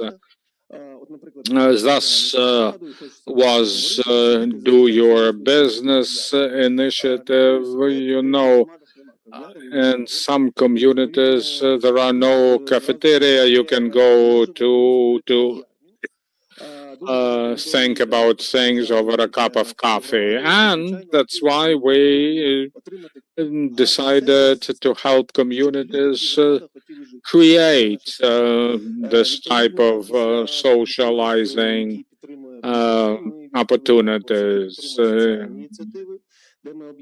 Then we went on to support social initiatives through which we made matches between communities and businesses. Well, we were grantors of businesses and made partners with the communities to make sure that our initiatives should be sustainable. No, we provide direct support to kindergartens, to schools. We fill places with sensors, create spaces for creative leisurely activities. Clearly, after the full-scale invasion, our focus had to change, and we came up with another initiative supporting war veterans, their families, because we knew that the defenders have to know that they'd be supported.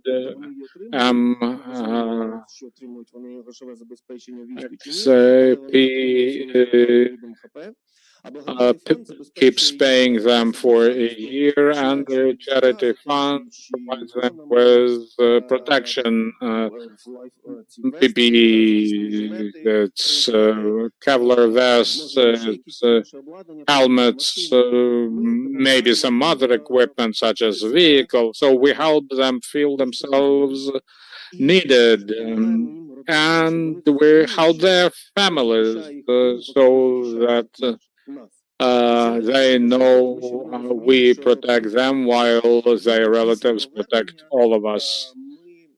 On return, we jointly with other partners implement different projects to help communities integrate the veterans. For instance, we have a grant program to help veterans start their own businesses, or another initiatives that help communities open up adaptation clubs or hubs where veterans can feel support of their peers by engaging with sports activities, and this all helps community overcome challenges they face. Well, if everyone leaves, there is no one to be in Ukraine. After all, it's not real estate, it's us Ukrainians who live, who fill all those buildings with senses.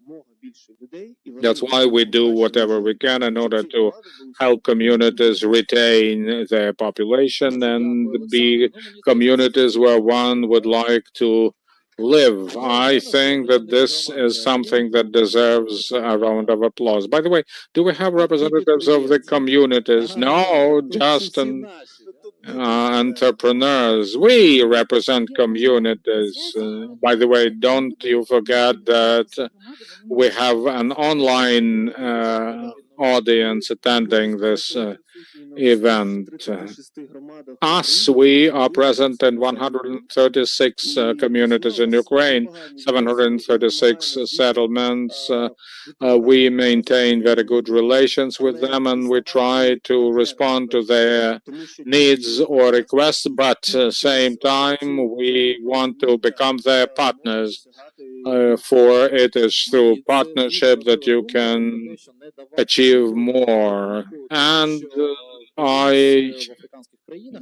here you mentioned the principles according to which you have to give fishing gear instead of fish. I remember that in some African nations, locals could kill local entrepreneurs because they had gotten used to free food. I don't know about MHP, but about those who are present everywhere. Privatbank, Olesa Żuliński, Communications, and community relations manager at Privatbank. Privatbank is Ukraine's largest bank for all intents and purposes. It's a trendsetter. Many other banks follow their suit. Or they try to see if Privatbank hasn't done yet something, and other banks take time instead of implementing something novel, innovative. So your social impact, what Privatbank's initiative you think have the biggest effect on sustainability? Financial literacy, MSB support. To be a leader is a great responsibility. First of all, corporate social responsibility. Well, yes. It's important to listen to the moderator and answer his questions. Sustainable development is more than corporate social responsibility. It's about our tax payer disciplines, about caring for our employees, their well-being. It's also about acting as a multiplier, because employees have families, have relatives. So it's about community. Therefore, sustainability again is not about our responsibility or charitable activities. charity is just a small component. No, we have to think what we need to do to make our business sustainable 50 or 100 years from now. What do we do to make our taxes pay for better street lighting, for instance, in the communities where we're present? It's, after all, about reporting diligently to your clients, to your regulators, to your employees. So it's a multi-faceted, so to speak, phenomenon that need to be dealt with holistically. Same time, responsibility implies that we are responsible for the territories that we are present. Some work only in select communities. We work all around Ukraine. We are very big, 1,100 branches.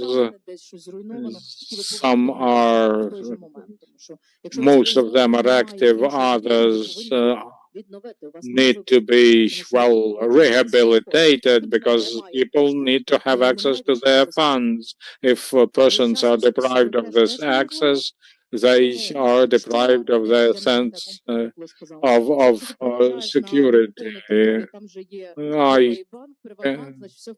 If you come to the occupied settlement and see a private bank branch, you know that things are gonna be fine. So everyone is has their responsibilities. We all want to make sure that communities are rehabilitated, whether the well-being of our employees and clients is maintained. We have psychologists who contact relatives, families of our employees to make. About a month or so, regional director in Sumy saw footage of Sumy residents coming back from captivity.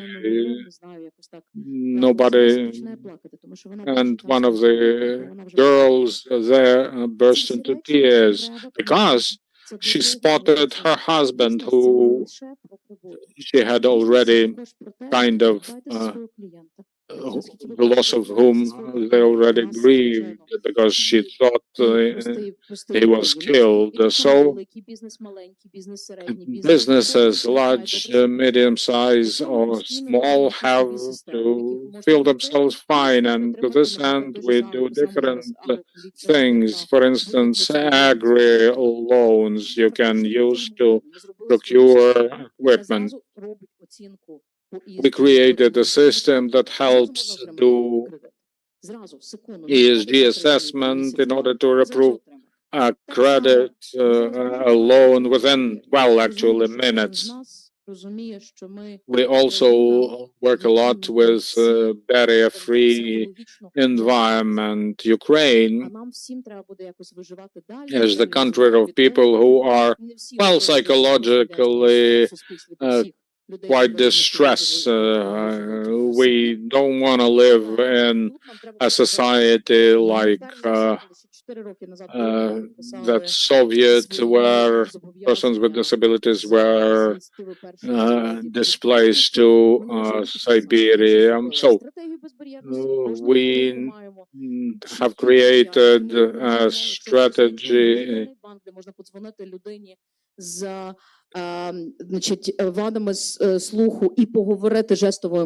are the only bank where you can accost the services of a sign language interpreter, and many of our employees have themselves took a course in sign language and remained with the bank instead of their earlier desire to quit. We have 1,400 call hotline operators that found it so appealing to be able to take that sign language course, and many clients say that they are now very happy to be able to contact their bank in their own language. By the way, have many of you had a checkup a long time ago? We don't do that, but look, our auditory function deteriorates every night, and many people then complain they can't hear what veterans tell them. We're also investing in the rehabilitation center for persons with impaired hearing. By the way, when I joined the bank, the main task for all of us was litigation at London. Now we have prevailed there, but look, only 5% of our corporate news is about litigation. The rest is about helping employees, veterans, about stories. Please don't be tired of telling your employees' stories to others. People have to take pride in their employment. If they don't, they won't stay long. I have no presentations to share, thanks God, but I have lots of stories to share.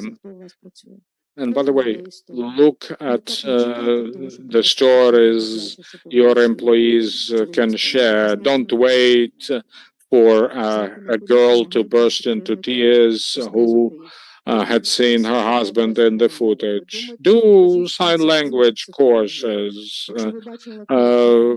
Employ psychological support. You remember the missile hitting building in Dnipropetrovsk, and there was a girl sitting on the top floor on the roof.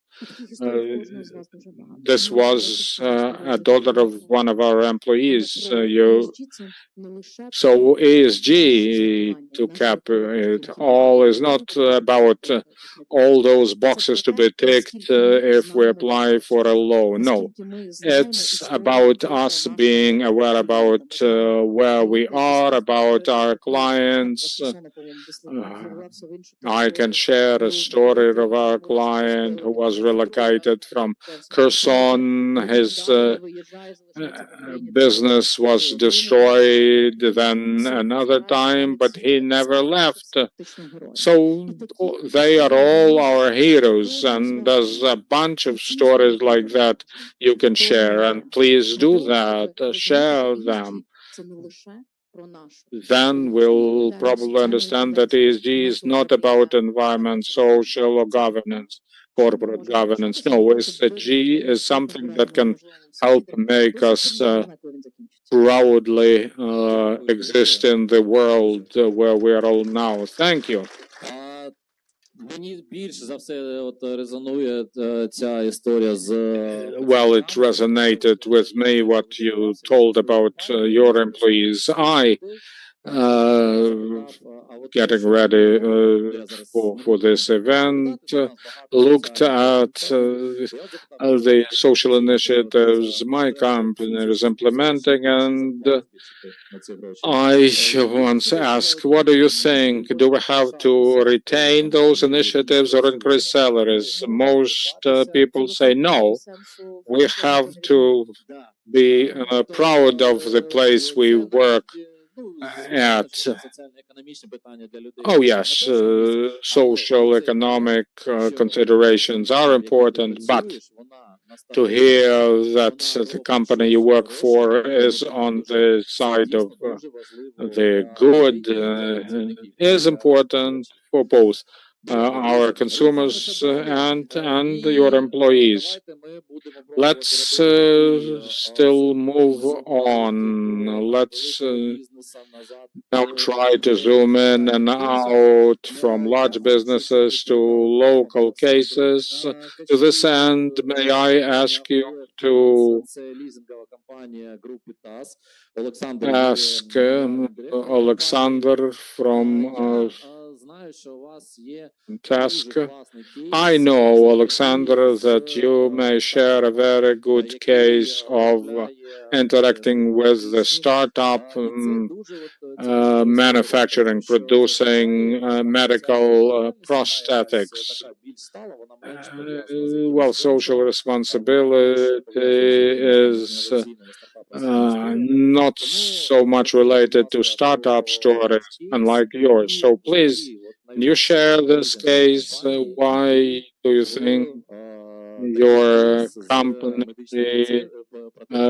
did it, medical prosthetics and social responsibility? Thanks very much. I'm still thinking about the previous session and the main points made there. It turned out that we don't do more than we do. Will you please grant me one extra minute?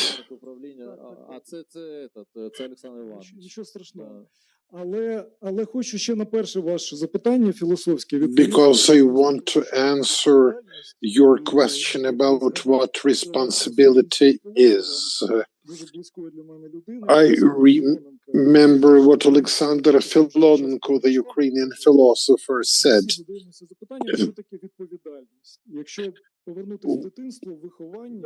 If we recall our childhood and our upbringing, we recall that we wanted to do something, and if we did not want to do something, we thought that it was about responsibility. And Alexander Filonenko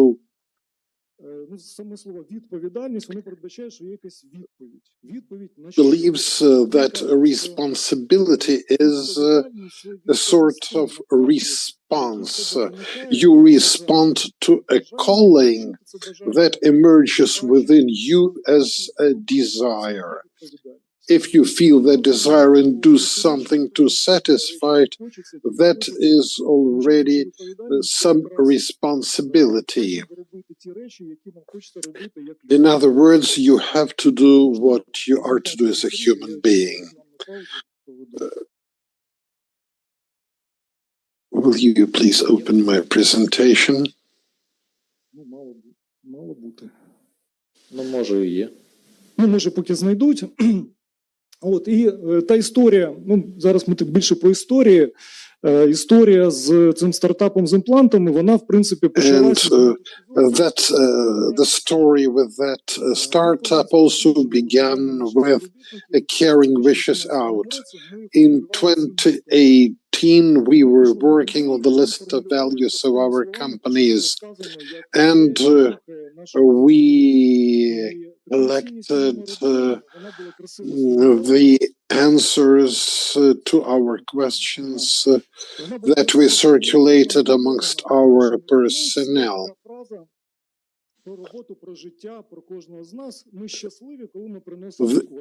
We are happy when we are useful. That was the jingle line that emerged.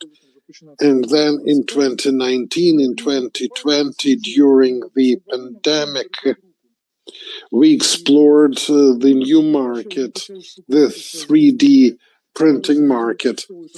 We communicated with different industries, and one of them was the medical industry. Some entrepreneurs wanted us to fund a big 3D printer for making customized implants, those that remain within human body for the rest of the life.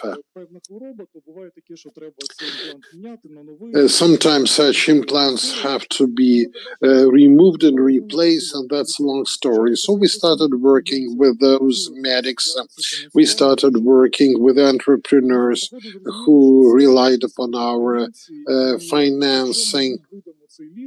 And at a certain moment in time, we understood that if we give them money, they'll get bankrupt. So we told the doctors that we would rather do everything ourselves. We would start a company up, buy the equipment, and it will print whatever they need to save their patients. The hospitals at the time of the pandemic were nearly shut down, but we launched our project. Here is the printer for a huge amount of money, and this is the first implant. The operation, the surgery lasted 8 hours. And we felt really happy when it proved successful. Sometime later, full-scale war began. And the medics faced enormous challenges. Well, this guy gave consent to publication of his photograph. In order to live normally and to look normally, he needed 2 implants, one in his jaw. 15 to 20,000 euro in total was the amount to pay. And together with the startup team and with the medics, we understood we were not ready to address those challenges. So we started knocking all the doors. Well, I'm saying we because we're still with that startup. So we popularized the technology, visited different hospitals. Hospitals were not ready. Regional clinics were readier. We made it possible to upscale their capacities, both in designing and production. We found the foundations that agreed to provide money. That money was not enough, so we decided to raise the funds. We conducted charity auctions abroad. But that was not sufficient again. Most of the money were the investments from our leading company. We were already helping the armed forces of Ukraine and the territorial defense forces. And we used a well-known format in order to raise funds to help our wounded. Я зразу перейду, напевно, до конкретних кейсів. Перша машинка, яку ми таким чином зробили, так співпало, що це була допомога якраз тим бійцям, тим підрозділам. Well, we had to help the soldiers who were mobilized in Lviv into the self-defense, into the defense units. Here's the guy who won the car. So we take a car, it's a sort of lottery, and everyone who donates a certain amount gets a chance to win the car. 11.1 million hryvnias was connected within several weeks. This was Tesla Model 3. And we raised 14.4 million. Nearly 5 million was allocated for the prostatic program. Back then it was a considerable sum because the number of the wounded was smaller, and the guy who won the car donated 100,000 hryvnias. And that very guy, some time later, decided to raise funds on the very car that was our prize to him. And he raised 9 million. We got very positive feedback, and it's inspiring. Так, я розумію. Буквально сьогодні в нас закінчується черговий збір. Ми виділили автомобіль Zikr 001. Zikr 01, brand new, already raised nearly 13 million. Today at 7 p.m. the winner will get the car. No KPIs, no strategies, no ESG, but 770 surgeries that were conducted due to our implants. The entire technology became 5 to 10%, 5 to 10 times cheaper. It's our Ukrainian technology.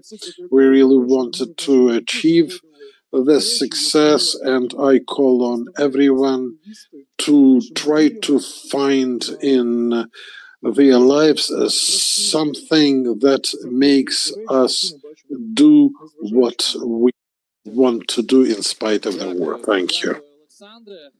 Thank you, Alexander.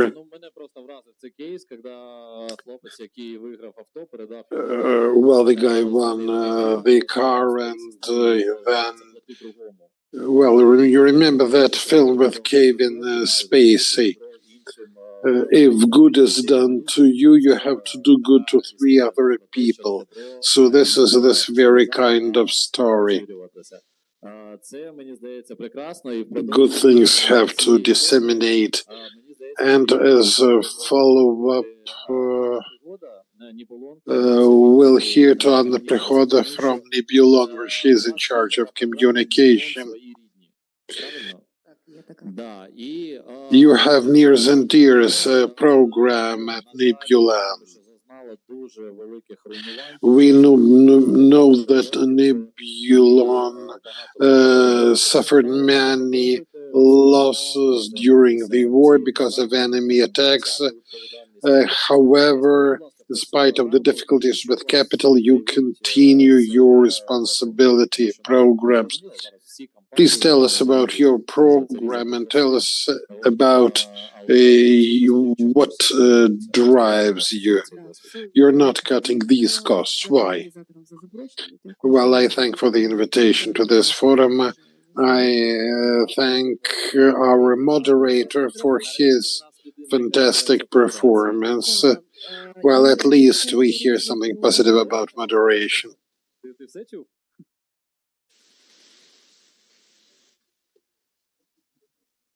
Да, дякую. Вибачте, будь ласка, продовжуйте. Sorry for that. Well, if we get back to the beginning of our conversation about social responsibility of businesses, I will say that Nibulon is responsibility, and responsibility is Nibulon. Alexei Lobodovsky, who founded our company, profess these very values, and we just can't live otherwise. He was a guy from the country who built a business that became the moral standard of the nation. And this business made Ukraine again the breadbasket of the world. And then those ships that were transporting grain while other vessels were were destroyed by the Russians. So being responsible is just something natural for us. It's our daily life. That's the way we live.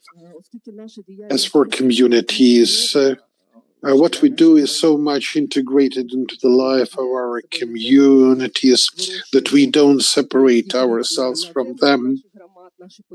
We grow Ukrainian grain on the land of the Ukrainian communities. Our workers belong to our local communities. So although we lost $500 million because of the war and we retain only 31% of the assets of our company, we continue working with the communities. However, we have to think twice about how much resource we have and where we can allocate these resources. So what do? We continue helping people meeting their physical needs. We have a system of social contracts, so we provide fuel, we repair roads, etc. We are also working with the leaders, both formal and informal, because we really want to help the people who now in adversity believe in Ukraine and do something useful. We are all for supporting such people. We help the elders of our communities.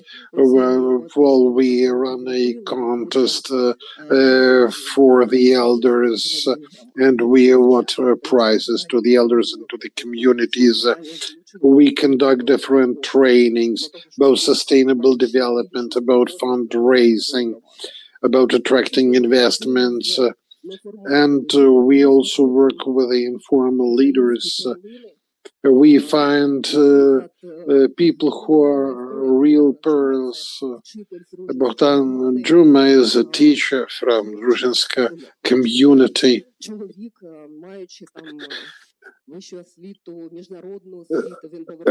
A person who graduated from a Western university returned to his native village to work as a teacher at a local school, and he thinks about what he can give to these children.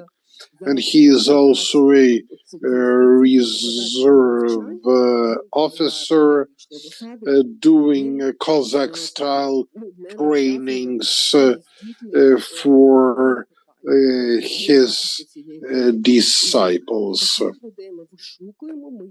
And we always look for such people, we find such people, we help them, we give many grants to them so that they can improve their performance, and we just spread the word about what they do so that they serve as examples to others, just like Alexei Vadatursky motivated many other business people in Ukraine. So we work with the communities on a daily basis. That's our lifestyle. We are a Ukrainian company. All local people are our nears and dears. Thank you. Thanks very much. Thanks for everything you do. And certainly, Mr. Vodatursky was a prominent person, a hero of Ukraine, and Andriy, who continues his business, is making considerable progress, and all Ukrainians are very grateful to you for what you do. Last but not least, as they say, Maria Kurelo. VGV Group Chief Geologist. Please take the mic. Олеся казала, треба перевіряти. Да, значить, ну, давайте так, питання таке, ми поговорили про там якісь соціальні приклади. So we... Да, передайте, будь ласка. Yeah, please hand the mic over. We will bill you for that later. От ми поговорили про конкретні кейси. So we... Хто розуміє, що таке BGV Growth Management? Чому? By the way, what's a BGV Group Management? What kind of a business is it? So let me explain.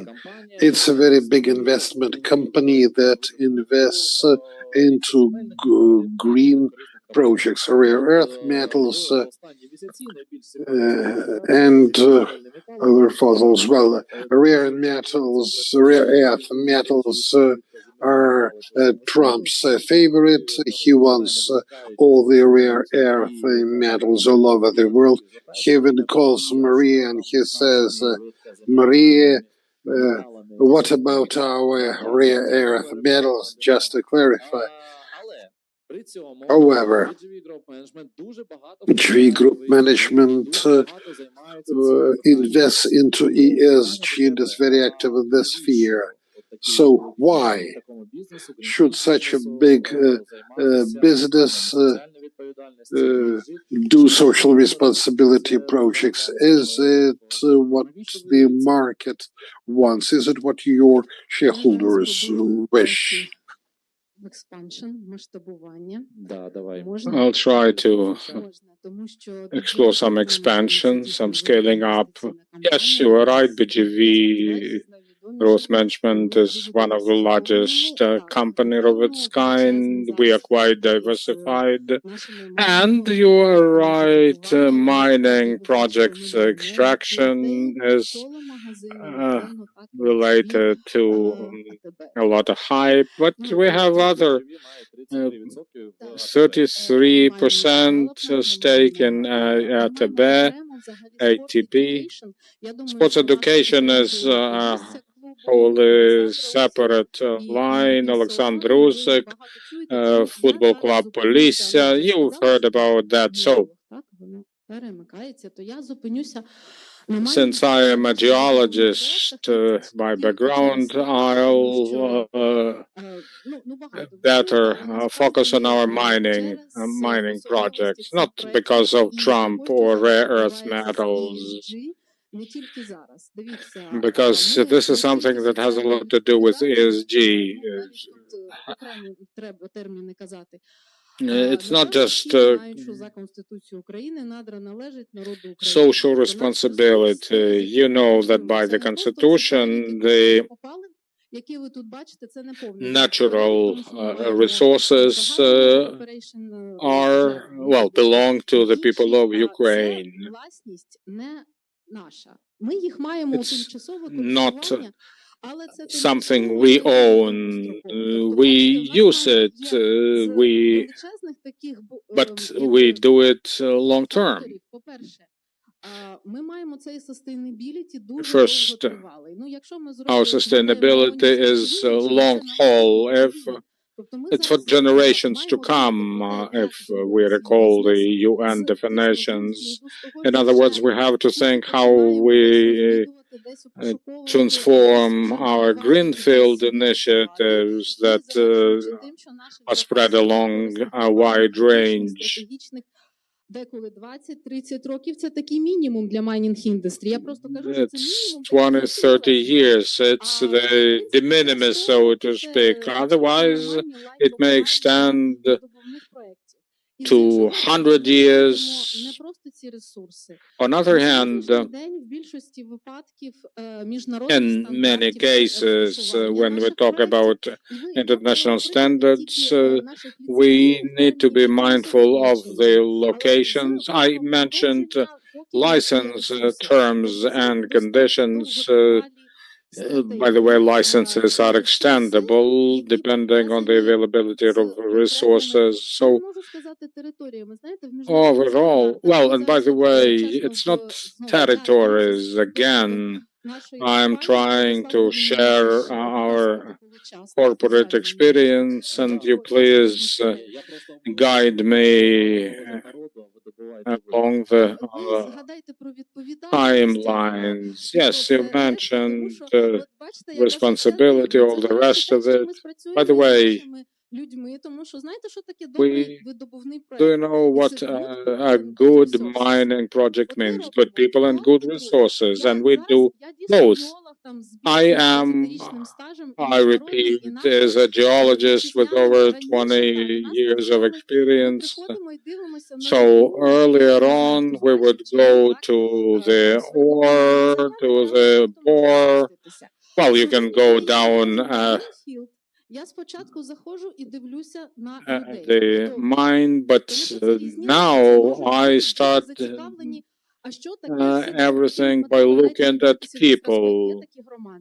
Well, they may be, people living in a community who believe that the exploration tools we use are created by the devil. So we have to develop all our soft skills. And when I go to a green field, I may know a lot about geology, but I first look at people.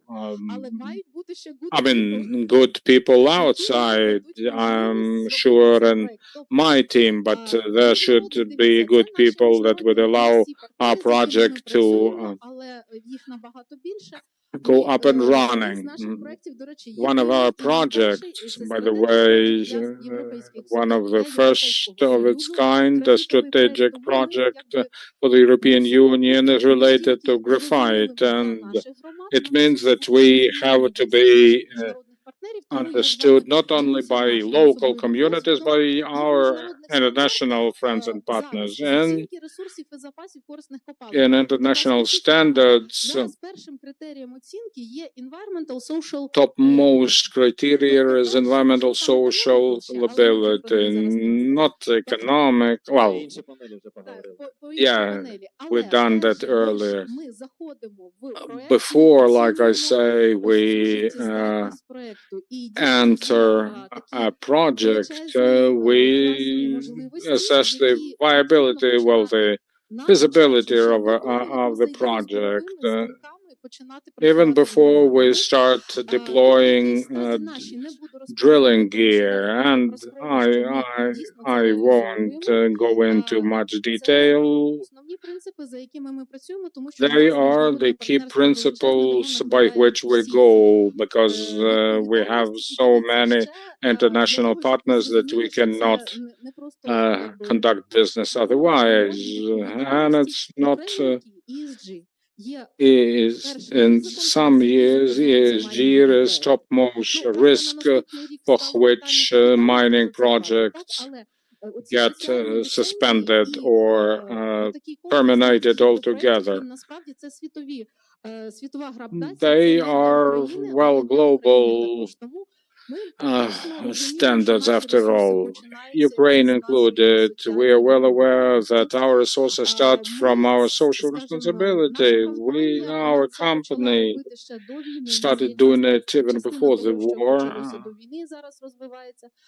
We continued doing something that we started to undertake back then, and other things that were launched after the breakout of the large-scale invasion. We have two universities, Zhytomyr Polytechnical is one of them, where we train our future labor force, workforce.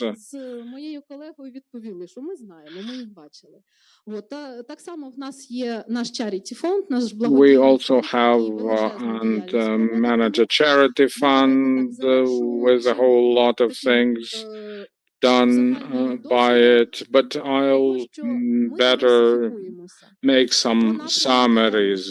We diversify. Our mining projects are very, how you say that, ESG based, centered, right, compliant, because we start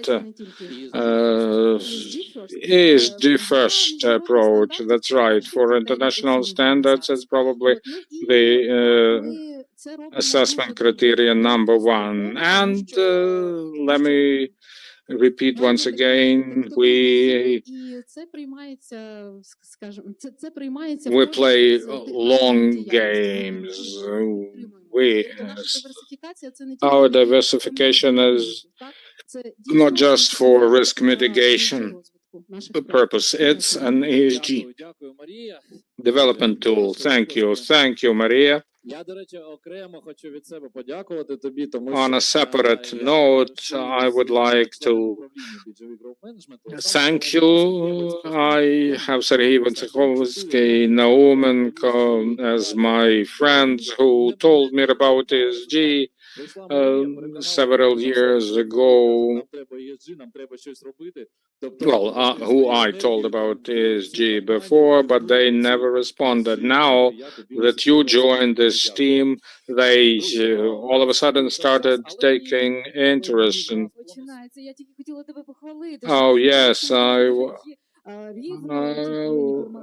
was about to sing praises to you. This would be for the first time in my moderating history, and you won't have a chance now.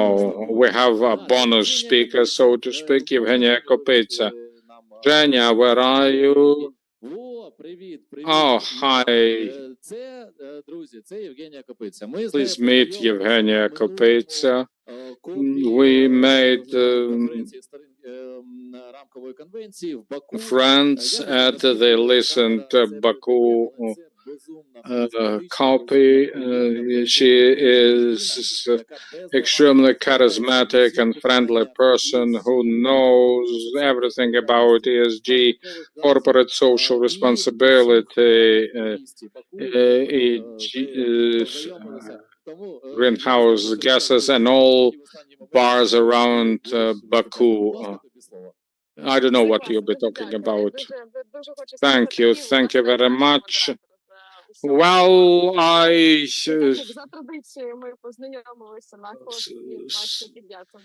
will support the statement that this panel's moderator is today's best. Oh, I'm sorry. I've been flying to Japan, from Japan to Brazil and back. Okay. First of all, let me say thank you to the organizers and especially so for showing different, approaches to defining the ESG. Now,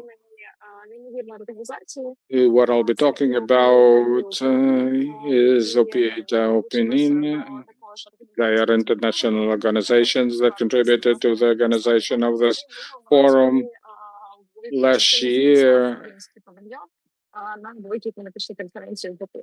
І у цьому році ця кліматична конференція, яка відбулася відбуватися в Бразилії, починається вона з Ріо, з саміту лідерів, і переноситься No leader summit was to be organized in Brazil. Then they decided to make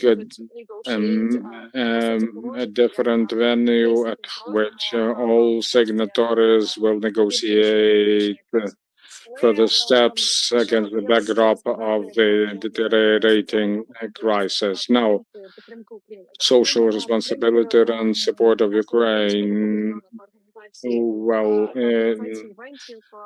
besides supporting the Ukrainian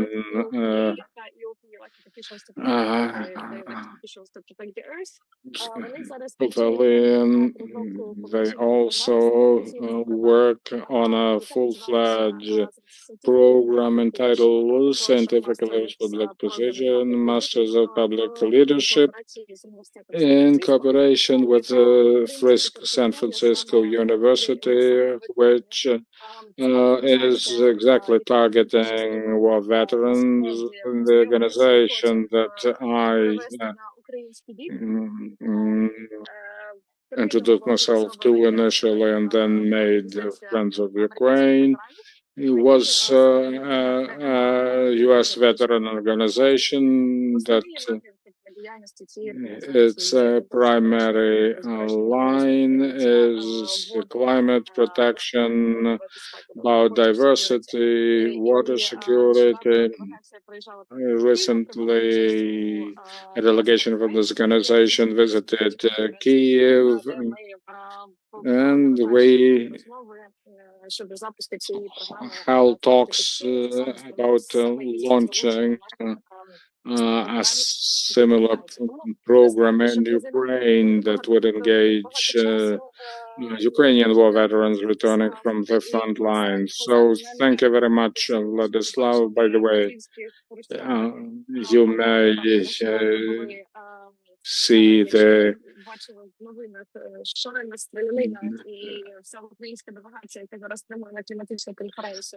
something about Brazil.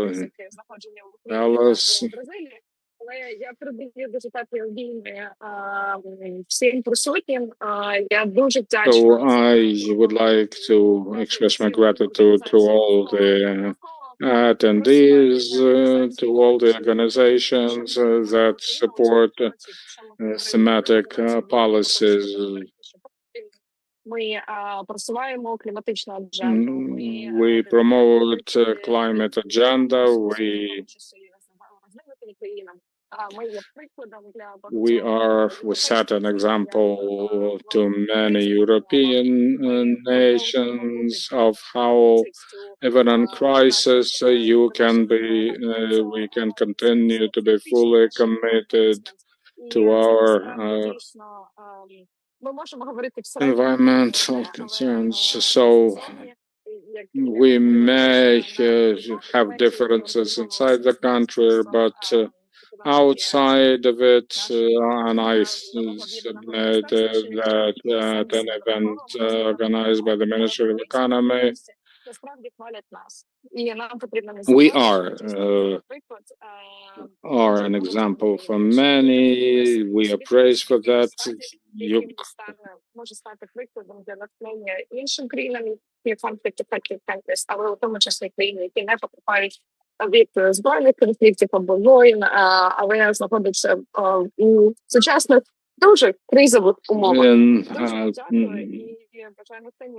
Modern day critical conditions. Thank you very much, and we'll discuss it further. We lost connection with you. Could you repeat it? Okay. Thank you, Evgenia. And the very end, to sum up what we were talking about during this panel, I'll share a story, a real life story. As I was checking in earlier today, I called the reception, and the reception said, your dinner is provided free. I told, no, thank you very much. And the receptionist said, what do I do with your dinner?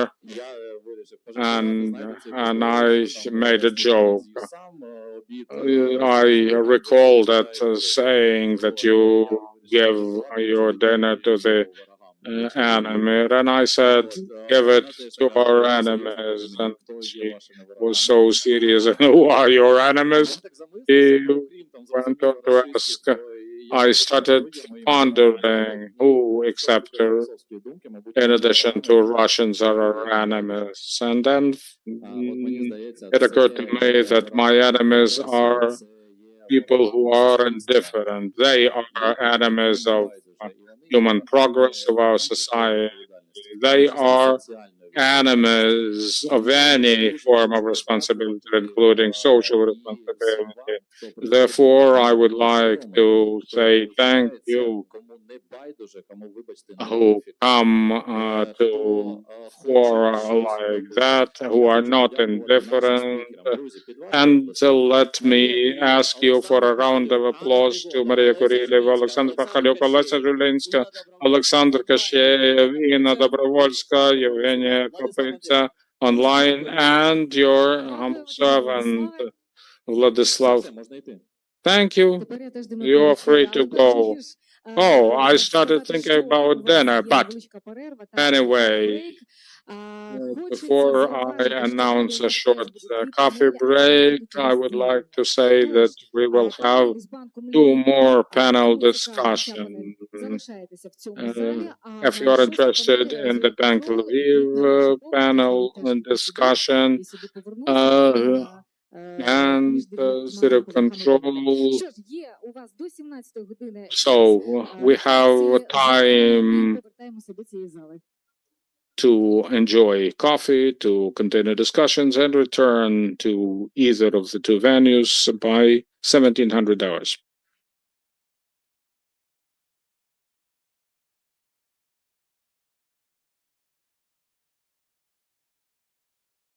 A luxury, but as a fundamental human right. With UNDP expert support, Law Number 9381 and the draft law on green reconstruction lay the foundation for decentralized energy and climate-aligned recovery. Through the ESCO mechanism, over $5 million are invested in solar solutions for 50 hospitals and water utilities. A new digital ESCO registry will enhance transparency and strengthen public-private partnerships, while the newly developed Sustainable Financial Facility will help drive private investment in energy efficiency across Ukraine. These results are only possible thanks to the unwavering support of our international partners. Together, we are building Ukraine's energy-independent future. Together, we are lighting the way forward.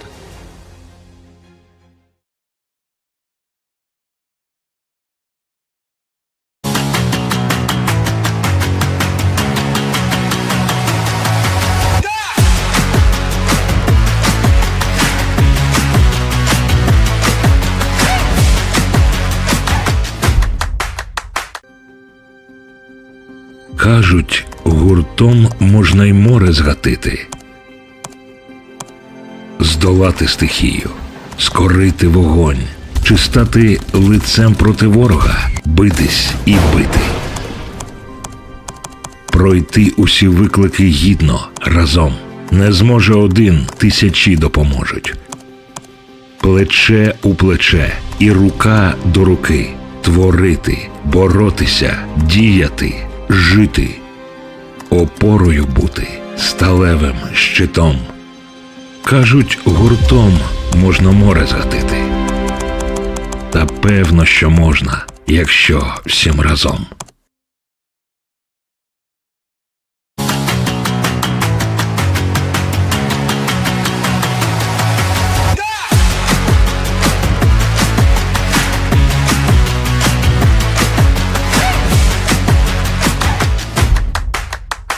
Ukraine's energy infrastructure has been devastated by the war. Over 60% of generation capacity has been damaged or occupied. But thanks to international solidarity, hope is being restored.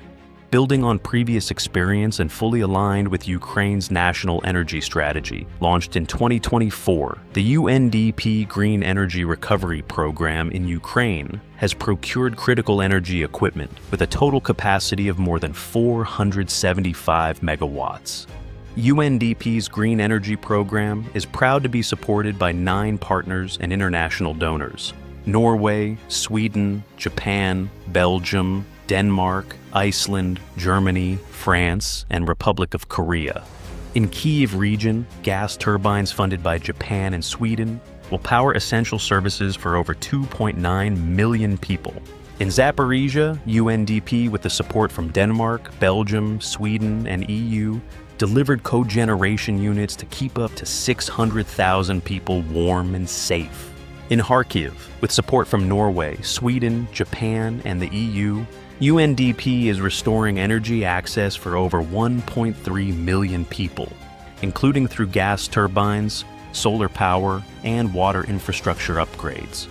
In Odessa, new generators from Sweden, Norway, and Japan will protect heating and sewage services for 900,000 residents. In Mykolaiv, Danish-funded generators will power social infrastructure for over 73,000 people. In Dnipropetrovsk region, with support from Norway, 16 gas generators will provide heat and electricity for up to 1.5 million residents. These solutions provide heat, electricity, and water, not as a luxury, but as a fundamental human right. With UNDP expert support, Law Number 9381 and the draft law on green reconstruction lay the foundation for decentralized energy and climate-aligned recovery. Through the ESCO mechanism, over $5 million are invested in solar solutions for 50 hospitals and water utilities. A new digital ESCO registry will enhance transparency and strengthen public-private partnerships, while the newly developed Sustainable Financial Facility will help drive private investment in energy efficiency across Ukraine. These results are only possible thanks to the unwavering support of our international partners. Together, we are building Ukraine's energy-independent future. Together, we are lighting the way forward.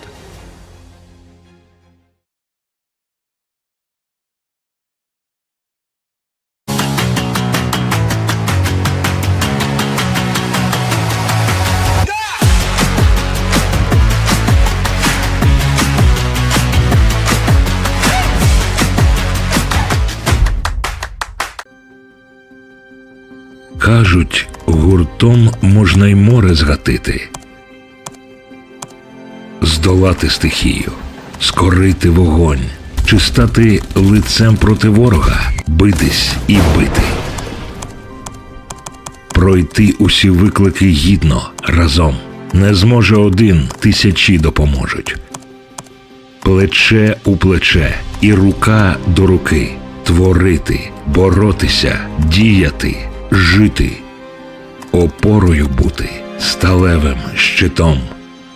Кажуть, гуртом можна море згатити. Та певно, що можна, якщо всім разом.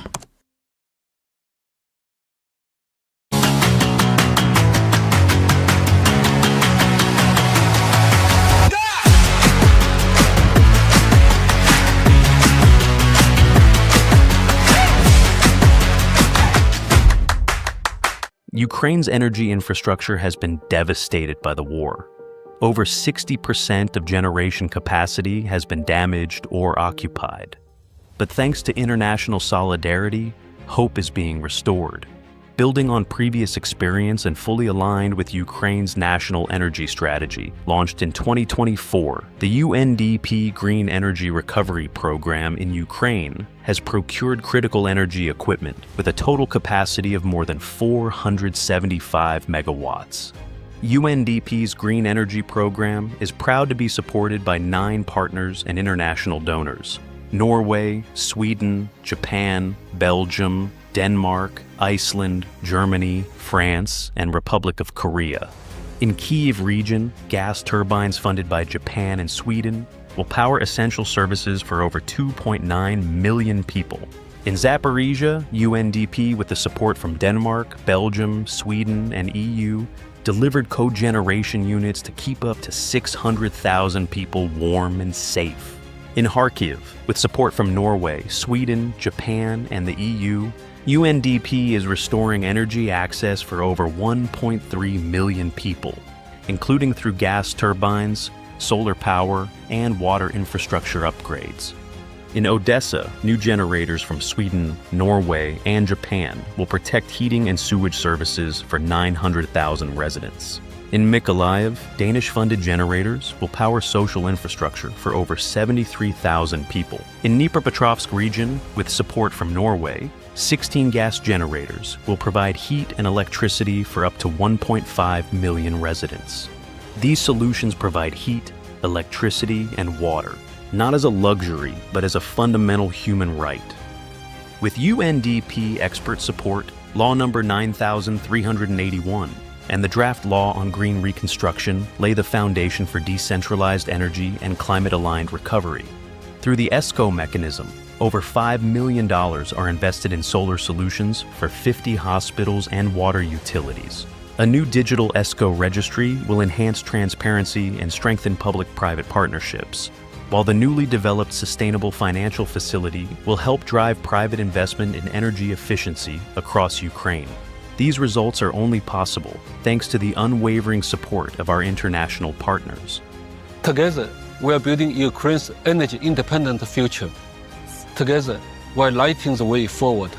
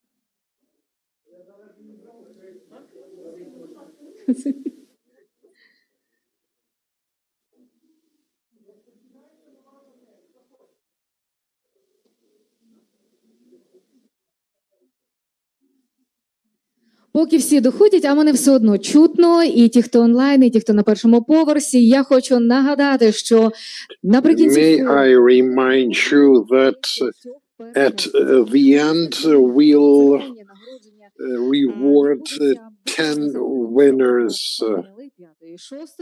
Відзнака Sustainable Impact Sustainable Impact Award 2025 is to recognize key achievements in ESG and innovation initiatives. It is for the leaders whose initiatives strengthen the economy and advance environmental protection. It's the first national prize in Ukraine that's for business and experts. We begin our fifth panel. Посилення реального сектору економіки, партнерства для сталих енергетичних, аграрних та інфраструктурних рішень. І з задоволенням запрошую сюди. And it is my pleasure to invite the speakers. Serhiy Porovsky from UNIDO, principal expert on energy efficiency financing. In Makhrenova Shimkina, project manager in Germany, Europe, South Caucasus at GES. She'll be online. Olha Pilipenko, executive director at Bank Lviv.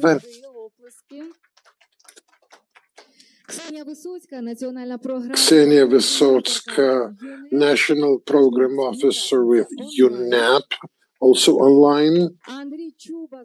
Andriy Chuba, founder of Pikar Lights.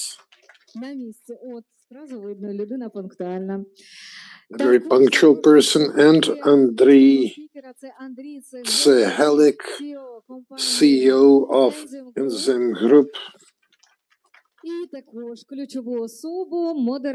And the moderator is Andriy Melnik, head of sustainability at Bank Lviv.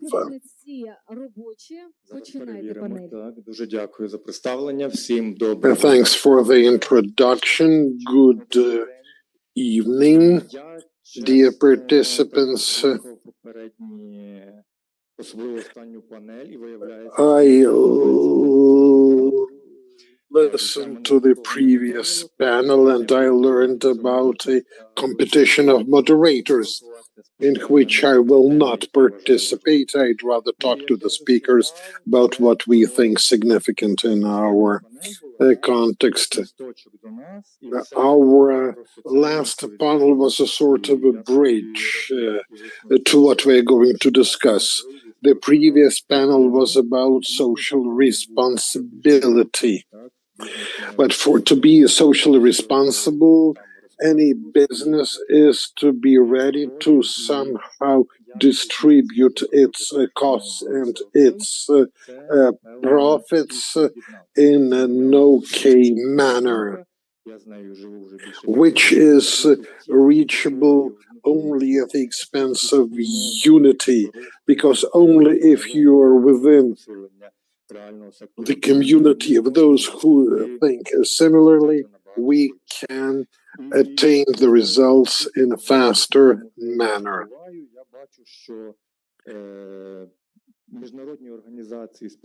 I know that international organizations usually cooperate in their own circle and then deliver some messages to other audiences.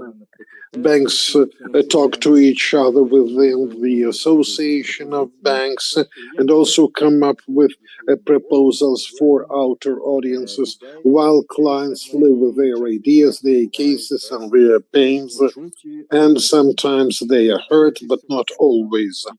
And I'm looking at our speakers right now, and I see that we have a unique panel. We have representatives of international organizations both online and offline. And these organizations have amassed tremendous experience, and they are doing a lot for the energy sector, agri-sector, and for the infrastructure, not only for them. These organizations have an influence on all aspects of business. Also, here is a person from a bank, although I'm also from Bank Lviv. I do not count myself. All talks to the people from both sides. But the most important panelists are those who represent the business community. They are those who address different issues and promote ideas every day, and they carry the burden of responsibility, and they are in charge of the success, reached or not. And they also have a message for the audience, which features our partners and our clients, and also bearers of some ideas as to what should be done in order to make businesses more transparent and more effective and more attractive to foreign investors and partners. So this is what we're going to discuss. And the speakers will share their experience. I will present some practical examples for you to become more confident after this event. And I want to give the first floor to Serhiy. We know how intensely UNIDO works with the industries, with the businesses. So will you please update us and the entire audience about what you can do in order to empower businesses? Thank you. I thank the organizers for the invitation. I thank those who put me onto this panel. As for UNIDO, we are a specialized agency of the United Nations. Our mission is to help economies to become more efficient, more energy efficient, to implement sustainable development mechanisms. And frankly speaking, UNIDO has always been a very technical agency. We were always promoting complex technologies, green technologies. And the worst thing that we were doing was how we popularized our work, because we tended to work in a very restricted experts community. However, I want to return to a point made here at the beginning of the forum. Ukraine is to be a nation of very strong people, and we are to get even stronger because we are aware that it is not always that we get the support we deserve.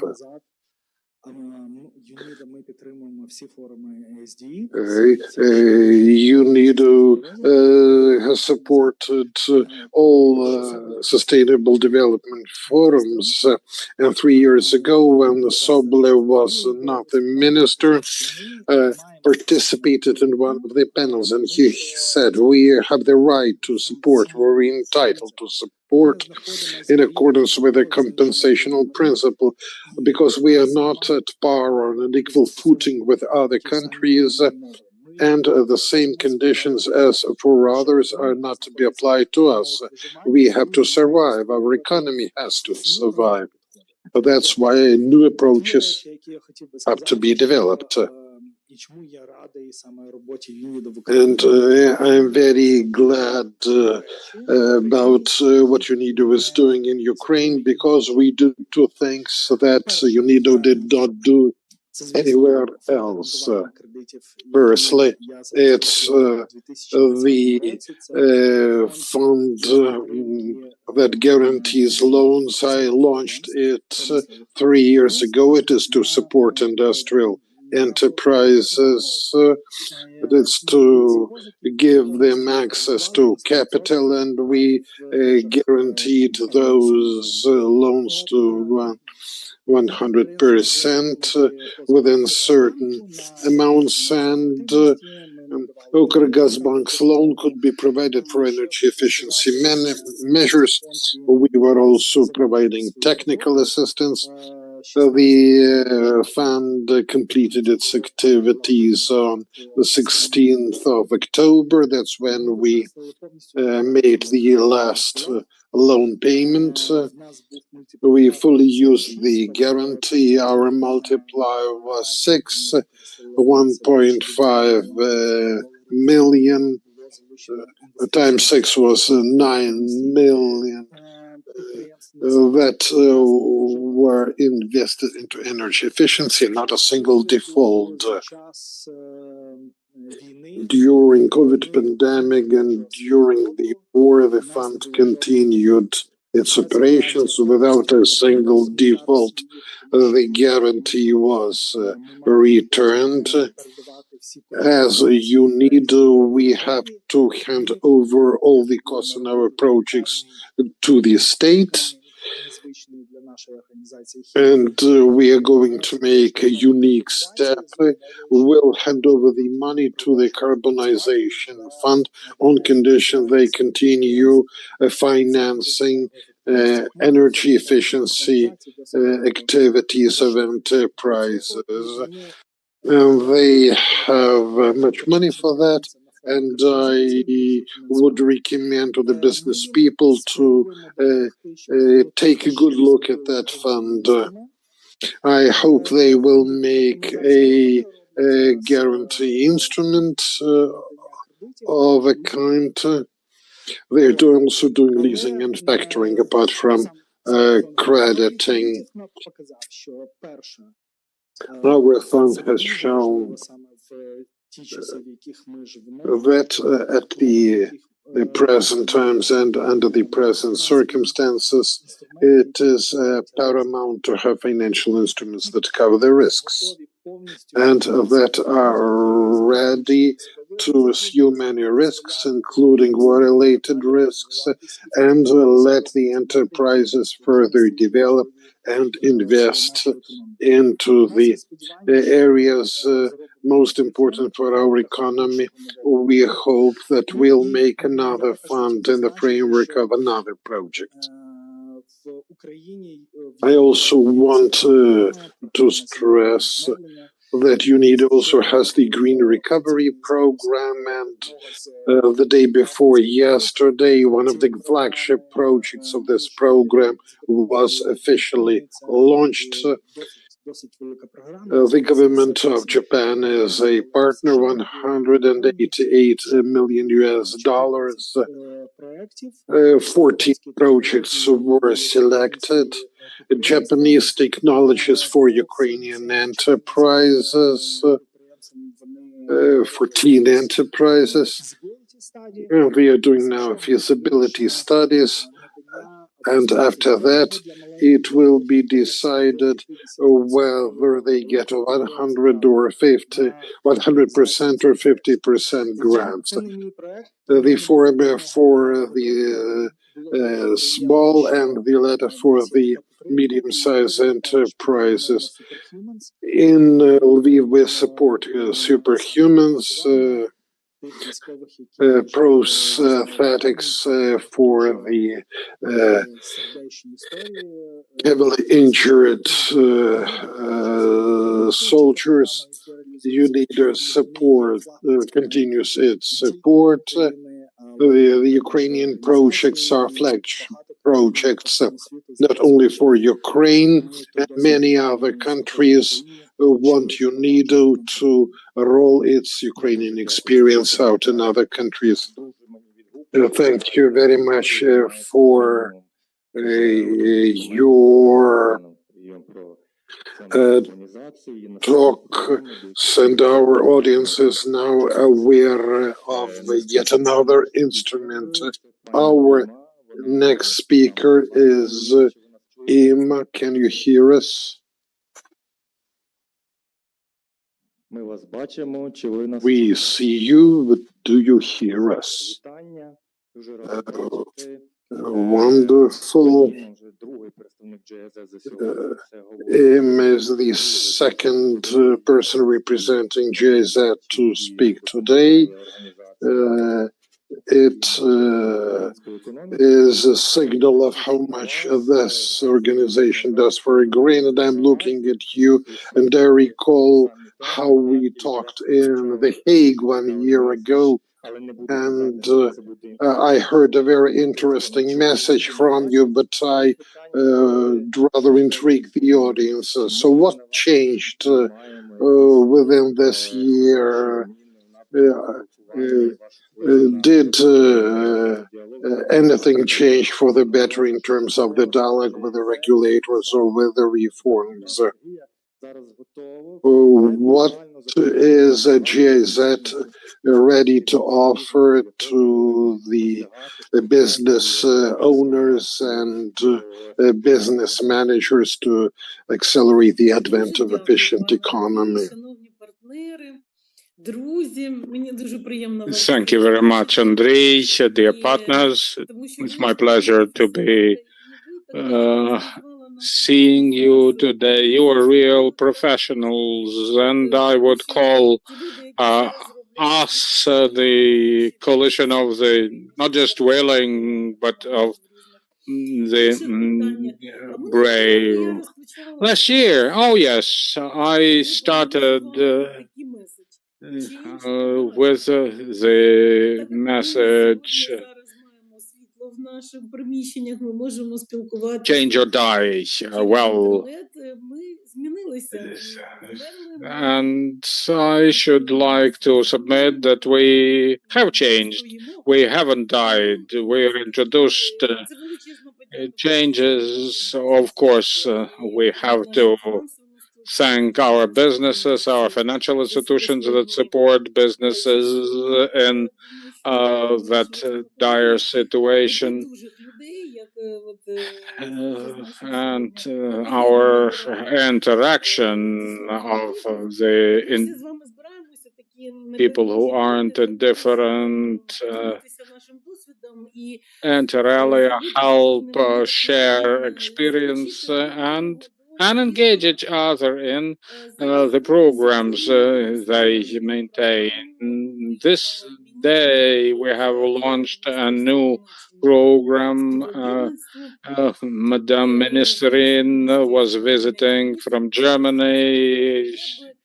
Vice Prime Minister Kuleba was attending to the energy security project agreement signature. The project aimed at improving energy security in Ukraine. It's a follow-up to the previous project I was managing that spanned for 4 years and several areas, including support to legal reform, energy management plans in different communities of Ukraine, and of course thermal modernization of residential buildings, kindergartens, energy solar solution, hot water supply to kindergartens. Jointly with the decarbonization fund, we did a follow-up assessment. And by the way, we invited not only smaller towns but villages. So, cut a long story, there's Mikhailivska community that invested in the installation of the equipment we procured for kindergartens, though they managed to find skills necessary for the implementation of those projects. So we are currently doing 60 projects, of which 25 are direct grants to municipalities. By the way, I would like to encourage businesses to apply for to bid in tenders, because these resources have to be utilized efficiently. This takes competition and competitive. Well, by the way, in the reform component, we have been working very effectively with Prozoro.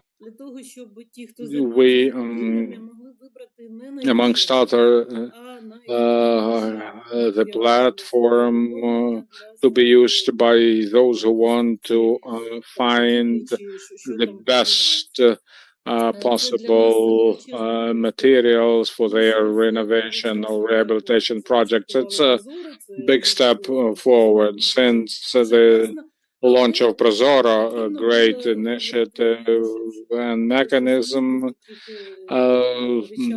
We moved from selecting the least expensive. Well, energy efficiency doesn't mean that the least expensive option is the best one. So I pride myself on having promoted that reform. We also support the educational component, and this makes me want to invite you to think of sending your kids to colleges and universities where skills are trained needed by future recovery tasks. We have a dozen partner universities with their growth points, energy hubs. We support them. We develop programs jointly with them. But kids with 193 score, 200 score, seek other opportunities. Law departments and municipal heat and power supply. Well, seem to be only able to attract those with lower scores, like 136 or something. I remember we discussed what donors want to see in us. Resilience, reform, and reconstruction, they say. All three needs good skills, appropriate skills to survive, to recover, to reform. We need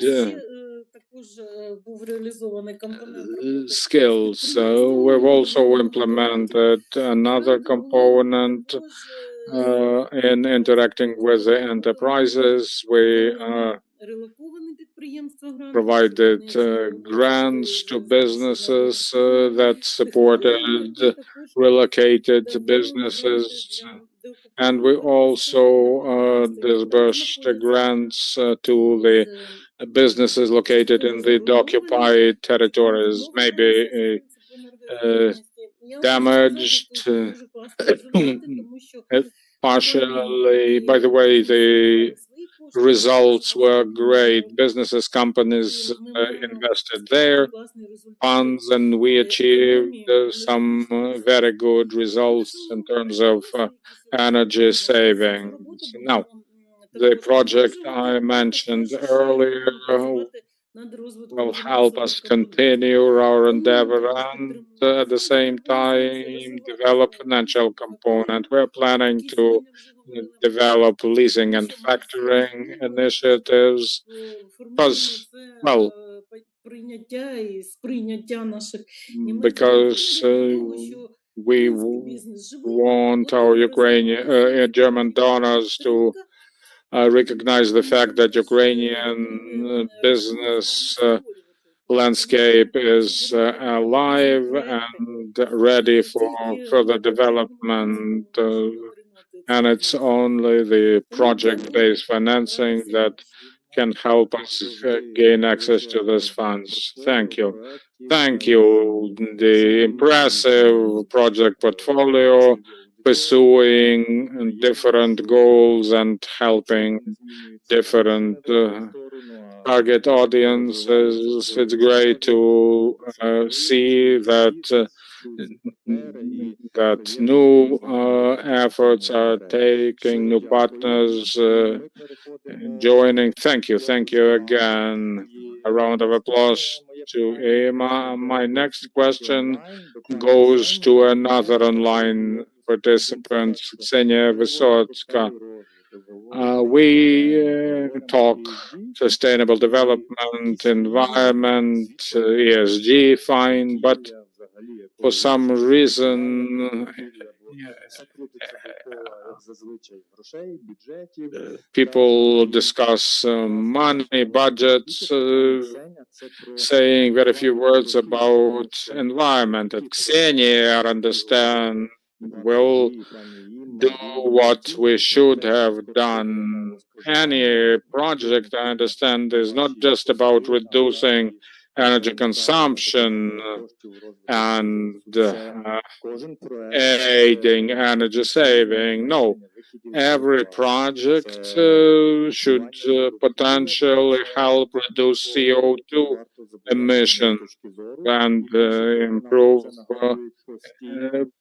protection of the environment. By the way, our partners, our donors keep reminding us of that task. In the previous panel, we heard that 50% of the financing that is to be provided should go to the environment-centered projects. Maybe in the years to come, there will be 70 or 80% of that. So basically, the time will come when the environmental component will be one of the top priorities in any credit agreements made. So Ksenia, very straightforward question. When we talk money, we should not forget about the environment. So could you share your view of the developments in the market? How do you think businesses could positively impact their financials, pursuing environmental goals? Hello, I'm Ksenia, and it's my honor and pleasure to address you in behalf of the UN Environmental Program in Ukraine. And indeed, I'm very happy to be contributing to this panel discussion dedicated to a very practical issue. In my time, I will focus on the environmental aspect and making one an economic growth driver. Implementing environmental projects all around Ukraine, we have found that improving environmental component depends on the effectiveness of partnerships we create. Before I move to that key point, I would like to underscore that UNEP does not typically establish country offices. We typically work through regional offices. By the situation in Ukraine is so different, so taking into consideration those specific circumstances our country is in, as well as responding to the request of the government, UNEP made a decision to set up an office in Kiev. This, in turn, means that permanent presence will certainly help implement projects. And by the way, I fully agree, Andrei. Answers might be provided by us joining effort with each other. But now I'll share our story of Green Recovery Platform initiated at Berlin several years ago. In April this year, we convened the stakeholders forum that provided space for civil society organizations, businesses, government, international organizations to discuss sustainable solutions. Within the framework of this platform, we implement a portfolio of projects demonstrating that environmental recovery is capable of enhancing the real sector of the economy, and I'll mention some of them. Asbestos management project is creating a new service market for construction industry, and it is not about environmental security, but also about new business opportunities. We are also working on a project in Kiev region that is likely to be later scaled up to the entire Ukraine. It's on the state of the soils.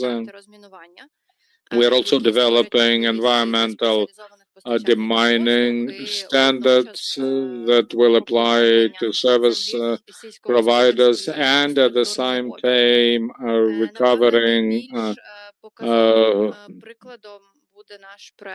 soils for agricultural use. And green workplaces, green jobs is also an important project. We're now reviewing the situation with the green workplaces and reintegration of veterans, trying to find answers to questions such as how many jobs can be created through green recovery, what kind of jobs, how we can translate environmental challenges to to economic opportunities. Generally, our research throughout the year shows that there are very practical opportunities, skills training, producing a workforce for sustainable infrastructure. Every environmental challenge can be turned to a business opportunity. May also share some of the practical tools we've developed in the interest of our partnerships. Well, green recovery is also the solution benefiting different partners, creating connections between international donors and Ukrainian businesses. Through this platform, we also ease access to green financing as international investors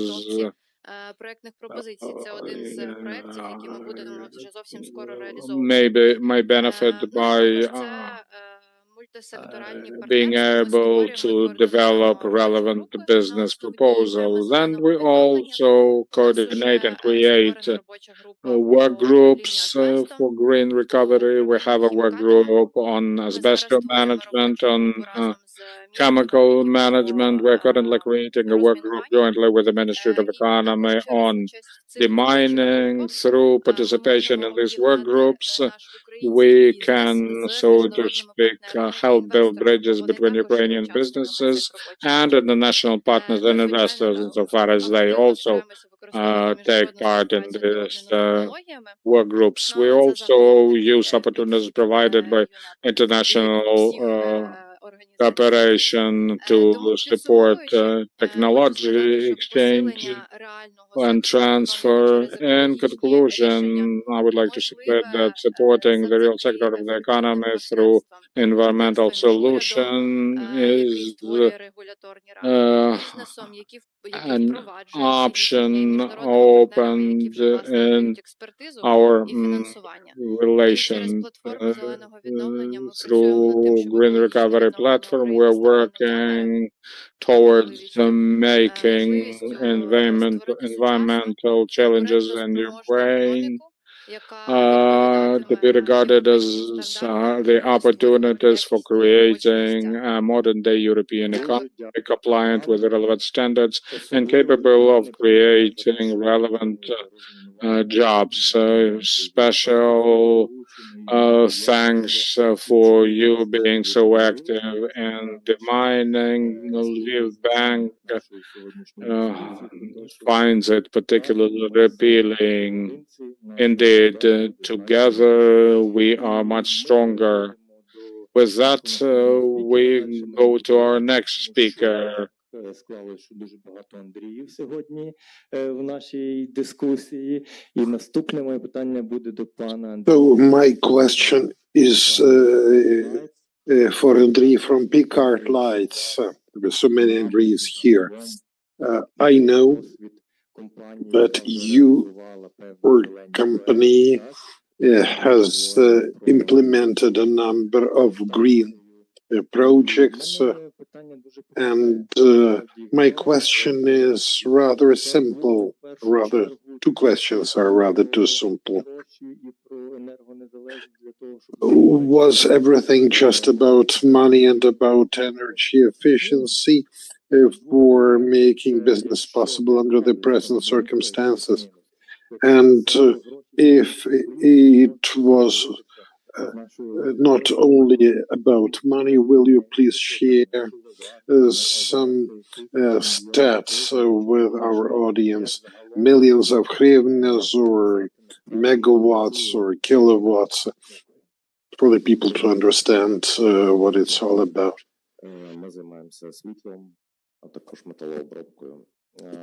We do metal processing. We are also in the energy sector. We have 10 different projects, and one of them was about a solar energy station.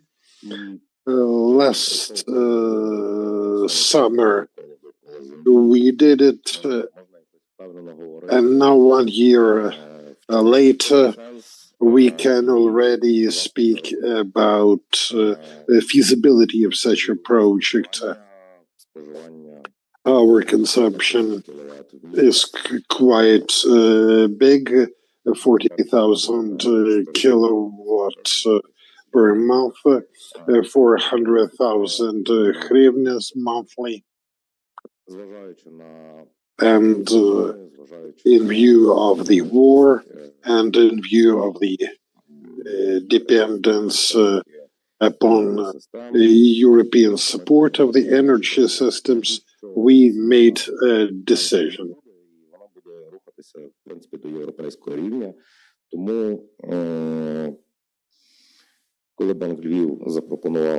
Bank Lviv suggested installing a solar power plant, and we happily agreed. 120 kilowatts of solar batteries is what we installed, and they generated 148,000 kilowatts. енергонезалежність на 50%. In summer, we were 50% energy independent. Only 50% of our total consumption was bought from the grid. За якийсь короткий період ми почали, звичайно, вже за власні ресурси доставляти трішки. Then we increased the number of panels and we modified their location. We also analyzed the patterns in our consumption in the morning, in the evening, thus upgrading our plant. And we are sure that certainly the investment was a good one. 2.5 years will be sufficient to return the invested money. We hear that from a real business that is really using this mechanism.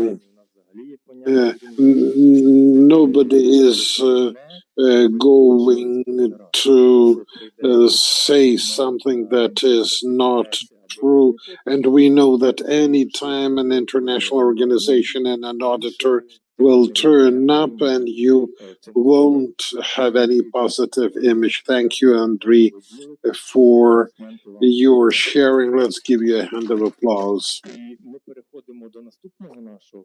And another representative of the business circles, another company that is very different from Picard, a business that does very much setting the pace and the trends in the market, knowing all the characteristic features of the market.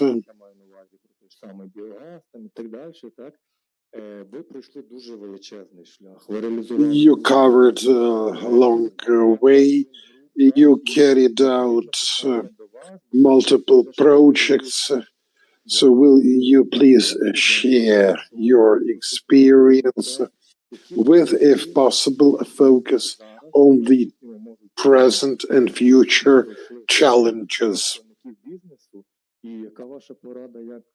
What issues other businesses may expect, and what would you advise to them? Thanks very much for this event, because it is crucial for Ukraine and for Ukrainians and for all others. Social responsibility, environmental issues, infrastructure, that is something that impacts each of us. And I'm very pleased, as well as all my team, to participate.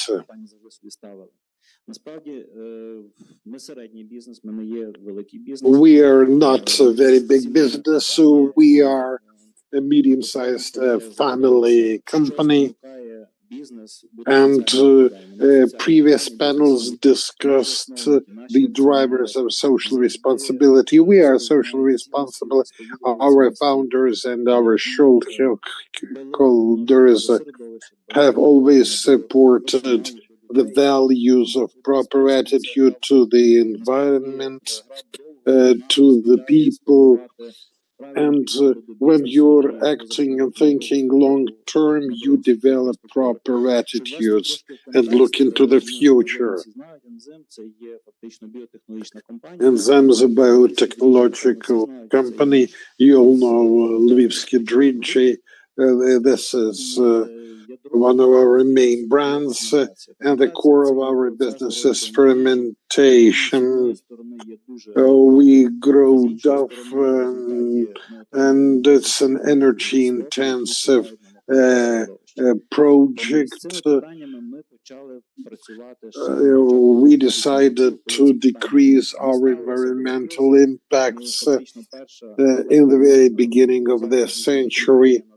We were the first company in the west of Ukraine that privately built purification and treatment facilities in order to diminish environmental impacts.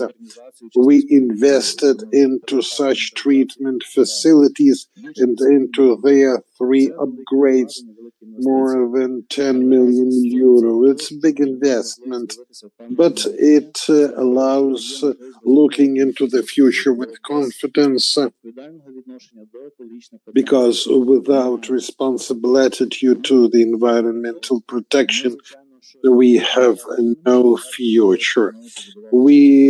Those facilities also gave us some economic effect. At the anaerobic stage, we obtain biogas, which makes it possible to cover 60% of our consumption of natural gas. That's 300,000 cubic meters per month, for you to have an idea of the scale. On the other hand, and if we speak about energy intensity, this is another very serious factor that influences the competitiveness of our business. We are in the market where international companies are strong. They are experienced. They have dozens of companies where they pursue different environmental projects, and we are trying to do the same on the daily basis, and we created working groups that continuously address the matters of energy efficiency. Over the last 3 years, we reduced our consumption of heat by 18%, of water by 7%, of electric power by 8%. Our professionals do multiple measurements, so they identify where some equipment has to be replaced, where new technologies may be introduced, and so on. As for our experience of cooperation, we use the services of international financial organizations. We financed the construction of our new production facility with the help of the EBRD. They helped us to conduct the environmental audit. They also request a checklist regarding our meeting the European standards of compatibility and conformity, and we adopted a strategy for 3 years, and we are now implementing it. As for the challenges our company and other companies face, well, companies differ size-wise, and the principal challenge is access to resources. Energy efficiency ventures do not give quick results.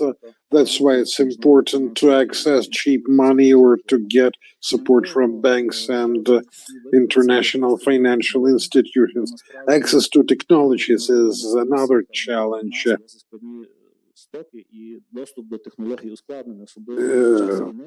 And we are in wartime now, and foreign companies are quite reluctant to come over here to advise or to give consultations.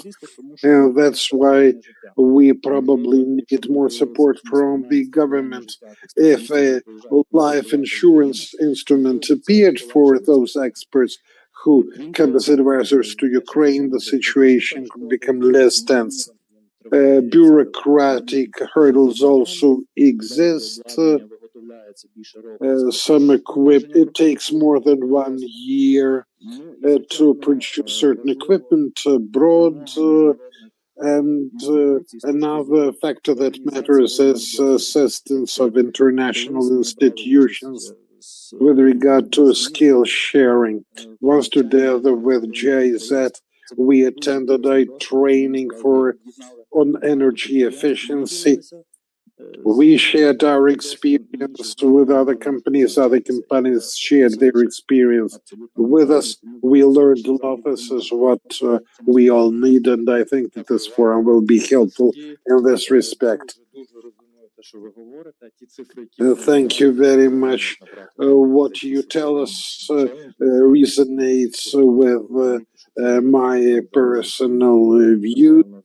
Your numbers and your indicators impress, and it's important to realize that such indicators are reached not overnight, but in due course.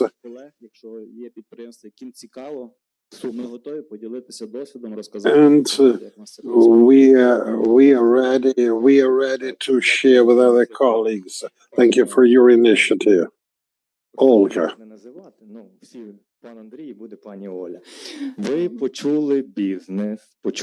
You heard from businesses, you heard from internationals. I think the vector is understandable. You know what businesses need, you know what international organizations are ready to provide. What is Bank Lviv ready to offer? And why sustainable development is important for Bank Lviv. Thank you, Andrei, for the floor. We are discussing very important matters today, both at the panels and during coffee breaks. I see that this aspect is very important for all participants, and I'm sure that relevant knowledge will be spread all over Ukraine. All the people here are those who really care, who are overkeen. Why do we need sustainable development? When we were introduced, it was said that we are a Ukrainian bank. Yes, we are a Ukrainian bank, but with 100% of foreign capital. But we work in Ukraine, we pay taxes in Ukraine, our clients in Ukraine, and our personnel, our staff all live in Ukraine, and that's a reality. And we very clearly understand that as a Ukrainian business, we are influential, and that every person matters, and that every person exerts its own influence.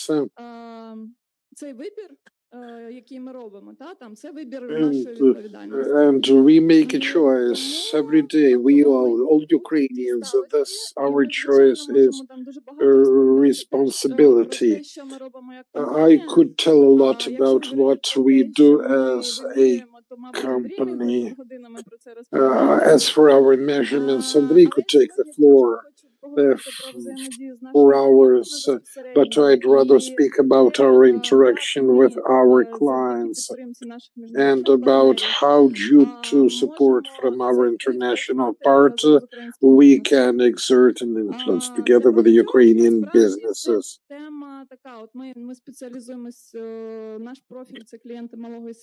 Well, our target audience are SME something, it's economy, some say it's environment, but as for the economic component, the two Andreys have shown that the economic component is very weighty and very serious.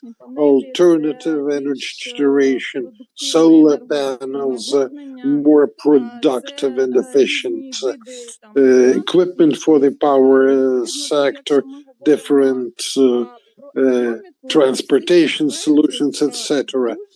all these projects are measurable in terms of economics, and we see improvements in the indicators of our clients. 2.5 years to return the money. This is what Andrei said. Yes, and many start with loans and then they add their own money and take more from other programs plus grants, and that is the influence of every business on the Ukrainian economy. Last year, we implemented nearly 300 projects for over 1 billion hryvnias. It'll be more this year. 300 different businesses that are quite influential for the Ukrainian economy, and which improve economy and change it for the better every day. And another thing about Bank Lviv,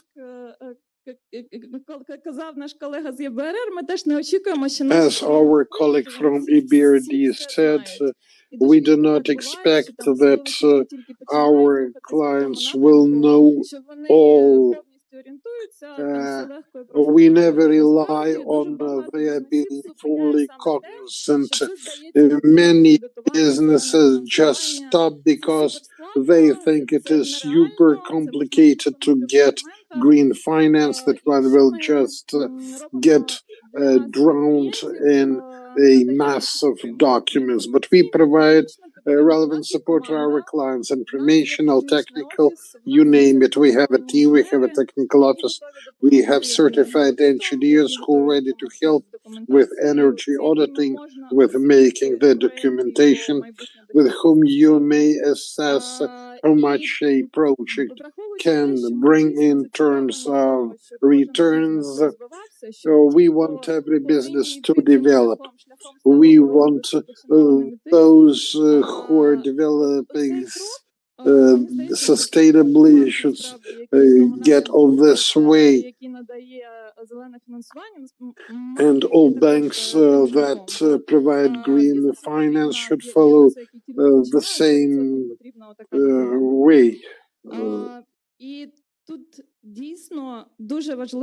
So it is important that we do it in partnership, listening to each other, hearing each other. We often reach out to our clients asking for their needs. This component, this educational component, is of paramount importance. Support from international partners is valuable, not only because they provide financial resources, but expert knowledge, training, expertise, and we are firm believers in sustainable development in Ukraine. Thank you.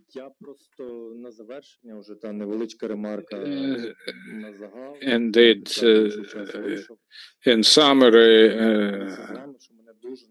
I would like to confess that I am inspired immensely by meetings like that, when you hear real life stories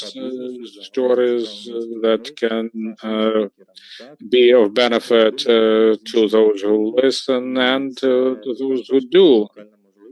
It's unique opportunity, in fact, to probably find solutions to your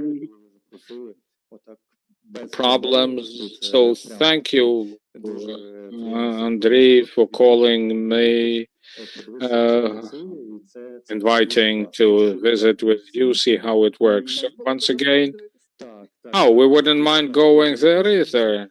Okay, make a list of those who want. So thank you very much, and till we meet again. Thank you for being punctual. We are waiting other participants to join us because The time for awards is near. Sustainable Impact Award 2025 is an award for businesses or experts significantly contributing to the sustainable development of Ukraine. We would like to thank those leaders who, through their initiatives, make things change and the entire economy, promote social progress and environmental protection. We will start from the winners, from those who get their Sustainable Impact Award.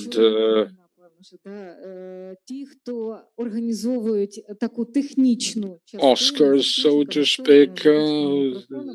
Our support staff, may I please ask you to bring in this table with the awards so that everyone can see what they get if they firmly follow this path towards sustainable development. The second part is for the participants, is from the Sustainable Financing Alliance Ukrainian. Wow, where are the trumpets inaugurating the ceremony? That's тих учасників, які на шостій панелі теж вчасно закінчили. Дякуємо вам дуже. Банк Львів is thought to show our appreciation of the best of the best.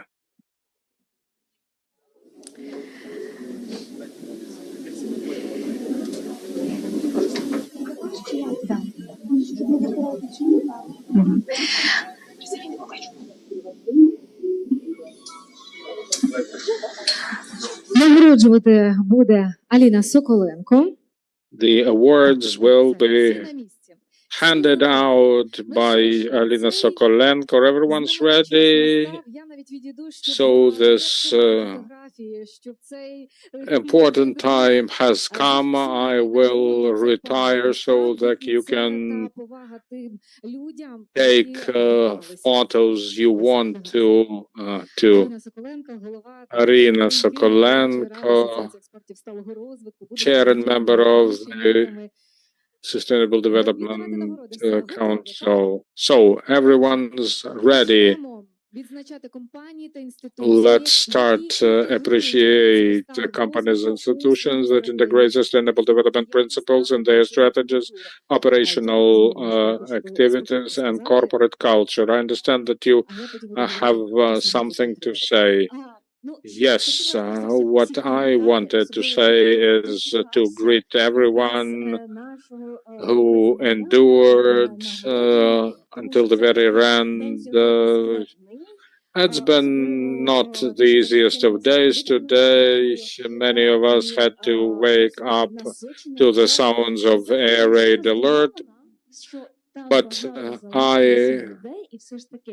am really surprised to see so many people lasting till the very end, not just sitting but discussing important topic like that.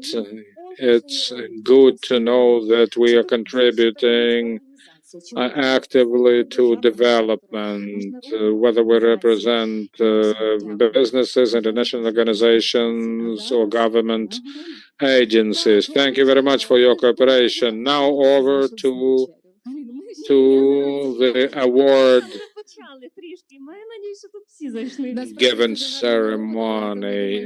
The awards are really beautiful, so those who had to leave earlier will get theirs in due time. Anastasia Kondratieva, she is online, and the first recipient will certainly share the background. That startup developing recycling technologies of plastic waste to create haute couture. Anastasia Kondratьева на фізичне та ментальне знищення пам'ятних місць.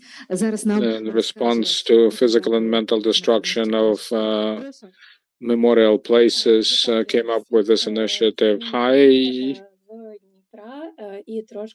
from Dnipro. I am Anastasia. I am founder and creative director of our startup. Has already been stated, we came up as an idea in the first year of the big war and started brand development next year. This year we are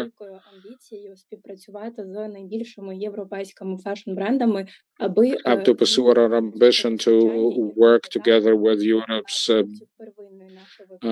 top brands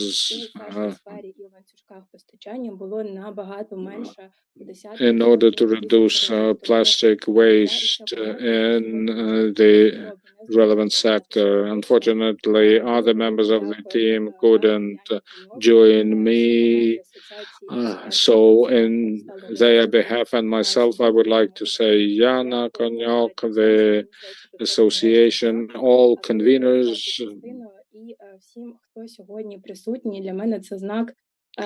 It's a sign that sustainable development is an overarching topic that we should not just discuss but make happen. So thank you very much and promise that we, myself and the team, will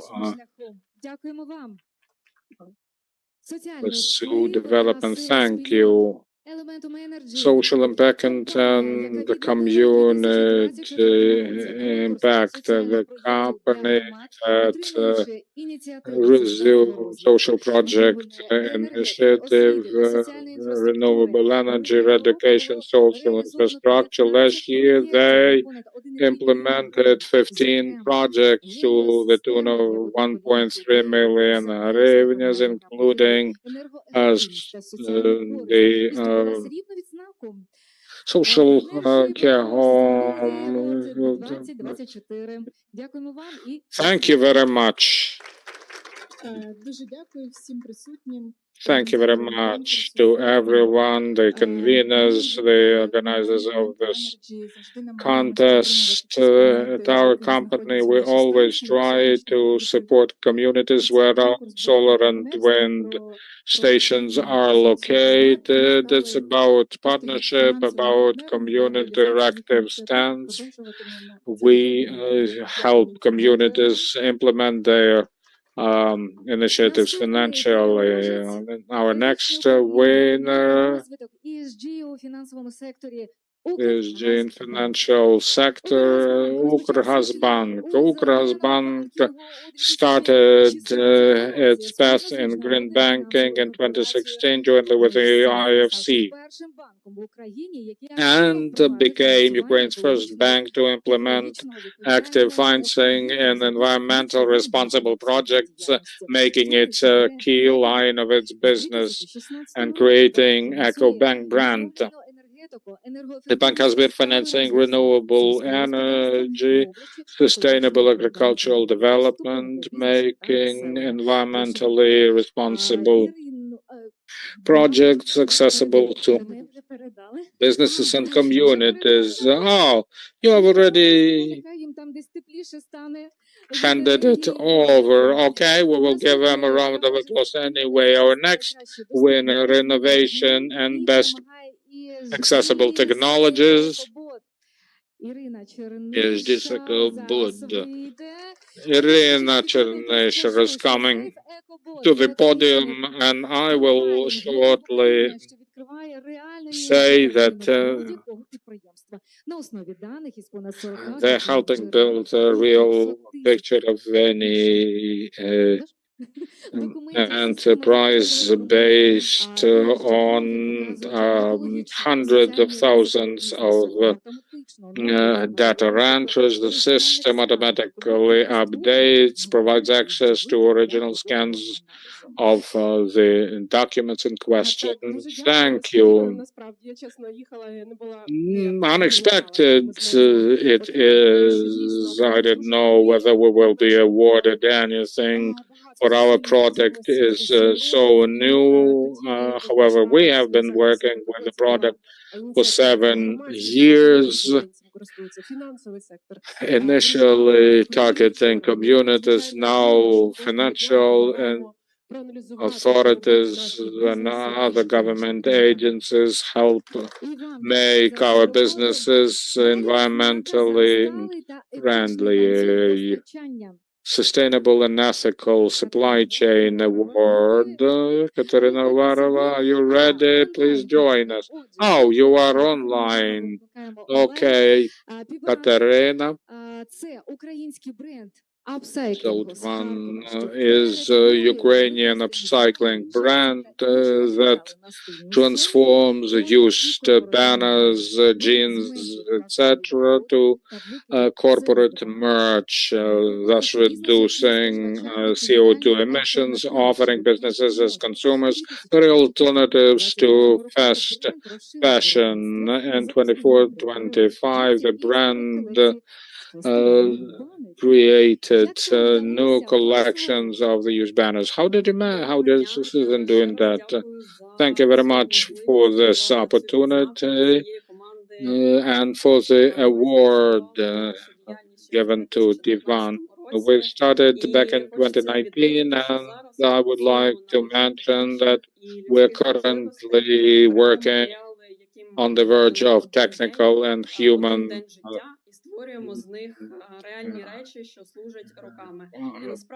possibilities, creating something that was meant to live a day for many years ahead. So we are very happy to recognize that the responsible culture is gaining in strength in Ukraine. Thank you very much for the award, for the organization of this event, and for all those who are in this movement together with us. Glory to Ukraine, glory to heroes. Thank you very much, Ivan. Now our award goes to Partnership for Sustainable Development goes to Raiffeisen Bank. Yulia Chemerievska, could you please? No, correction. It's our partner award, and therefore I would like to ask Alina to come over. She's a representative of Global Compact Ukraine. Alina, I hope, will tell us how important this award is, as well as the undertaking theirs. Thank you very much. I am very happy to extend greetings to everyone, to those who initiated this award, that make it possible for us to appreciate responsible companies, businesses. UN Global Compact calls annual contest, 22 countries participating this year, and it highlights partnerships. The key idea is to show that projects done together have longer lasting impacts, and therefore we would like to give the Sustainable Development Award to IFBI, the representatives of the Raiffeisen Bank that are participants in this initiative will get this award soon. Thank you very much, and let me initiate the Raiffeisen Bank has integrated sustainable development and its development, veteran support, and recovery of communities, and through its programs, all different are equal. Its Sports. Robert makes a partner that implements sustainable development goals of the UN in Ukraine. A round of applause, and we are now moving to our other winners. Individual awards appreciate individual contributions of professionals in the development of sustainable society in Ukraine, and the Eco Leader of the Year and Social Innovator of the Year. Please welcome then is Yevgeny Dovhaluk and Joe Kenyan as an explorer. In a small Chervonozaricha village,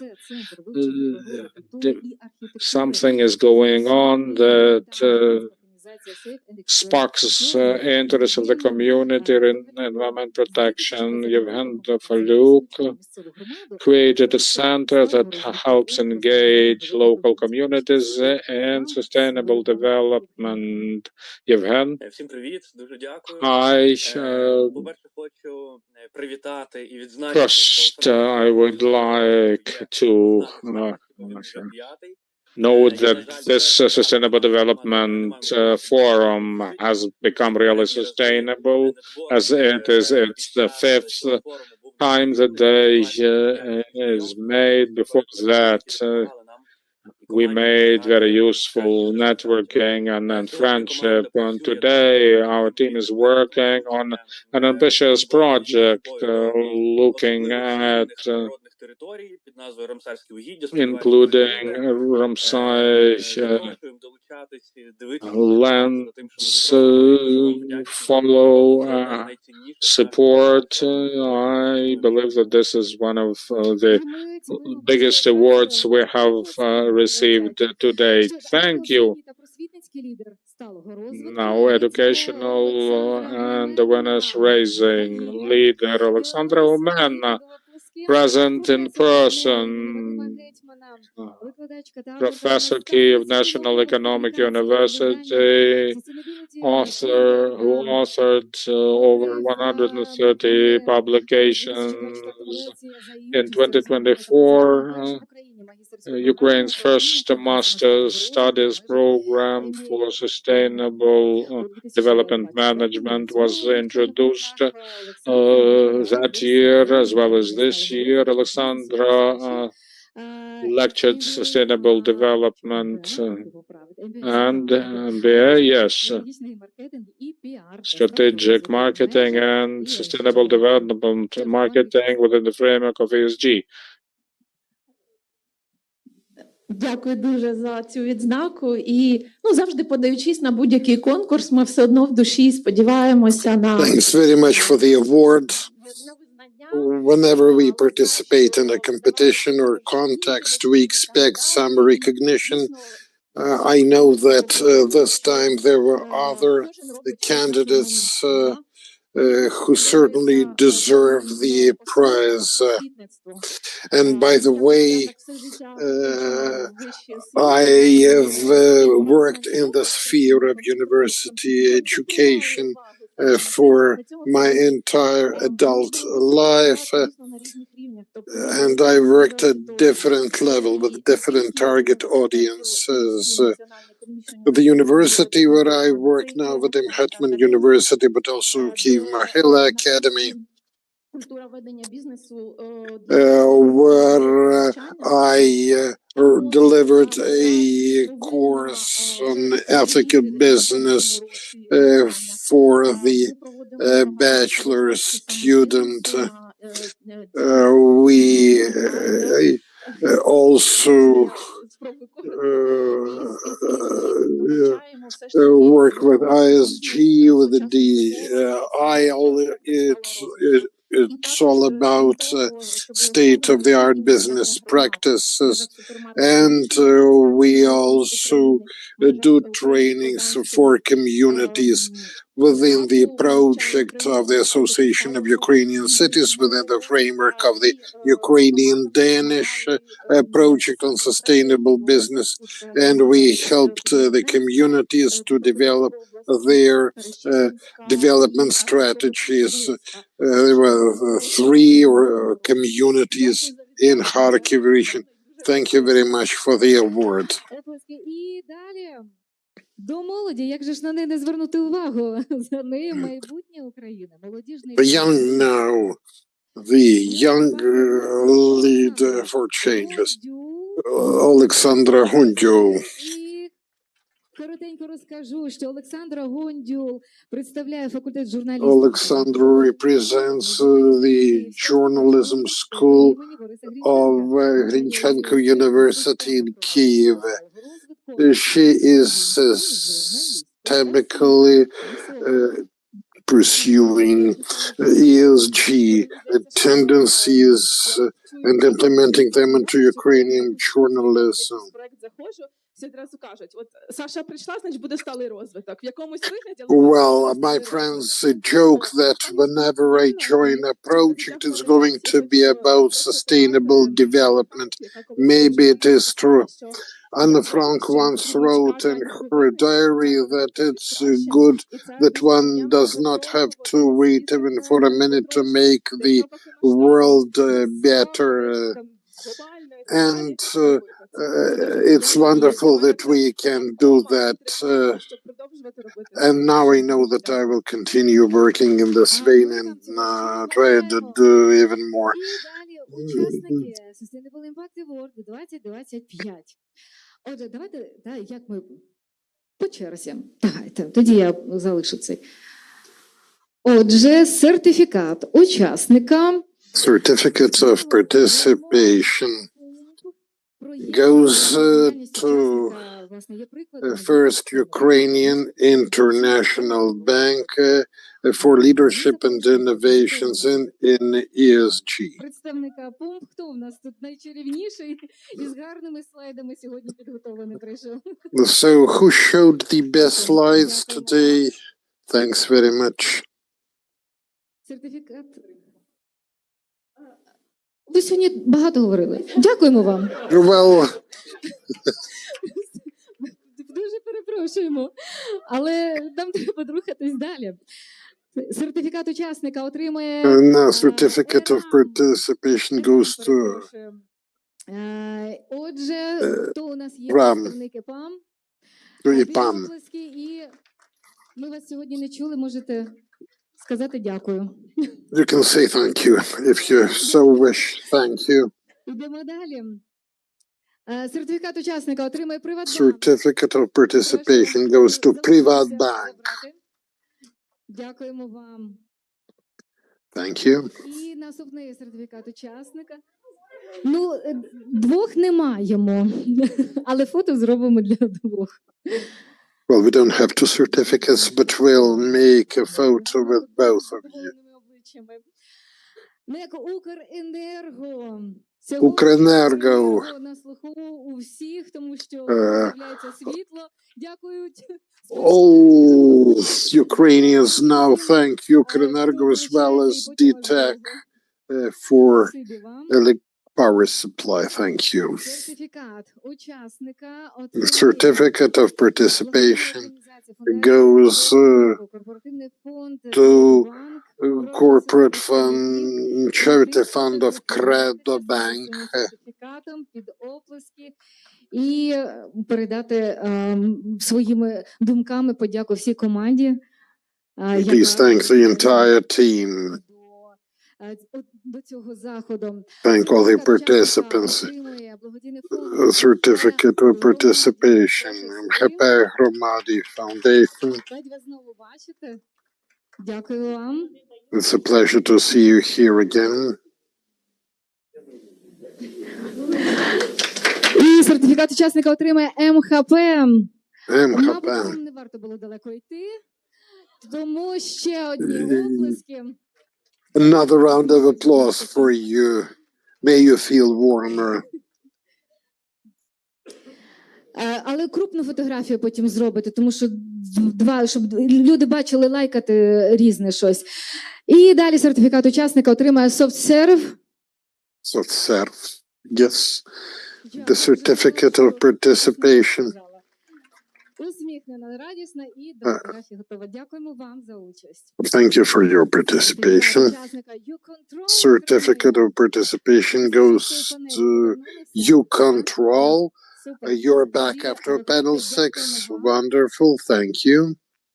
І також сертифікат учасника на And another certificate of participation goes to a representative of the DocuDays NGO.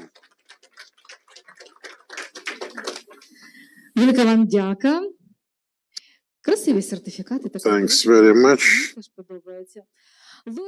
They're very beautiful, these certificates. Lola crying. Your certificate and our thanks for making Ukrainian women more beautiful. Dila Laboratory, a certificate of participation for you too. Сертифікат учасника не омине і Олесю Вершигору. Олеся Вершигора. Особистісні сертифікати. These are personal already. For personal contributions. Сертифікат учасника дістанеться і Світлані Страпчук. Світлана Страпчук. Прошу вітати вас на цій сцені. Дякуємо вам, що залишилися до вечора, бачите. Thanks for being with us until the very end. It was not in vain. Далі дістається Аліні Марценюк. Alina Marcinyuk also gets a certificate of participation. Бачите, а ви знали, що ви отримаєте? Well, you knew you would get it. І всі сертифікати, які запаковані, я так розумію, зараз учасників немає, да? Ну, давайте, дивіться, можна передати ж це таке, не новою поштою все ж. Давайте. Фінтекс-проєкт EasyBank. Чи є представники? Fintech EasyBank. Немає, але оплески. Також Аврора Мультимаркет. Аврора Мультимаркет. Теж заслужила. Ой, цукерки мій колега весь час з Аврори приносить. Дай Бог йому здоров'я і Аврорі. Сертифікат учасника ТОВ Октава Капітал. Октава Capital. Можливо, є представники. Немає, але оплески вам. Олена Горбачова теж отримала. Олена Горбачова. Немає, так? І представників ніхто не знає. Absent. А Соломію Говоруху знаєте? Is Solomia Говоруха here? Є. Будь ласка, передасте. Ну, дивіться, сфотографуйте, хто бере. But please hand it over and don't lose it. Аніс Захарова. Немає, але, можливо, передасте. EasyBank. Ні, ну я теж готова всіх взяти, якщо чесно, але під відповідальність. Давайте. EasyBank, будь ласка. А фоточка буде? Ну, звичайно. Ну, можете там затерти трошечки, воно здалеку не видно. І буде вам. Дякую. Ну, давайте, я з вами. Так, ні, ну ви хочете ще якісь забрати сертифікати? Кав'ярня свідомого споживання, концепт. Можливо, хтось в кав'ярні ходить. Coffee house. Maybe you are going to go to that coffee house tomorrow. Reinventex. Немає. Ні, ніхто не знає. ТОВ оператор ГТС України. Теж немає. Ну, можливо, люди онлайн до нас. UTS. Так, прошу. Весь день мовчала взагалі. Доброго дня. У мене така, знаєте, роль, мабуть, такого Good evening. капітана, який спостерігає, You слухає. know, I'm like a skipper who is observing everything. We have a very important partner here. Ми її зробили, але ми просто її десь загубили. But it's not about you. Я розумію, Яно, чому ти не сказала, хто ти і чого ти це говориш, щоб не дісталося, так? Але тим не менше, я дуже хочу подякувати команді. I want to thank the team. I want to give the floor to you. because your projects are of crucial importance. Thanks very much for what you are doing. Thanks for our partnership. By the way, we signed another memorandum.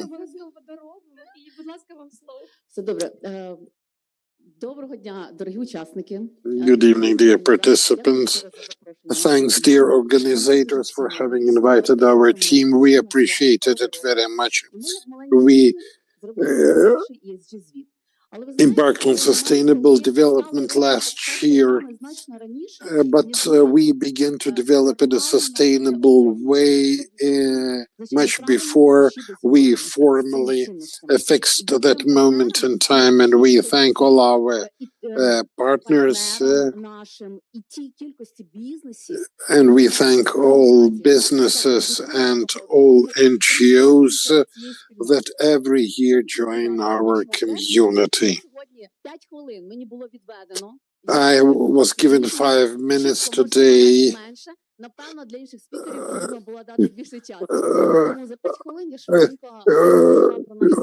And I told you about You Tomorrow project. And let me add that our project is an investment into human capital. My team and I firmly believe that sustainability begins with just one child, and every child has an impact on the development of the entire families, communities, and of the nation as a whole. So let's do more. And I wish success to all of us. Далі, Банк Львів. Далі ми будемо нагороджувати коротенько альянси. Банк Львів, представники. Банк Львів. Тут же я хотіла би сказати, що для нас дуже важлива співпраця, і я пам'ятаю, It's important for us that we cooperate. And Dri was very supportive when the alliance was established, and Bank Lviv was the very first organization that believed in us and will still believe in you. Ми вас знову чекаємо, аби забрати ще Again, First Ukrainian International Bank, another certificate for you. Це чудово, що різні люди виходять забирати, а то здавали. It's wonderful that different people are picking the certificates up. Фінанс, прошу теж забирати сертифікат. Finance. And it's another one for you. Although one is to be handed over. Universal Bank, я так розумію, немає, так? Universal Bank is not here. You again. Зафіксуємо, звичайно. Далеко не йде. Таскомбанк, ні? Taskbank. У вас буде потім десь зустріч усіх представників банків. I think you all people from the banks will get together at some moment. And now a hand of applause to everybody. And let us thank the European Business Association. Дякую партнерам. Також хочеться подякувати інформаційному партнерові. Informational partner, National Association of the Banks of Ukraine, Chamber of Commerce of Ukraine, National Commission for Securities, UN Global Compact Network Ukraine, ENG Bank Ukraine, Ukraine Invest, Board Business Community, UCIB, Ukrainian Agribusiness Club, and Business Wine Media. And that's it for today. Alina, do you have anything to add? We thank you all, And please enjoy the refreshments. Ці рефлексії за вечерею, будь ласка, запрошуємо.